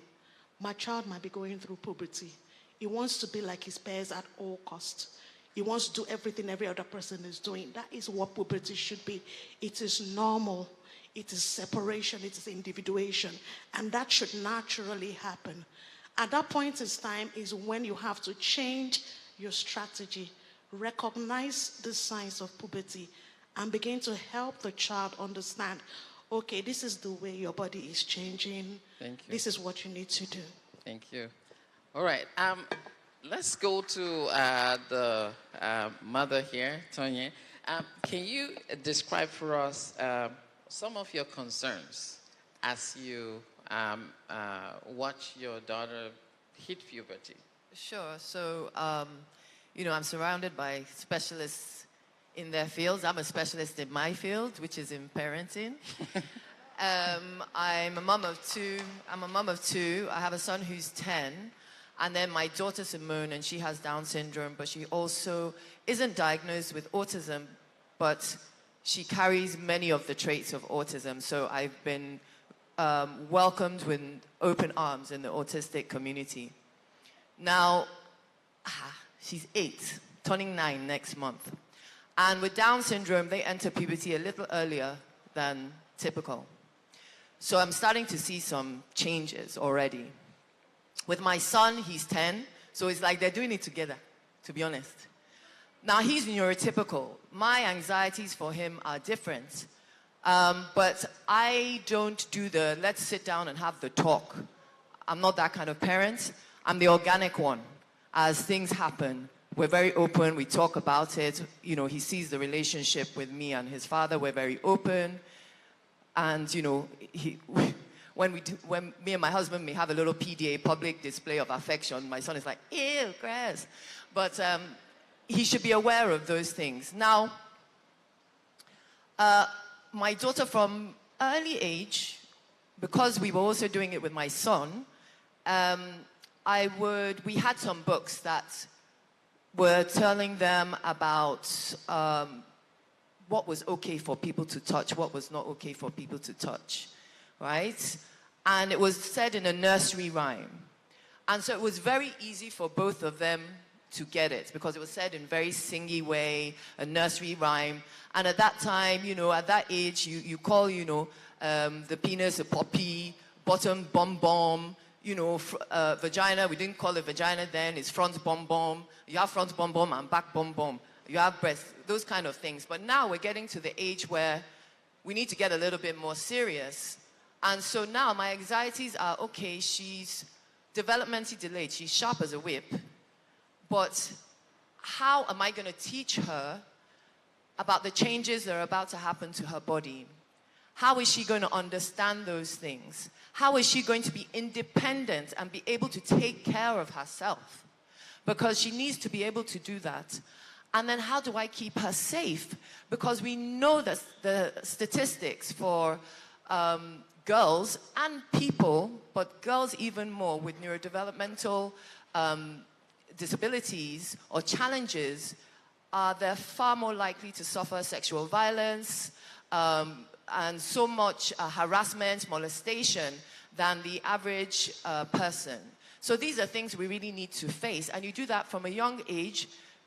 even before you talk about this sexual stuff, it's about the early intervention, teaching them everything that you can possibly do. And it's not necessarily about money. You have to be consistent about educating them through play, through social skills, not keeping them in the house. Don't be ashamed of them. Because they have to be able to engage in society. And the learning about their bodies and the puberty and about sex doesn't start with that subject matter. It starts from how you're raising them from the very beginning. Thank you. Thank you. So,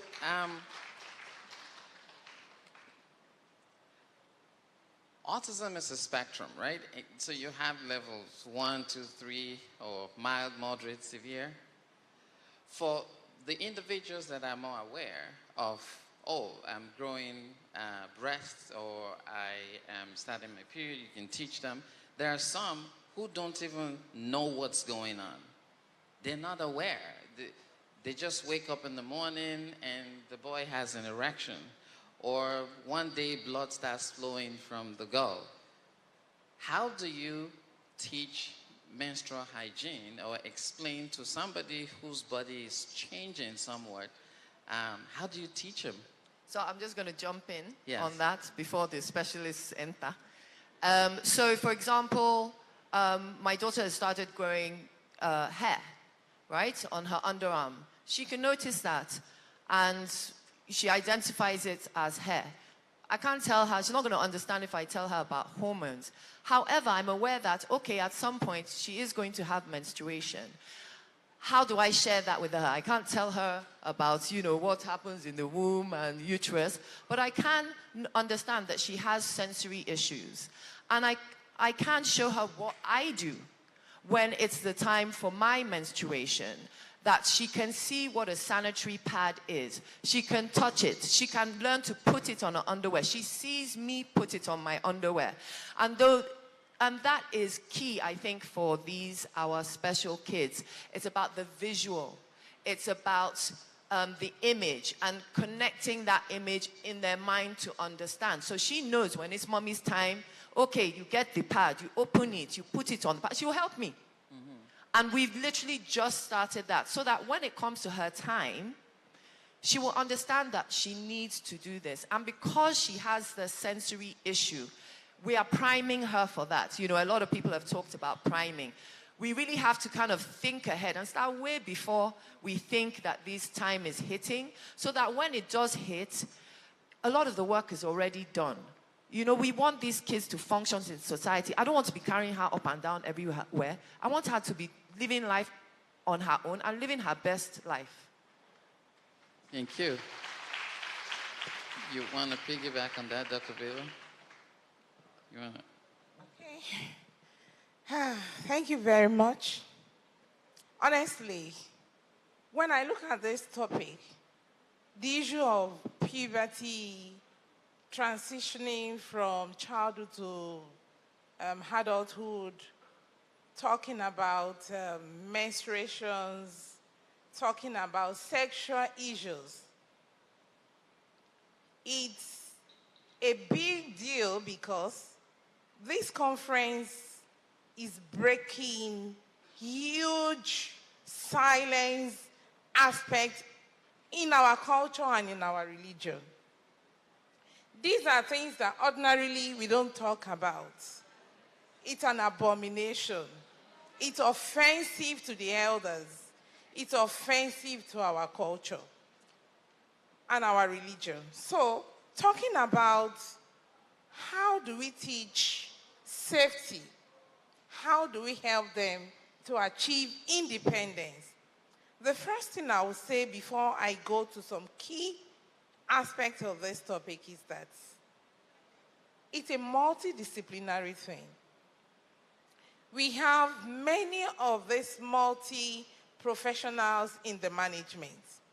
Now, I'll start from the aspect of how do we teach these changes to the adolescent or the young adults or to the pubertal individual with autism.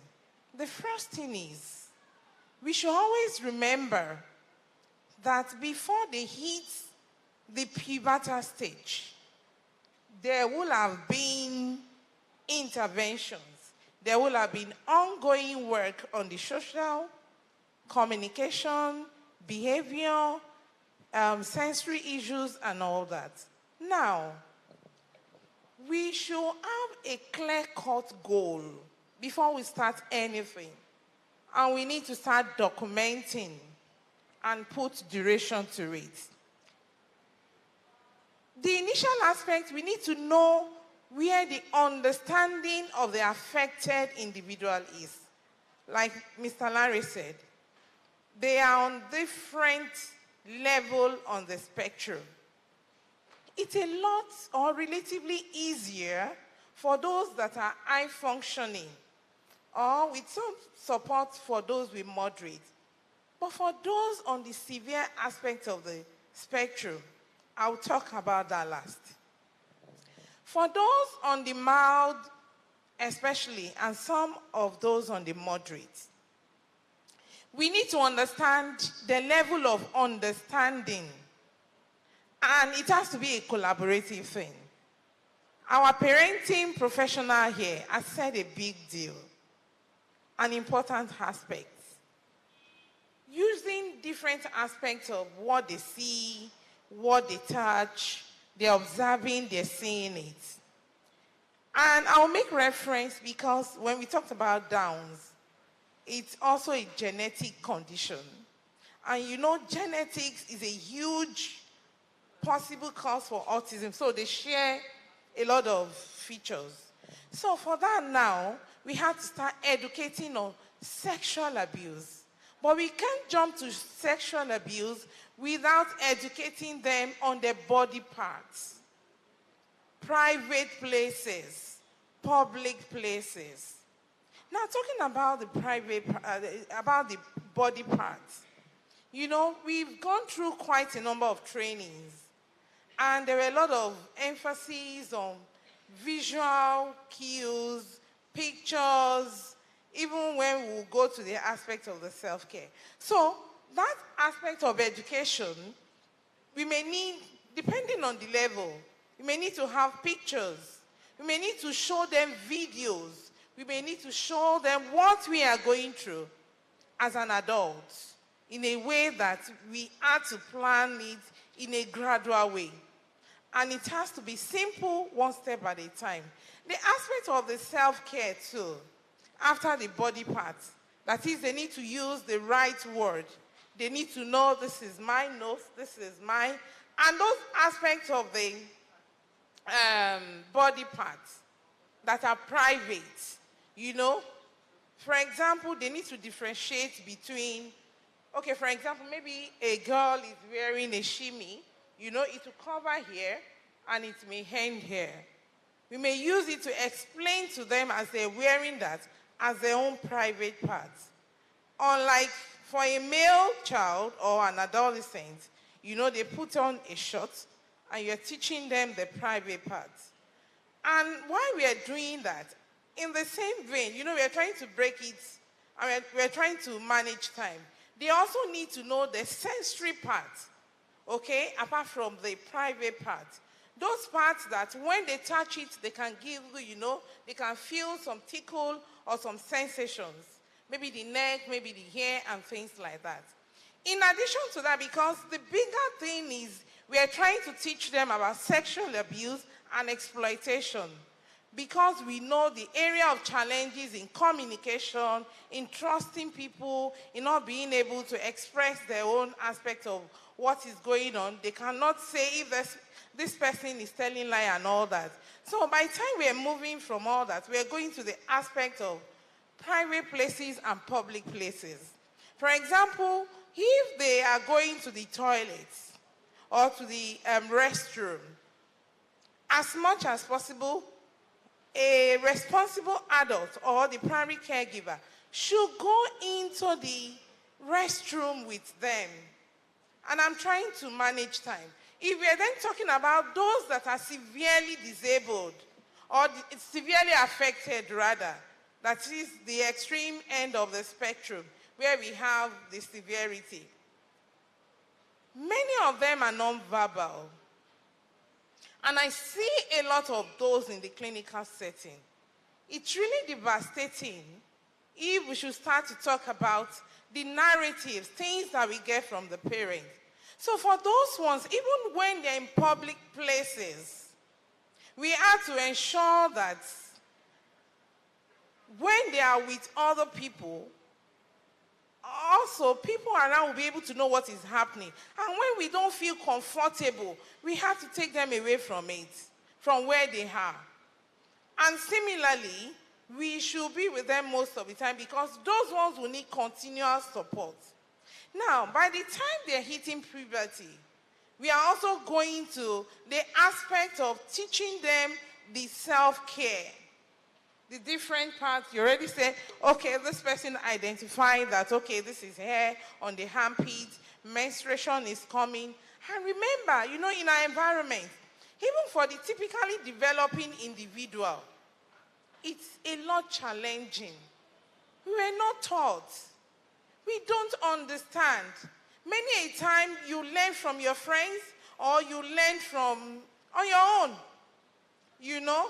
So by the time we are going into those aspects, we have to break down the information we are giving them. We have to, you know, merge it with the level of the severity of the autism. Do we need to have a responsible adult with them all the time? They should not be alone in private places. They should know the private body parts and those areas that they, because other people are not meant to touch their body parts or their private body parts. Thank you. Thank you. Yeah, thank you. So one of the points we're trying to make is looking at the spectrum, there are people who can be taught about, you know, this is this, this is that, and you probe, you see that they understand. And there are some who would always need the support, especially those that are severely autistic. Some parents, for whatever reason, may not be able to take care of them, and then they'll leave them with uncles or aunties. Sexual exploitation can begin even from family members, unfortunately. And if you have a child with special needs, like Dr. Billy was talking, if you touch the ear, they enjoy the feeling and they want more. They don't know what they're doing. They just enjoy that touch and it continues to happen and more becomes more and more and more. And things begin to happen. That's where the exploitation comes to play. So as much as possible, keep your loved ones that you cannot live alone with same-sex family members as much as possible. Now, when it comes to those who are aware and they get to the point where now they've hit puberty and they are feeling things, how do you respond to an individual who is feeling some sexual urge? How do you respond to an individual who you just see him and is masturbating? Now we have the cultural issues with that. We have religious issues with that. And we may not know how to respond. Typically, we'll say, stop doing that. But the feeling is still there, and the issues are still there. So how do we navigate that, Dr. Mutukwe? That's a very tricky one. And it's tricky because, like he said, it's a spectrum. We have high functioning, we have people that are moderately impacted, we have people that are severely impacted. So are you asking about someone who is high functioning or someone who is any one of them? Okay. Number one is helping your young person gauging where their level of understanding and is. Whatever it is that you're going to, whatever intervention you're going to build up to teach young people about their body parts and the changes we all go through is first of all gauging where your child is. I think that is very, very, very key. Helping them to navigate those tricky places like, okay, you now have menstruation. Sometimes you may feel this way or you might have a sexual urge. It is normalizing some of that as much as you can. That's the way I think you should go. Is normalizing those things to say that at a particular age, because of the changes in your body, you might feel this way. But there is an appropriate way to do things. And Tonya, excellent mom. Well done. I'm Okay. really, really pleased to meet you. Yeah, what you're doing is really fantastic. Yeah, well done. She gave an example about appropriate behavior when you're menstruating. I think our men, is usually, men, I'm not saying only men masturbate, females also do it. It's a behavior creating pleasure by trying to stimulate yourself. Even females do it. At a particular point in time during adolescence, because of the way your hormones are raging, you might have an urge to do that. If you see your child or you're a parent or a caregiver with a child who is demonstrating this, it is not to criminalize it because of culture or criminalize it or demonize it or think the child has a demon or think the child needs deliverance or the child needs to be beaten or put in a police cell or pour hot water poured on the child. These are normal biological things that happen to all of us. We just learned other ways of dealing with it. It is sitting with the child, gauging the child's mental functioning and telling them, okay, this is an appropriate way to do it. This is an inappropriate way. You can't stand in the middle in a crowd and start playing with your private parts. It is not acceptable. When you say playing with private parts, what do you mean? Masturbating or putting your hand or rubbing yourself, it is not acceptable for you. Or pulling down your pants, just like you were trying to illustrate in the morning that you had a back itch. But you were not going to turn and start scratching yourself in the middle of that. You found a stylish way. We also have to educate our children at their level, whatever level that they are in, that there's an appropriate way to express, there's an inappropriate way. And there is nothing criminal or demonizing about masturbation. That is my own take. Please don't throw stones at me. I'm entitled to my own opinion. I know there are lots of religions here, and people think that it's something crazy, something you need deliverance. I don't think you need deliverance. If you've ever gone through puberty, if you've ever had hormonal rushes, I'm sure we all had in our secret place. Yeah? Thank you. You would understand that we all went through these things, but we found appropriate ways of dealing with it. And we have to think about the individual that has autism, that they are an individual, they have a brain. Their brain produces estrogen for females. Their brain produces androgen for males or testosterone for males. It is normal. It is normal for them to go through it. So please don't criminalize them. Don't take them to deliverance houses. Don't take them to prayer altars to cast out the demons of sexual or whatever. Teach them. Education.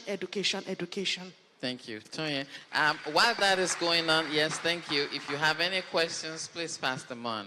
So I just wanted to add to the comment because I know most of us would have seen babies touching their private parts. And they're babies, they don't know what they're doing, right? It's something that, they just touched and it felt pleasurable to them. So it's also understanding that this is something that's natural. I think when you're looking about, especially when children are entering the puberty stage, right? And we have our special children. Again, communicating in a language they understand, and visual aids are your friends. For a boy who just is raging and can't stop masturbating everywhere, how do you help him understand what are the appropriate areas to do so? If you want to do this, the cards literally have to say, this is a green tick area, this is an X area, and you literally have to educate them and about those places.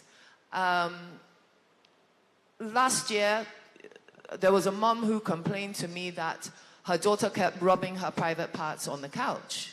You know, it felt good to her. So how was she to help her? And I told her, well, again, I think the girl was only like 5. I said, she's not really going to understand. What you have to do is trying to educate her in a way that's not going to make her feel scared. It's not going to make her feel anxious. And telling her, no, it's inappropriate behavior in the public space. I'm Catholic, so by definition, masturbation is a sin. However, you know, at the same time of being Catholic, we're also told not to judge others, not to condemn others. So how do we redirect them? How do I help my daughter understand in the religious context it's a sin, but God does not condemn you for it. And therefore, I should not condemn you for it. So again, my focus is on keeping her safe, help her to understand her body, help her to live as independently as she can. And these are all the nuances that they need. They need to understand that they cannot go out and masturbate in public. Exactly. You know, it's not about the sin. It's about how is she going to excel in this world. Good, yeah. Sure, she wants to add something quick. For a 5-year-old that is sexually exploring, yeah, it sometimes is sensory. It's just that I touch myself. It's just sensory. It's tactile. It's just... So at that age, I would be very hesitant. That's just my view. To introduce sex. I would think about exchanging the behavior or giving something different to the child to play with. Because I'm a psychiatrist. I work with young people who have ADHD, have autism. I have a young person currently that's been referred to me that touches people in school. Now that child is out of school in the UK because they think, I think he's about maybe 10 or 11, he touches everybody and probably he's touched them in places he should not touch them. And the mom called me, she was panicking, this is what has happened to me. And I said to her, your son is not a sexual pervert, he's sensory seeking. I want you to allay your fears. Your son needs an assessment for ASD ASAP, yeah? Because we need to ensure that he gets the right support and he gets educated. That all he's doing is that he does not know personal space.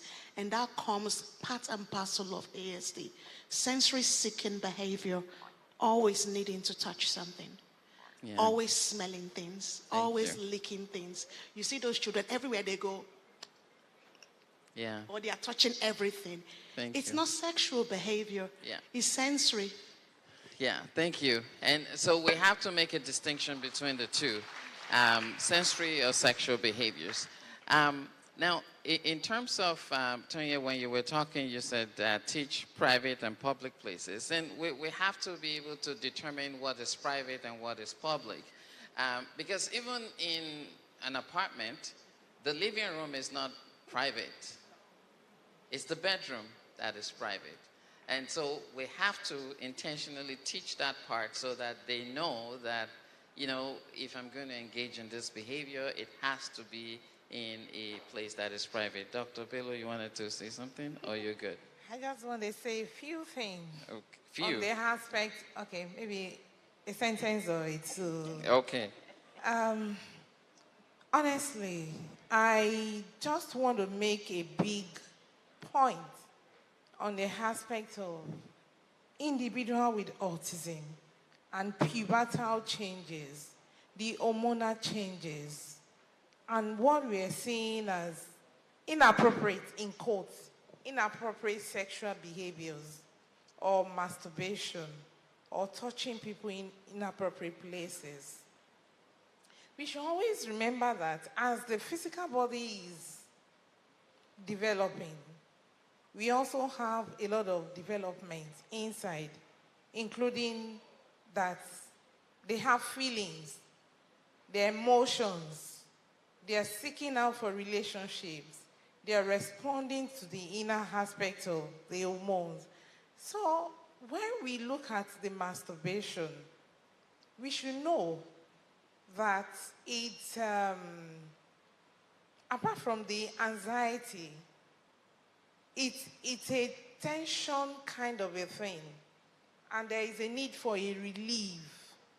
You know, at times when we talk about religion or culture, most times we don't understand, or we are not given the information about the uncharted terrains, the special needs, autism spectrum disorders. Many a time when this is not appropriately handled, they have a lot of emotional issues, sleep problem, tantrum, you know. And for those that are well managed, they're able to sleep better, they're able to relate, they are calmer, they function better, their emotions are better regulated. So we have advantages, health benefits, when they are allowed to release these sexual tensions. And we should always remember that we don't have enough knowledge or information, or even our elders or our authority figures in the community. So these are aspects that we need to understand and go extra mile to break a lot of myths, a lot of misconceptions that they're just doing things that are to the gutter or things that should not be done outside. Thank you. Thank you. Yeah, and the other thing I'd like to mention is for parents. So if you are a mom and you have a son who has autism or any other form of developmental disability, when you are undressing, do it privately, because once that child gets to the age of puberty and they see you undressing, that's an antecedent. For what behavior? What behavior is going to get evoked by seeing a naked person? Okay, it's mom, but she's naked. And the same thing with the dad, with a girl who is autistic. So these are things that we need to begin to control, because if we don't, what's pornography? It's just seeing naked people doing stuff. And if you are doing that, and the person is watching, even though the person is, you know, neurodivergent, things may begin to happen. And he will not be able to do what he needs to do. And then frustration sets in. You see a lot of inappropriate behaviors and inappropriate touching. And then that child goes out and tries to touch somebody else. And then they get in trouble. Okay? So we need to be careful and intentional about these areas, because we usually don't talk about them and we pretend like they don't exist. Now, having said that, we've talked about, you know, training and teaching and getting them prepared. Some of these guys with autism and other forms of developmental disabilities are going to find themselves in the workplace. Maybe they're going to learn a trade. Maybe they're going to go to some shop, or some may even start business. If they're not aware, exploitations will begin. So we're going to go around and just talk about how we can get some of our individuals, some of our loved ones, ready for the workplace, armed with sexual information, information that can protect them from exploitation, and maybe even start a relationship. Tonya? Why am I first here? Look, I think that it's natural. All people, it's just to be human is to seek companionship, is to seek love, right? So you want to teach any of your children about healthy relationships. So number one, you want to model that at home. So what we consciously do ourselves is model as healthy as we can a relationship for both our children to see. So that when they are going out into the world and they are seeking that companionship, they have an example of which to imitate. So that is number one. Number two, when you have a special child, you have to be very intentional about finding out what they want to be, what they like to do, right? So I believe that unless in very severe cases, every one of them is capable of being independent, having some sort of career, and it's our duty to kind of find out what they love and what their strengths are.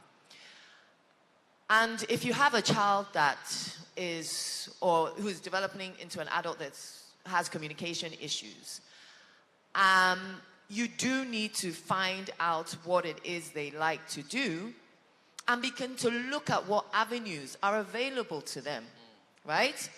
We know our children do well in the digital field area. They do well in the creative space, right? So what are the schools? What are the places that have programs that we can start to integrate them into vocational training, things like that? And looking at, okay, how do I need to prepare my child for this space? Knowing that, okay, you're going to be working with people of both sexes. So if you've begun to do that groundwork from an early age and understanding, okay, this is appropriate for outside, this is what happens in the workplace. You know, there's 2 amazing series on Netflix. I don't work for Netflix. So Netflix, I'm not plugging you. But I watched them in the last 12 months, and both have been the 2 amazing shows I've watched in a very long time. One is Love on the Spectrum, and the other is Down with Love. And it's following these young people in their dating life and how they're actually coached in how a guy is coached to talk to a woman, and, you know, how to have that dialogue, because it does not come naturally to them. So, okay, you ask a question, you wait for feedback. You actually have to listen. What is it I say back? So they actually have to learn that social interaction in the same way that you've done it through early intervention, and as they get older, you have to do the same thing in preparing them for the workplace, preparing them for dating. But please go and watch the 2 shows. They're so wonderful. And it just helps us to understand as the neurotypicals, even though I believe we are the ones with special needs and they're our angels, that they deserve to be loved and they deserve to experience love. And it's our job to help them do that. Thank you. Great. Okay, I have some questions from the audience, and this is for Modupe and maybe Dr. Bello too. What do you say about a parent who decides to medically stop her daughter with autism from menstruating because of the pain and behaviors that she displays? Okay. I'm a psychiatrist. I'm a child and adolescent psychiatrist. And I get this a lot in my clinic. Yeah? There are parents that actually would go to their GP and say, my child is in pain. My child has temper tantrums, would trash my whole house out. I'm getting beaten up by my own child because this child is going through menstruation or periods. GPs in the UK, they'll give you a contraceptive pill, knock it off, give you hormone replacement because they are trying to help. Yeah? there is no hard or fast rule that we can play. Each family, each child is different. You need to know what will work for your family. I personally, I don't like hormone replacements because I see the psychiatric complications of them coming down with depression. Sometimes I see them getting overweight. I see the acne. I see the fact that they get body dysmorphia, because when you start getting acne and you start hating on your own face, you start getting fatter, you start hating on your home body. I see that, and I'm not really happy with the GP. And I would have liked for the GP or the family doctor to have a consultation with me before starting the young person. However, I'm not the family, I'm not the parent who is getting beaten up every day. I'm not the parent whose house is being trashed every day. Every month, you can't keep going that. You will get unwell, and that family system will break down. And I don't want families to break down, because we talked about the ecological, one of the doctors that came from Canada talked about the systems around the child. The child is important. The first system around the child is the family. The next system is the community around that child. Once the family breaks down, it's very, very difficult to get any support. Yeah, so it's an individual thing that the family has to. Thank you. Dr. Bilo, what characteristics in children with autism can a psychiatrist medically work on? Okay, I think I've mentioned part of the characteristics in autism. First, when we have behavioral challenges that are dangerous even to the health of the affected individual, for example, self-injurious behavior. We see some children on the severe end of the spectrum that will have head banging continuously to the extent that you start to see blood and you see different swelling and lacerations on the head. So when we have severe extreme of the anger, aggression, then the other aspect is coexisting mental health problems such as depression, anxiety disorders, attention deficit hyperactivity disorders. Many a time, those coexisting medical conditions may even have far-reaching consequences than autism itself. Suicide may come in. And as much as possible, the aim of the management to ensure that they have improved quality of life, they're able to function better, and they also enjoy their lives. So we also have sleep problem. When we have coexisting problem, they are not sleeping, the others are not sleeping, we may need to give medication. It may not necessarily be, we start with sleep tablets. It may be some vitamins that will control the sleep pattern. And depending on the type of sleep problem or sleep disorders that they have. Thank you.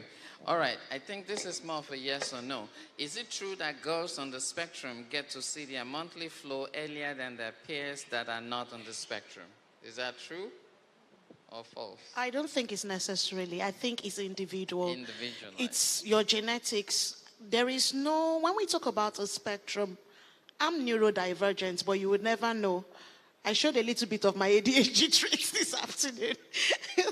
I get hyper. But sometimes I'm flat. Sometimes I don't talk. I'm neurodivergent myself. I have sensory processing difficulties sometimes. I don't like smells. I hate noise. I could not sleep last night. It was too bright. I was like, what kind of city is this that the lights don't go off? So you want to know. Okay. It's the individual, I would say. Thank you. Yeah. All right, we have 2 minutes to go. This last question, how can you help a child on the spectrum that is nonverbal and is touching as well as violent towards others? So the answers that we'll give may not be very specific to the person that you're talking about. We have to really assess why that person is doing what they are doing, and then we'll be able to determine the function of behavior and then suggest the reason. But like we said, all through today, behaviors exist for very specific reasons, and we have to figure out what it is. Is it a communication issue, or maybe an antecedent issue, or a consequence issue? So that's the answer that I can give to that. So my panelists, if you were going to say one word, parting word to the participants, what would that be? I'll start with Mudupe. I would say autism is a neurodifference. It is just a different way your brain is wired. And everyone is unique. You have unique strengths. You have unique limitations. I always say to my clients, play to your strengths in life. I take, for example, Usain Bolt. The only thing we know about Usain Bolt is that he can run. Does he know physics? Mm-hmm. Can he drive a car? Who cares? The only thing we know is that he won world champion for 100 meters. That is the most important thing. Work on your strengths. Your weaknesses will take care of themselves. Put 80% of your time into that very thing that you do very well. Even if it's your child, find the one thing your child does well. Put your strength into it. It is not a neurodeficit. Okay, thank you. Tonya, quickly. I think the one thing I always say is immerse your child in an environment of love. We could have talked all day about everything, but if that child does not feel loved, does not feel safe, we just wasted our entire day. We're just wasting our time. Thank you. Okay, I'll say that if it takes a village to raise a neurotypical individual, then in the journey of autism, it takes more than that. And that's why we all need to work together with them, the affected person and the family, to let them see that they need to start normalizing some of the things that they are silent about, for us to work together with them, improve the functioning of the affected individual, improve the quality of life, and help the family to navigate the challenges in this long journey of autism. Thank you. Thank you. All right, and finally, I'll say, if you've met one person with autism and you worked with them for 5 years, you've only met one person with autism. Every person is different, and you have to treat each person differently and meet them where they are. Thank you, and thanks for participating with us. Thanks, my panelists. I think they deserve one more round of applause.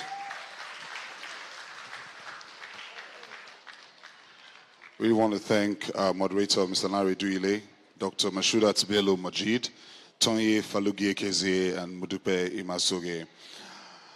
That was a wonderful one. I guess ending on the note of love and seeing everyone as an individual with their individual strengths and focusing and highlighting those strengths and working with that, I think is a good take home for day one. Tomorrow we're going to start with a proper in-depth recap of day one, and we're going to start at 10 a.m. sharp. But you want to come early.